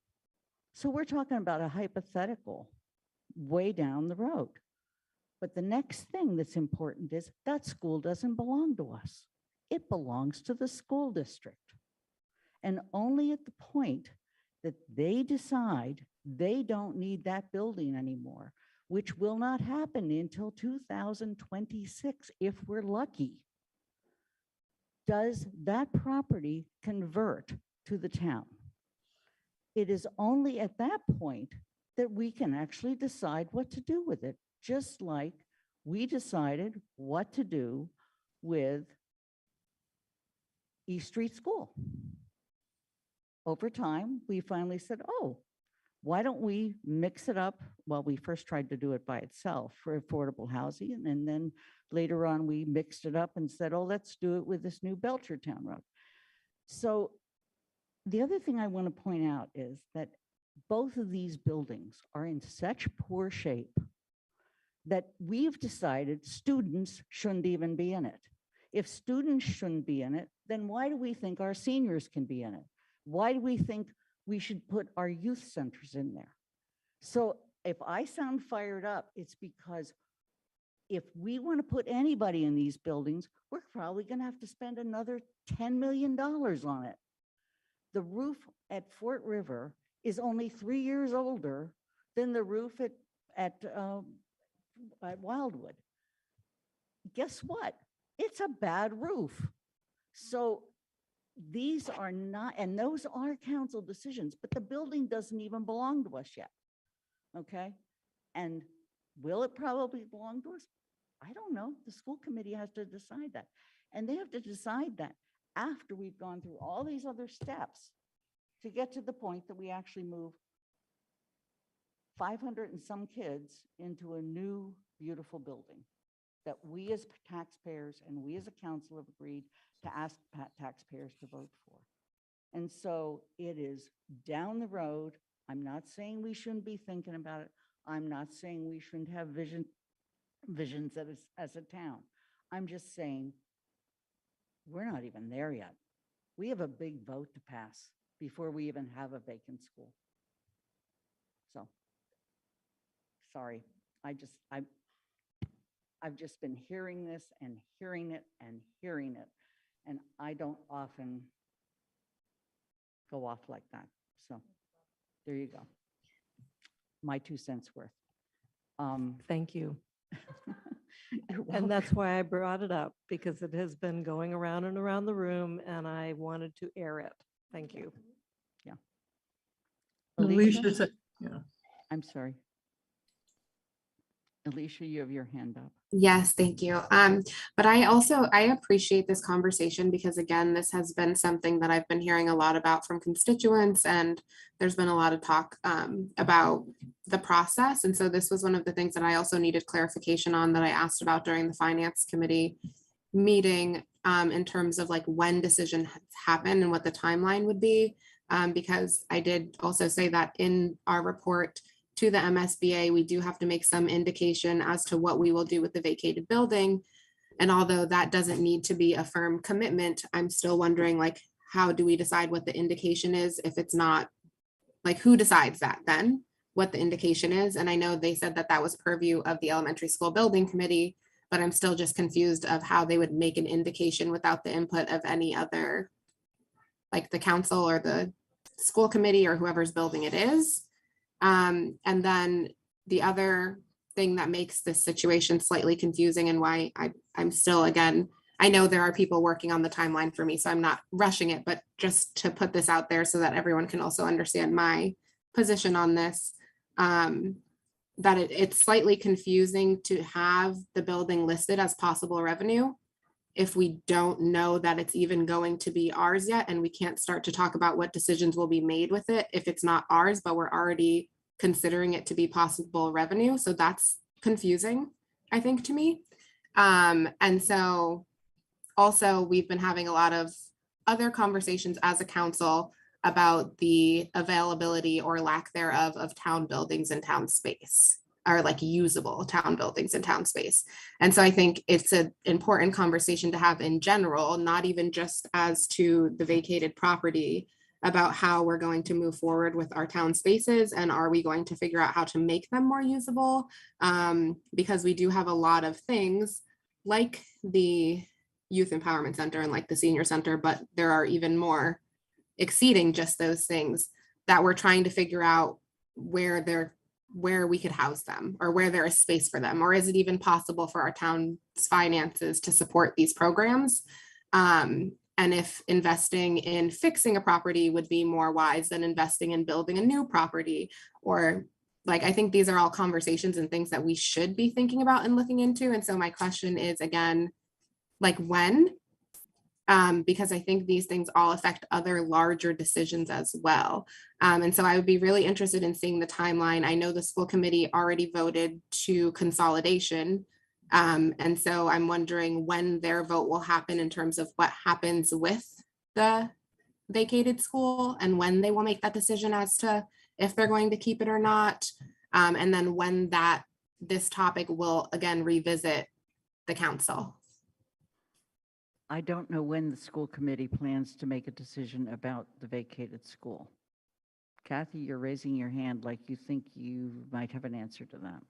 Well, just to respond to a couple of things, because I double checked on MSBA what they want us to say at this point.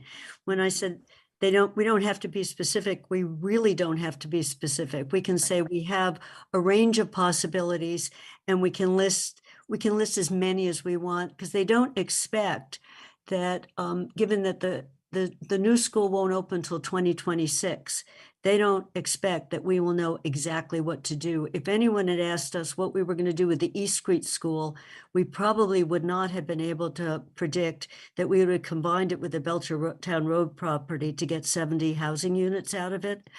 We just held on to it.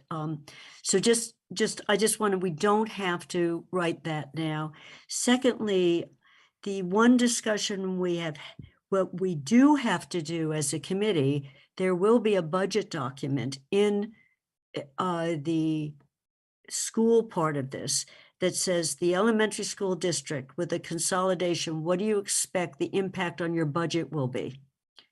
And so at a minimum, to give you an example, that if we go to a net zero school where we are offsetting the electric costs, we get $250,000 in savings. If you combine the two schools now, Wildwood has oil and electric, and they're very inefficient. They don't have any insulation in them. So that number will be a number we have. The school superintendent is also going through, will we need fewer staffing in certain pieces? That will be information that is useful for the school district because they're facing, for those of you who didn't look at their budget, they're holding together a budget with ESSER money right now with the school equivalent of ARPA. And they say things don't look good a few years from now to hold on to what they want to operate as a program.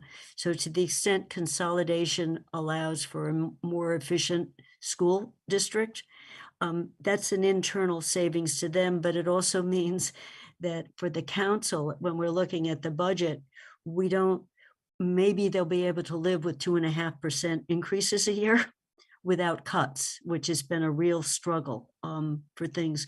So that was the beginning discussion we were having in finance, not on a disposal of the property, but just on what this will look like. And we do have to do that document. That will be a budget. The old project did it too. They just didn't expect to save any money last time around. This time we do expect that there will be some efficiencies of combining the schools.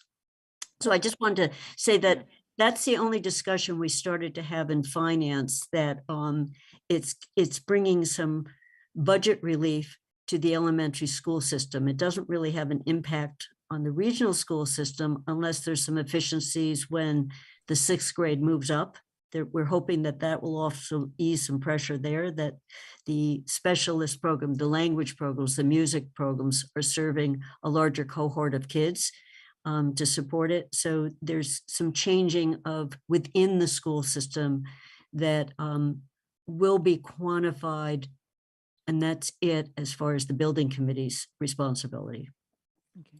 Alicia, I just want to also get back to a request that was made at the Finance Committee that I have not fulfilled yet, and that's to put this thing in a timeline on paper, and I will do that to the extent possible. And today I verbally laid out key markers in that timeline, but I haven't put it down on paper yet. I have not gotten around to that. I also want to just note that Paul Bockelman has been in the room the entire time, but he has had technology problems. And so he has appeared and disappeared to the public. But for those of us who are in the town room, he has not appeared and disappeared. He's been here the whole time. Okay. Michelle Miller, go ahead. I thought you called it quits, Paul. It's pretty late. Yeah, I just wanted to say that I do think that when it comes time for the vote on the override, it may be a package deal for some people. So I think that it's important for us to at least start to think about what potential uses might be, have some visioning around that, and be presenting ideas transparently as they come. And to, I think Pam's point, just asking Paul and Sean if ideas are being thrown around, if there are options. I understand that sometimes when you put something out into the public and then you get a lot of different, opinion on it, and that can be challenging when you're managing a whole town. But I think that if we can start to sort of get some of those ideas, they're just ideas, out into the public a little bit, it would be really helpful. And I think at the time of that vote, there are going to be people that make their decision with that information or lack of information in mind. So thanks. Alicia. Thank you, Michelle, because I think that's a really important point. And I also wanted to thank you, Lynn, for the timeline, which I think will be very helpful. But also, again, I know you're working on a lot of things. So don't worry about, there's no immediate rush on it. It will be helpful for me to understand sort of the process and how all of this is working together. And then again, just to clarify, because I don't know if it was very clear. So in the report to the MSBA, when we're making the indication of the possibilities of what the school could be, and we're making that list, who is deciding what goes on that list? the elementary school building committee. But like, how would they do that? Do they have any say in what happens to the vacated building? So that is what I was trying to allude to the entire time, is who makes the decision as to what gets to go on the list of possibilities if we don't know even what the possibilities are. First of all, I gather that that list is not binding. And second of all, the elementary school building building committee has one major decision. Where is it going to go? What is it going to look like? Regarding the future use of that site, we could say one thing today and tomorrow it could be something else. And the town council can't decide what we're going to use that site for till the school committee says we don't need it anymore.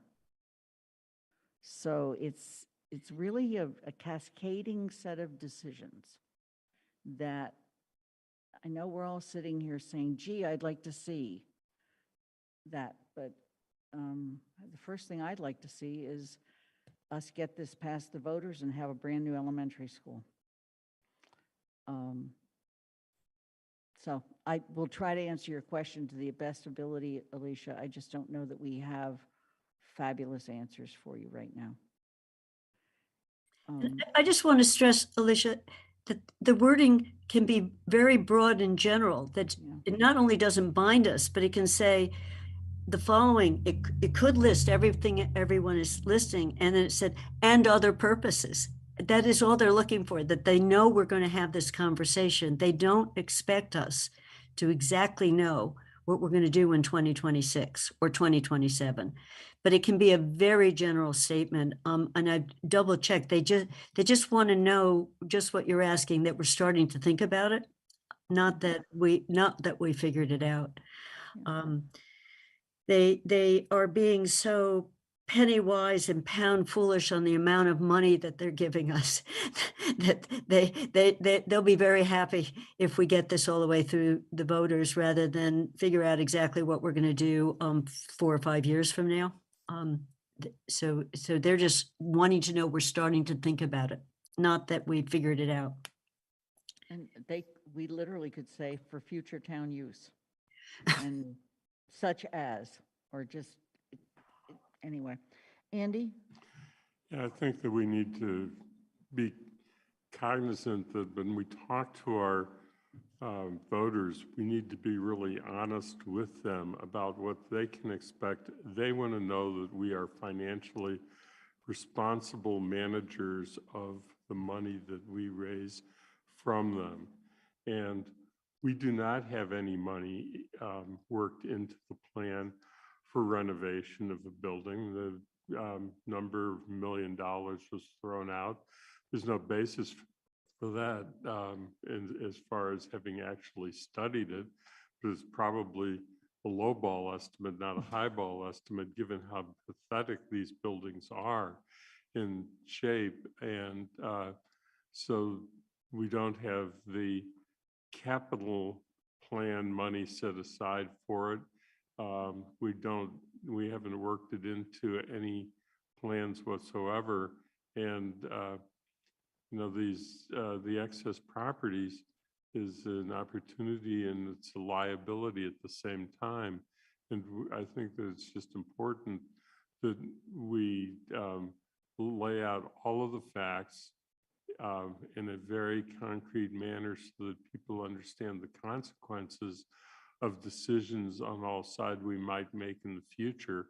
But we have to be honest that we are going to make them very carefully, and we are going to consider the impact of the decisions that we make, both on what we might offer in the way of facilities and what we're going to have in the way of costs that are incurred. Because I was reminded when we met with the property manager for the town, as far as that portion of the budget, as finance committee, the point was made very clearly that the struggle that he has in putting together a budget is how to maintain the buildings we use, and that's a big challenge. And he's not budgeted money in his thinking for how to maintain buildings we're not using. And in order to shift that, dynamic, how do you do that? So it is a difficult problem that we're going to have to confront as to what we can even afford to do. And we just need to be honest with our voters so that they know that we are making wise decisions on their behalf. Shalini, are there more questions about the school, or can we go on with other committees? Just one, it's on a different, slightly different topic, but I know there's remediation possible for the high water table at Fort River. And I was just wondering if the architects were able to give examples of schools that have used that, because I know that in theory, it sounds like even our house, in theory, we had the best architect and the best contractors, and they were like, yes, you can, it's a, we'll fix it for you, we'll figure it out, and waterproofing, but we did get flooding happen and stuff. So I was wondering if there's actual examples. Kathy?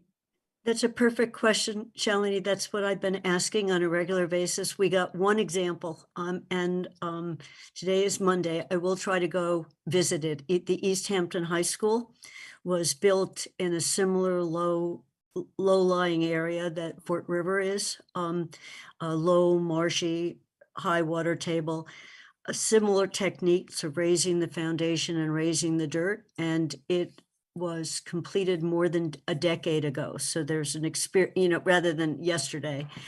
We actually asked for several examples, and so far we only have one, but we have one that's fortunately not that far away for me to, I feel like I'm doing reconnaissance on a regular basis. So, but that was a key, that is a key issue. If you looked at the table that I put together, there's water issues on both sides. But on the Fort River side, it's 8 inches down and it's flat. So no matter what you do with flatness, you have to figure out how to get the water off it. So what they're putting, the extra money that's being put into Fort River is to raise the level and create a drainage system. So it doesn't go into the building, it goes away from the building and goes away from the fields to restore the fields. The fields are not usable year round because they're often large puddles of water that doesn't have any place to go to, and they need to be drained. And there's a similar set of issues. It's not similar. There is another set of issues at Wildwood where the water flows off the hill that has to be, but it at least is going somewhere. It doesn't have to just sit there, but you also don't want it flowing to the building. You want it, So there's, in the cost estimates, there's a fair amount of money, not in the building, but in the site, that in both places, which is why the price tag is a little awe-inspiring. That's a great way to end it. Price tag that's awe-inspiring. I'm in awe. All right, Finance Committee, Andy. Yes, I'll try and be really quick. Reference has been made that the Finance Committee is meeting tomorrow at 3 o'clock. We actually have a very ambitious agenda. The first topic that of the substantive topics we'll be talking about is the reparations referral. Members of AHRA have been invited to be present, and it has been posted as a meeting of that committee also, so that there can be a dynamic discussion. It is not going to be the conclusion of a discussion. It's going to be the beginning of a discussion because we have a long agenda, limited time, and quite frankly, the Finance Committee is exhausted after the number of meetings we've had in May. And so we're trying to limit June to one meeting if at all possible. So the other things we're going to talk about is we have to take to vote on our recommendation for the capital improvement program. When we waited until after the forum today to do that, the Centennial water treatment plant, which has already been presented, is on the agenda for tomorrow. And there's already been a report that we've received from the town manager regarding North Common, and so North Common, it says North Common action as required is on the agenda because we wanted to put a placeholder in there in case town manager, finance director put in a request for recommendation on any matters there. So that's what the agenda is tomorrow. Okay. GOL, Michelle. Also, Oh, I'm if I sorry. could- Did you have a question? or Yeah, a I do. comment on I would finance? like to, yeah, and then I'll go right into GOL. Just quickly responding, Andy. So it was not my understanding that this would be a first discussion tomorrow. It was my understanding that a recommendation would be made. And that we would be bringing it back to the council next week for the council to discuss. So if we may need to just settle that offline, but that was not my understanding of what was going to be happening tomorrow. Do you have a response now, or do you want to just talk separately about that? Because I've also communicated to the AHRA that it was my understanding that a recommendation would be getting made tomorrow and that this would be coming to the council on June 13th. I guess that projection has not been made to the finance committee, and I just don't know if the complexity of it depends upon the complexity of the discussion. Okay, yeah, that's fair. All right, so GOL, still speaking of finance, we on Wednesday morning are going to be doing interviews for the impending vacancy. We have 2 applicants. I think Mandy was referencing the one committee that had double the amount of people. So that's on Wednesday. And I believe that I sent the letters of interest to the council, so that you should have at least a link to look at those if you'd like to attend. And that begins at 9 a.m. And then we have some other things happening. We're going to review a resolution in support of the Fair Share Amendment that I believe Anna and Kathy are sponsoring.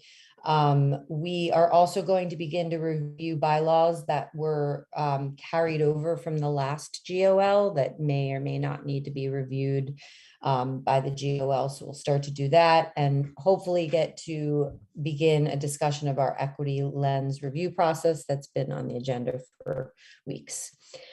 And that's all I have right now.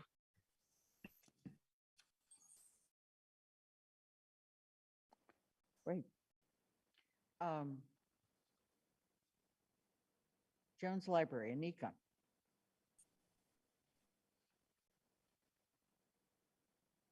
Okay, so the JLBC is still in the schematic phase. There will be a meeting. There's a meeting scheduled for tomorrow evening where there will be a vote taking on the elimination of the 1928 elevator and also moving forward with voting on gender neutral bathrooms located on the garden level of the building. There will also be a preview of some less expensive alternative exterior material choices to the brick currently included in the schematic design. In regards to outreach chair, the chair of the outreach subcommittee, Alex Lefebvre, has put together quite a thorough and thoughtful newsletter that I'm not sure if everyone here has received. I would encourage you to subscribe to it and please share on your networks. It's updated again every week and really keeps people up to date, especially in regards to community participation, where we are in the phase now where there is the greatest opportunity for that. And that's about all I have this evening. Okay. Are there questions at this time? Then I'm going to go on to TSO. Dorothy? Okay. We've had 2 meetings on the 19th of May. We had speakers we had the director and a member of the board of the senior center or director of senior services. And you'll notice to my report, as requested by Paul and agreed on by the committee members, is a copy of that report and a copy of the CPO's report. And they're very useful. The chart of comparative numbers is very key.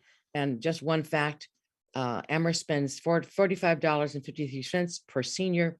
compared to Northampton that spends $99.63 per senior. There was huge differences in square footage and in services. And I guess you know that the Banks Community Center is playing even a bigger role in the new CREST program. So we had a report on the need for a new standalone senior center that has natural light, acoustic suited to seniors, and is accessible, its safety features and railings and pull cords and adequate parking. And we understood their request. And but as you know, they are not on any list as of this moment. So I feel like as I said to a teenager who wanted to help build a skate park, by the time we get that built, you're not going to be interested in it any longer. And that's going to be the same for the seniors who work for that senior center. But we, as the town council, we are the ones that have to do that. We have to start the process knowing that it's going to take a long time and will be longer than most of our terms anyway. So their van is not useful for transport. There was many interesting things to read. Then we had a more cheerful presentation from the community participation officers, and their program slideshow is also attached to my report. They're doing a lot of work on many fronts, and we'll be doing more activities. And I think I saw one, they're going to be visiting some of the communities around town. They've been doing it so with introducing our new director of CRES. We discussed speed limits, and we will talk about that and further after a memo from the town manager. Made some appointments, and we then had our second meeting on the 2nd of June. And that item we've already dealt with. We went over the amendment that Mandy Jo brought forward for the dual parking permit meter spaces at Kendrick Park. And we spent a lot of time on that, which we've reached some conclusion on that today here. We had a big discussion on water bylaw and regulations, and we will have one on sewer bylaw and regulations, more detail led by Anna. And she had collected and put into the document comments from a variety of people. We had a very detailed discussion. And I would say that the superintendent and the assistant superintendent from DPW were actually pleased with our work. They will, because they liked having another set of eyes looking at stuff which is obvious to them.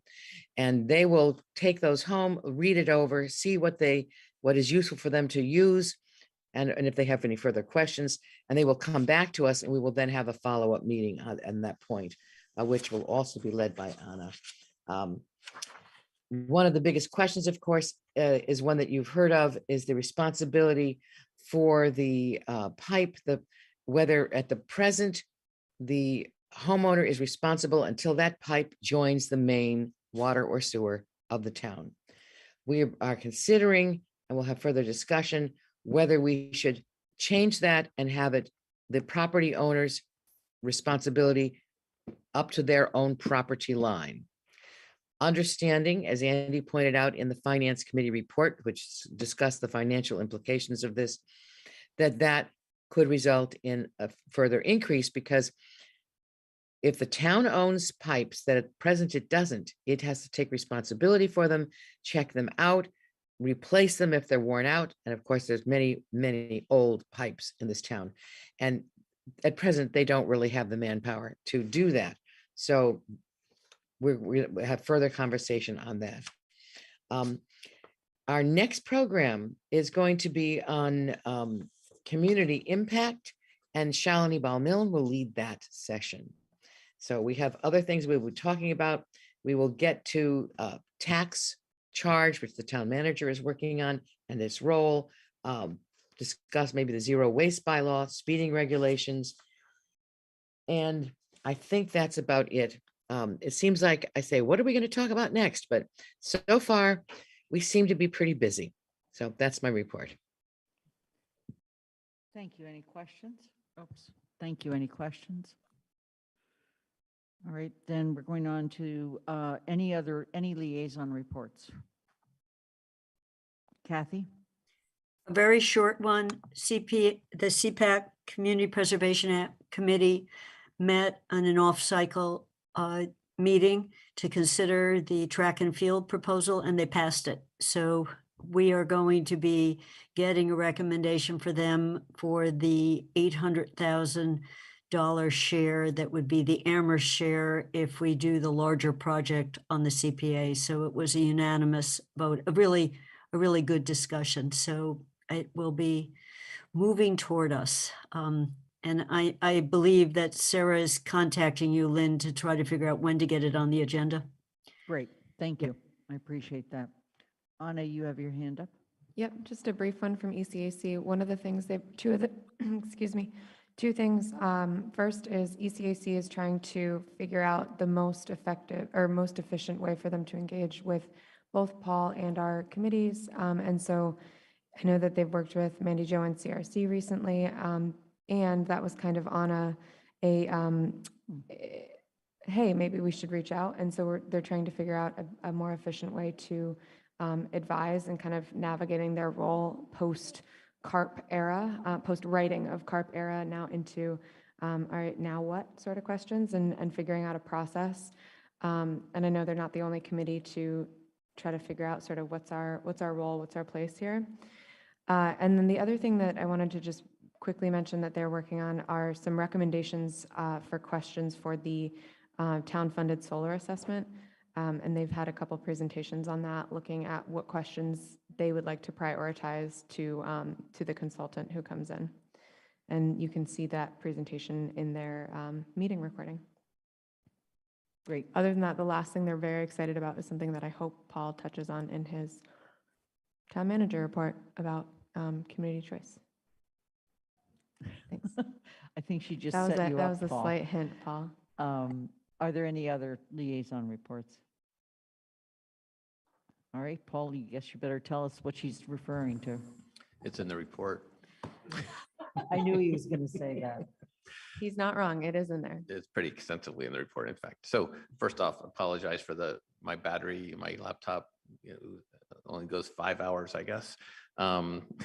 Says something about our meetings. I do want to mention, you guys all work so hard, but Kathy Shane really has done a tremendous amount of work on the school building committee, just taking that heart and soul and dealing into every detail. So thank you, Kathy, for that. And I did, just as follow-up, I did meet with the chair and the vice chair and the sustainability coordinator, the chair and vice chair of ECAC recently. We did start to have that conversation, which was good. And, so we're moving forward on the community choice aggregation. The first legal document is done. Now we're engaging with the consultant. So there's more to be said on that. The exciting news from our perspective is that our CREST program is really starting to take shape. We've hired the program assistant, Kat Newman, who had previously run the ambassadors program. We've been able to recruit her back to be Earl's assistant, which is really exciting. They'll make a tremendous team, I think. And we've hired 8 community responders, just an incredible array of people with talents and experiences that I think you're just going to be really proud of. It's just the type of group of people we were hoping would represent the town. Their first day will be July 5th. There are some people who are employed. We wanted them to start earlier, but some people have commitments. They work in the school district or someplace else. And so we wanted them all to start at the exact same time because for lots of sort of social reasons. So their first day would be July 5th. They will then take about at least 8 weeks of training that Earl has set up, really extensive training on different levels. And then be ready to start taking calls and responding to things in August. So this is becoming real. Our funding is in place. Employees have been hired. These are unionized. The 8 are unionized positions, which means that we are building this for the long term and expecting it to be successful. And I think it's a real credit to Earl and what he has brought to the program that's going to make it successful. We mentioned in the report that we received a significant municipal fiber fiber grant, $295,000 with the town of Pelham. We put it in jointly. It really was our IT department with Sean Hannon who put it together, and Brianna Sunred helped supported that in a significant way as well. This will save the town and the school district significant funds that we're currently paying to Verizon for services that we will replace with our own iNet. And so that's a really positive thing. It's a big grant. It will also help our emergency communications because we'll be able to, instead of using Verizon copper, we'll be having our own iNet go all the way up to Mount Lincoln, which is in Pelham, which really serves all of our emergency communications. Significant grant. Kudos to IT for that. And just a, sort of a side note, our staff has been incredibly successful at getting grants. The state revolving fund is just one of them.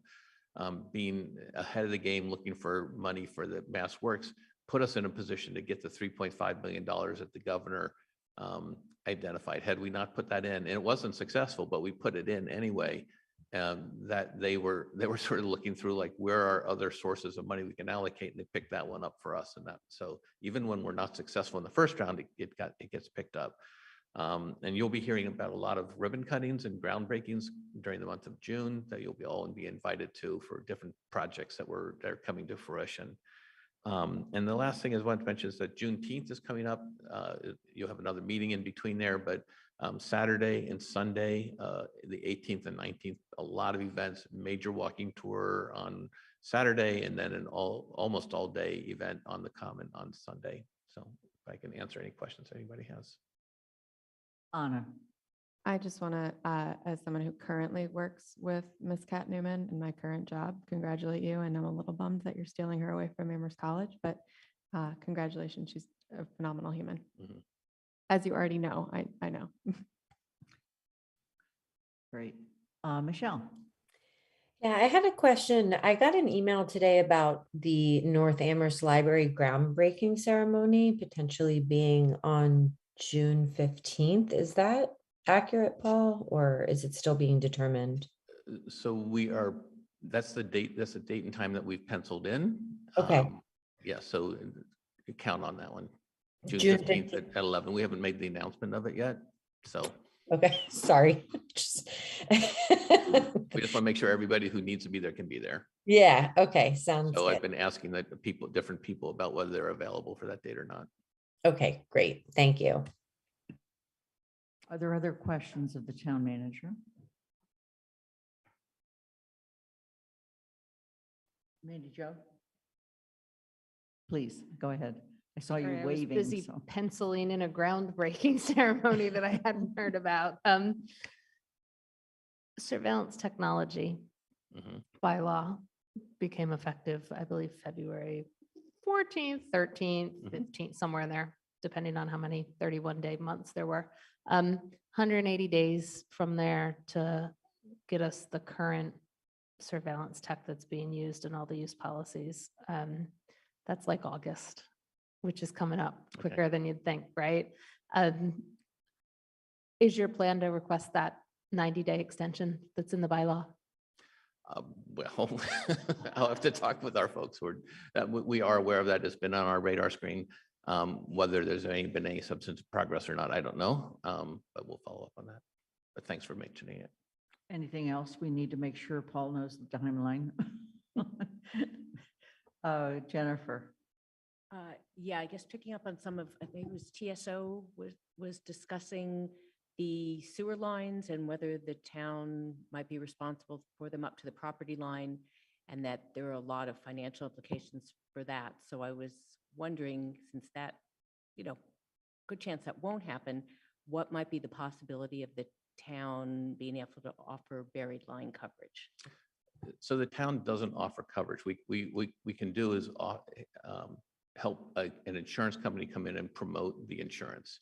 So the question for us is I'm interested to hear what the council wants to do about what the council wants to do on its policy. Right now, the homeowner is responsible all the way to the main. I know that at the TSO committee, there's been substantial talk about maybe making that to the property line. That's a significant difference. And if I were a property owner, I'd want to know which one it is before starting to spend money on insurance. And so once we know what the council is going to do, and I'd actually, look to the council as water and sewer commissioners as to whether this is something you want to promote to the citizens of of the town. Because what this means is we're marketing an insurance coverage to townspeople. So Don't some towns actually, you can purchase it through the town? it's through a company. The deal is, there's one community in Massachusetts that does it. I think it's West Springfield. And what they do is you give them the names and addresses of all the people who are on the water or sewer line, whatever, and then they send information out. This private company sends out to the companies. It's not, we receive 50 cents or something for every person who signs up. So it's a commission-based system. Mindy Joe, you still have your hand up? Oh, that's fine. I just want to check and make sure. Okay. Anything else for Paul? You got two documents from me. One is the president's report. I need to amend it because I wrote it before the week before actually came up on Saturday. And I have to confess, I was not able to multitask at the level I had hoped to. And so I did not make it to Sunrise Amherst Summit, and I did not make it to Sunday's portion of the Pride celebration. I was a delegate to the state convention, so I was trying to stay home and listen and cast my votes. The other one I want to amend is that for the meeting with Joe and Mindy, Anna has also now joined us as a regular member of the group for those meetings, and she was at that meeting. Thank heavens, because I was late. So are there any questions about the president's report?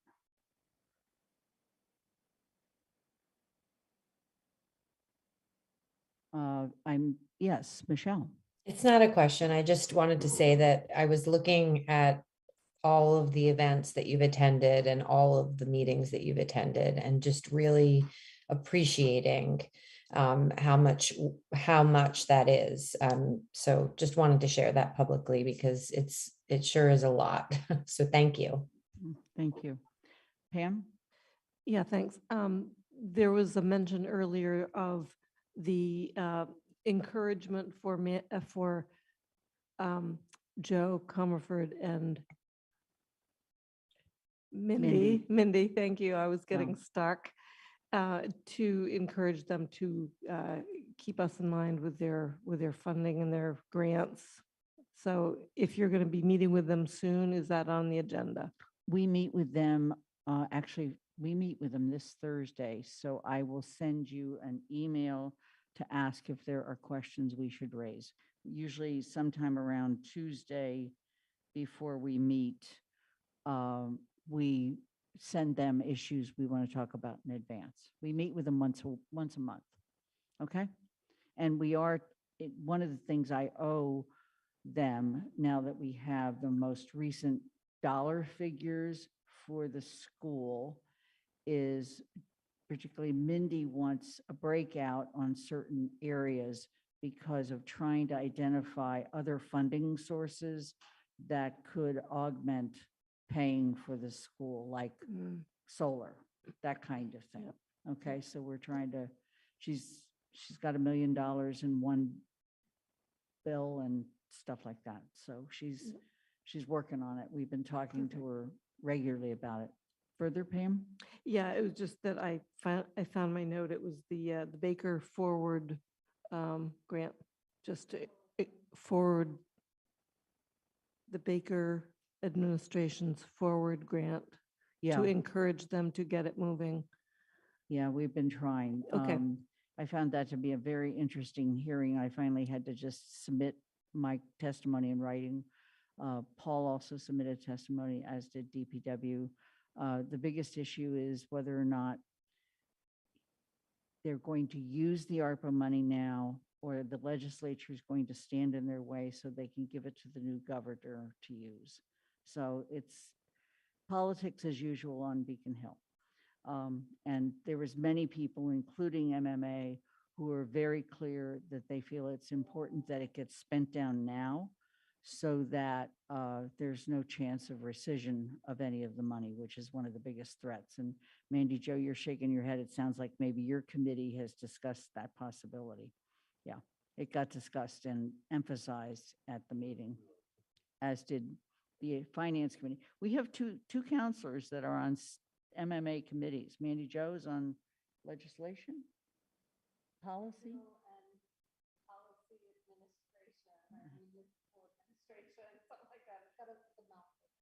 Okay, and Andy is on the finance. So, Anna, other Yeah, questions? I'm so excited that Mandy and Andy are on those committees, and I would love for it to be a regular practice for us to get updates on their work. I was just thinking that would be great. So plan on that for the 13th. Okay. Sorry. Future agenda items. This is a evolving, always evolving document. And what you see now is not what you'll see a week from now. Shalini. Yeah, I was wondering if the memo we had sent for universal composting pickup, if that's been decided when it's going to be on the agenda. Not yet, and thank you for the reminder. This is a item that a couple of councils are interested in developing a bylaw, and so it needs to, we need to figure out when we're going to bring it forward. Thank you. Further questions, Shalini? I put that as a note. Pam? Yeah, I would add the task force retention of housing as a future agenda item as well. Okay. And we have to do the priorities again. Next steps, and depending on what Finance Committee does will depend on what comes forward from them. Anything else? Shalini? Okay. Kathy? Lynn, this is finance related, but joint with finance. Once we get this report to the MSBA, we're going to have to revisit Sean's modeling. Yes. And Thank you. so- I have not scheduled it, but it's on Sean's desk. I know that much. No, I know I'm just saying that it really is important, especially since many of the counselors didn't go through it the first time. Just we basically have to start over because the world is a lot different than it was 3 years ago or 4 years ago. Yeah. Absolutely. And we've been putting it off to get through the budget. We'll make serious strides on the budget at our next meeting because we will vote on both the budget and on the capital plan as well. Yeah, no, I wasn't suggesting it for June, just not letting it slip until the fall. Yeah. The goal is to update it this summer, correct, Paul? Now, and Paul, you have your hand up. Yeah, just to confirm the council's meeting schedule for June. Yes, thank you. We are meeting on this coming Monday, the 13th, a week from tonight. It's still tonight. And we are also exercising the option of using the 27th.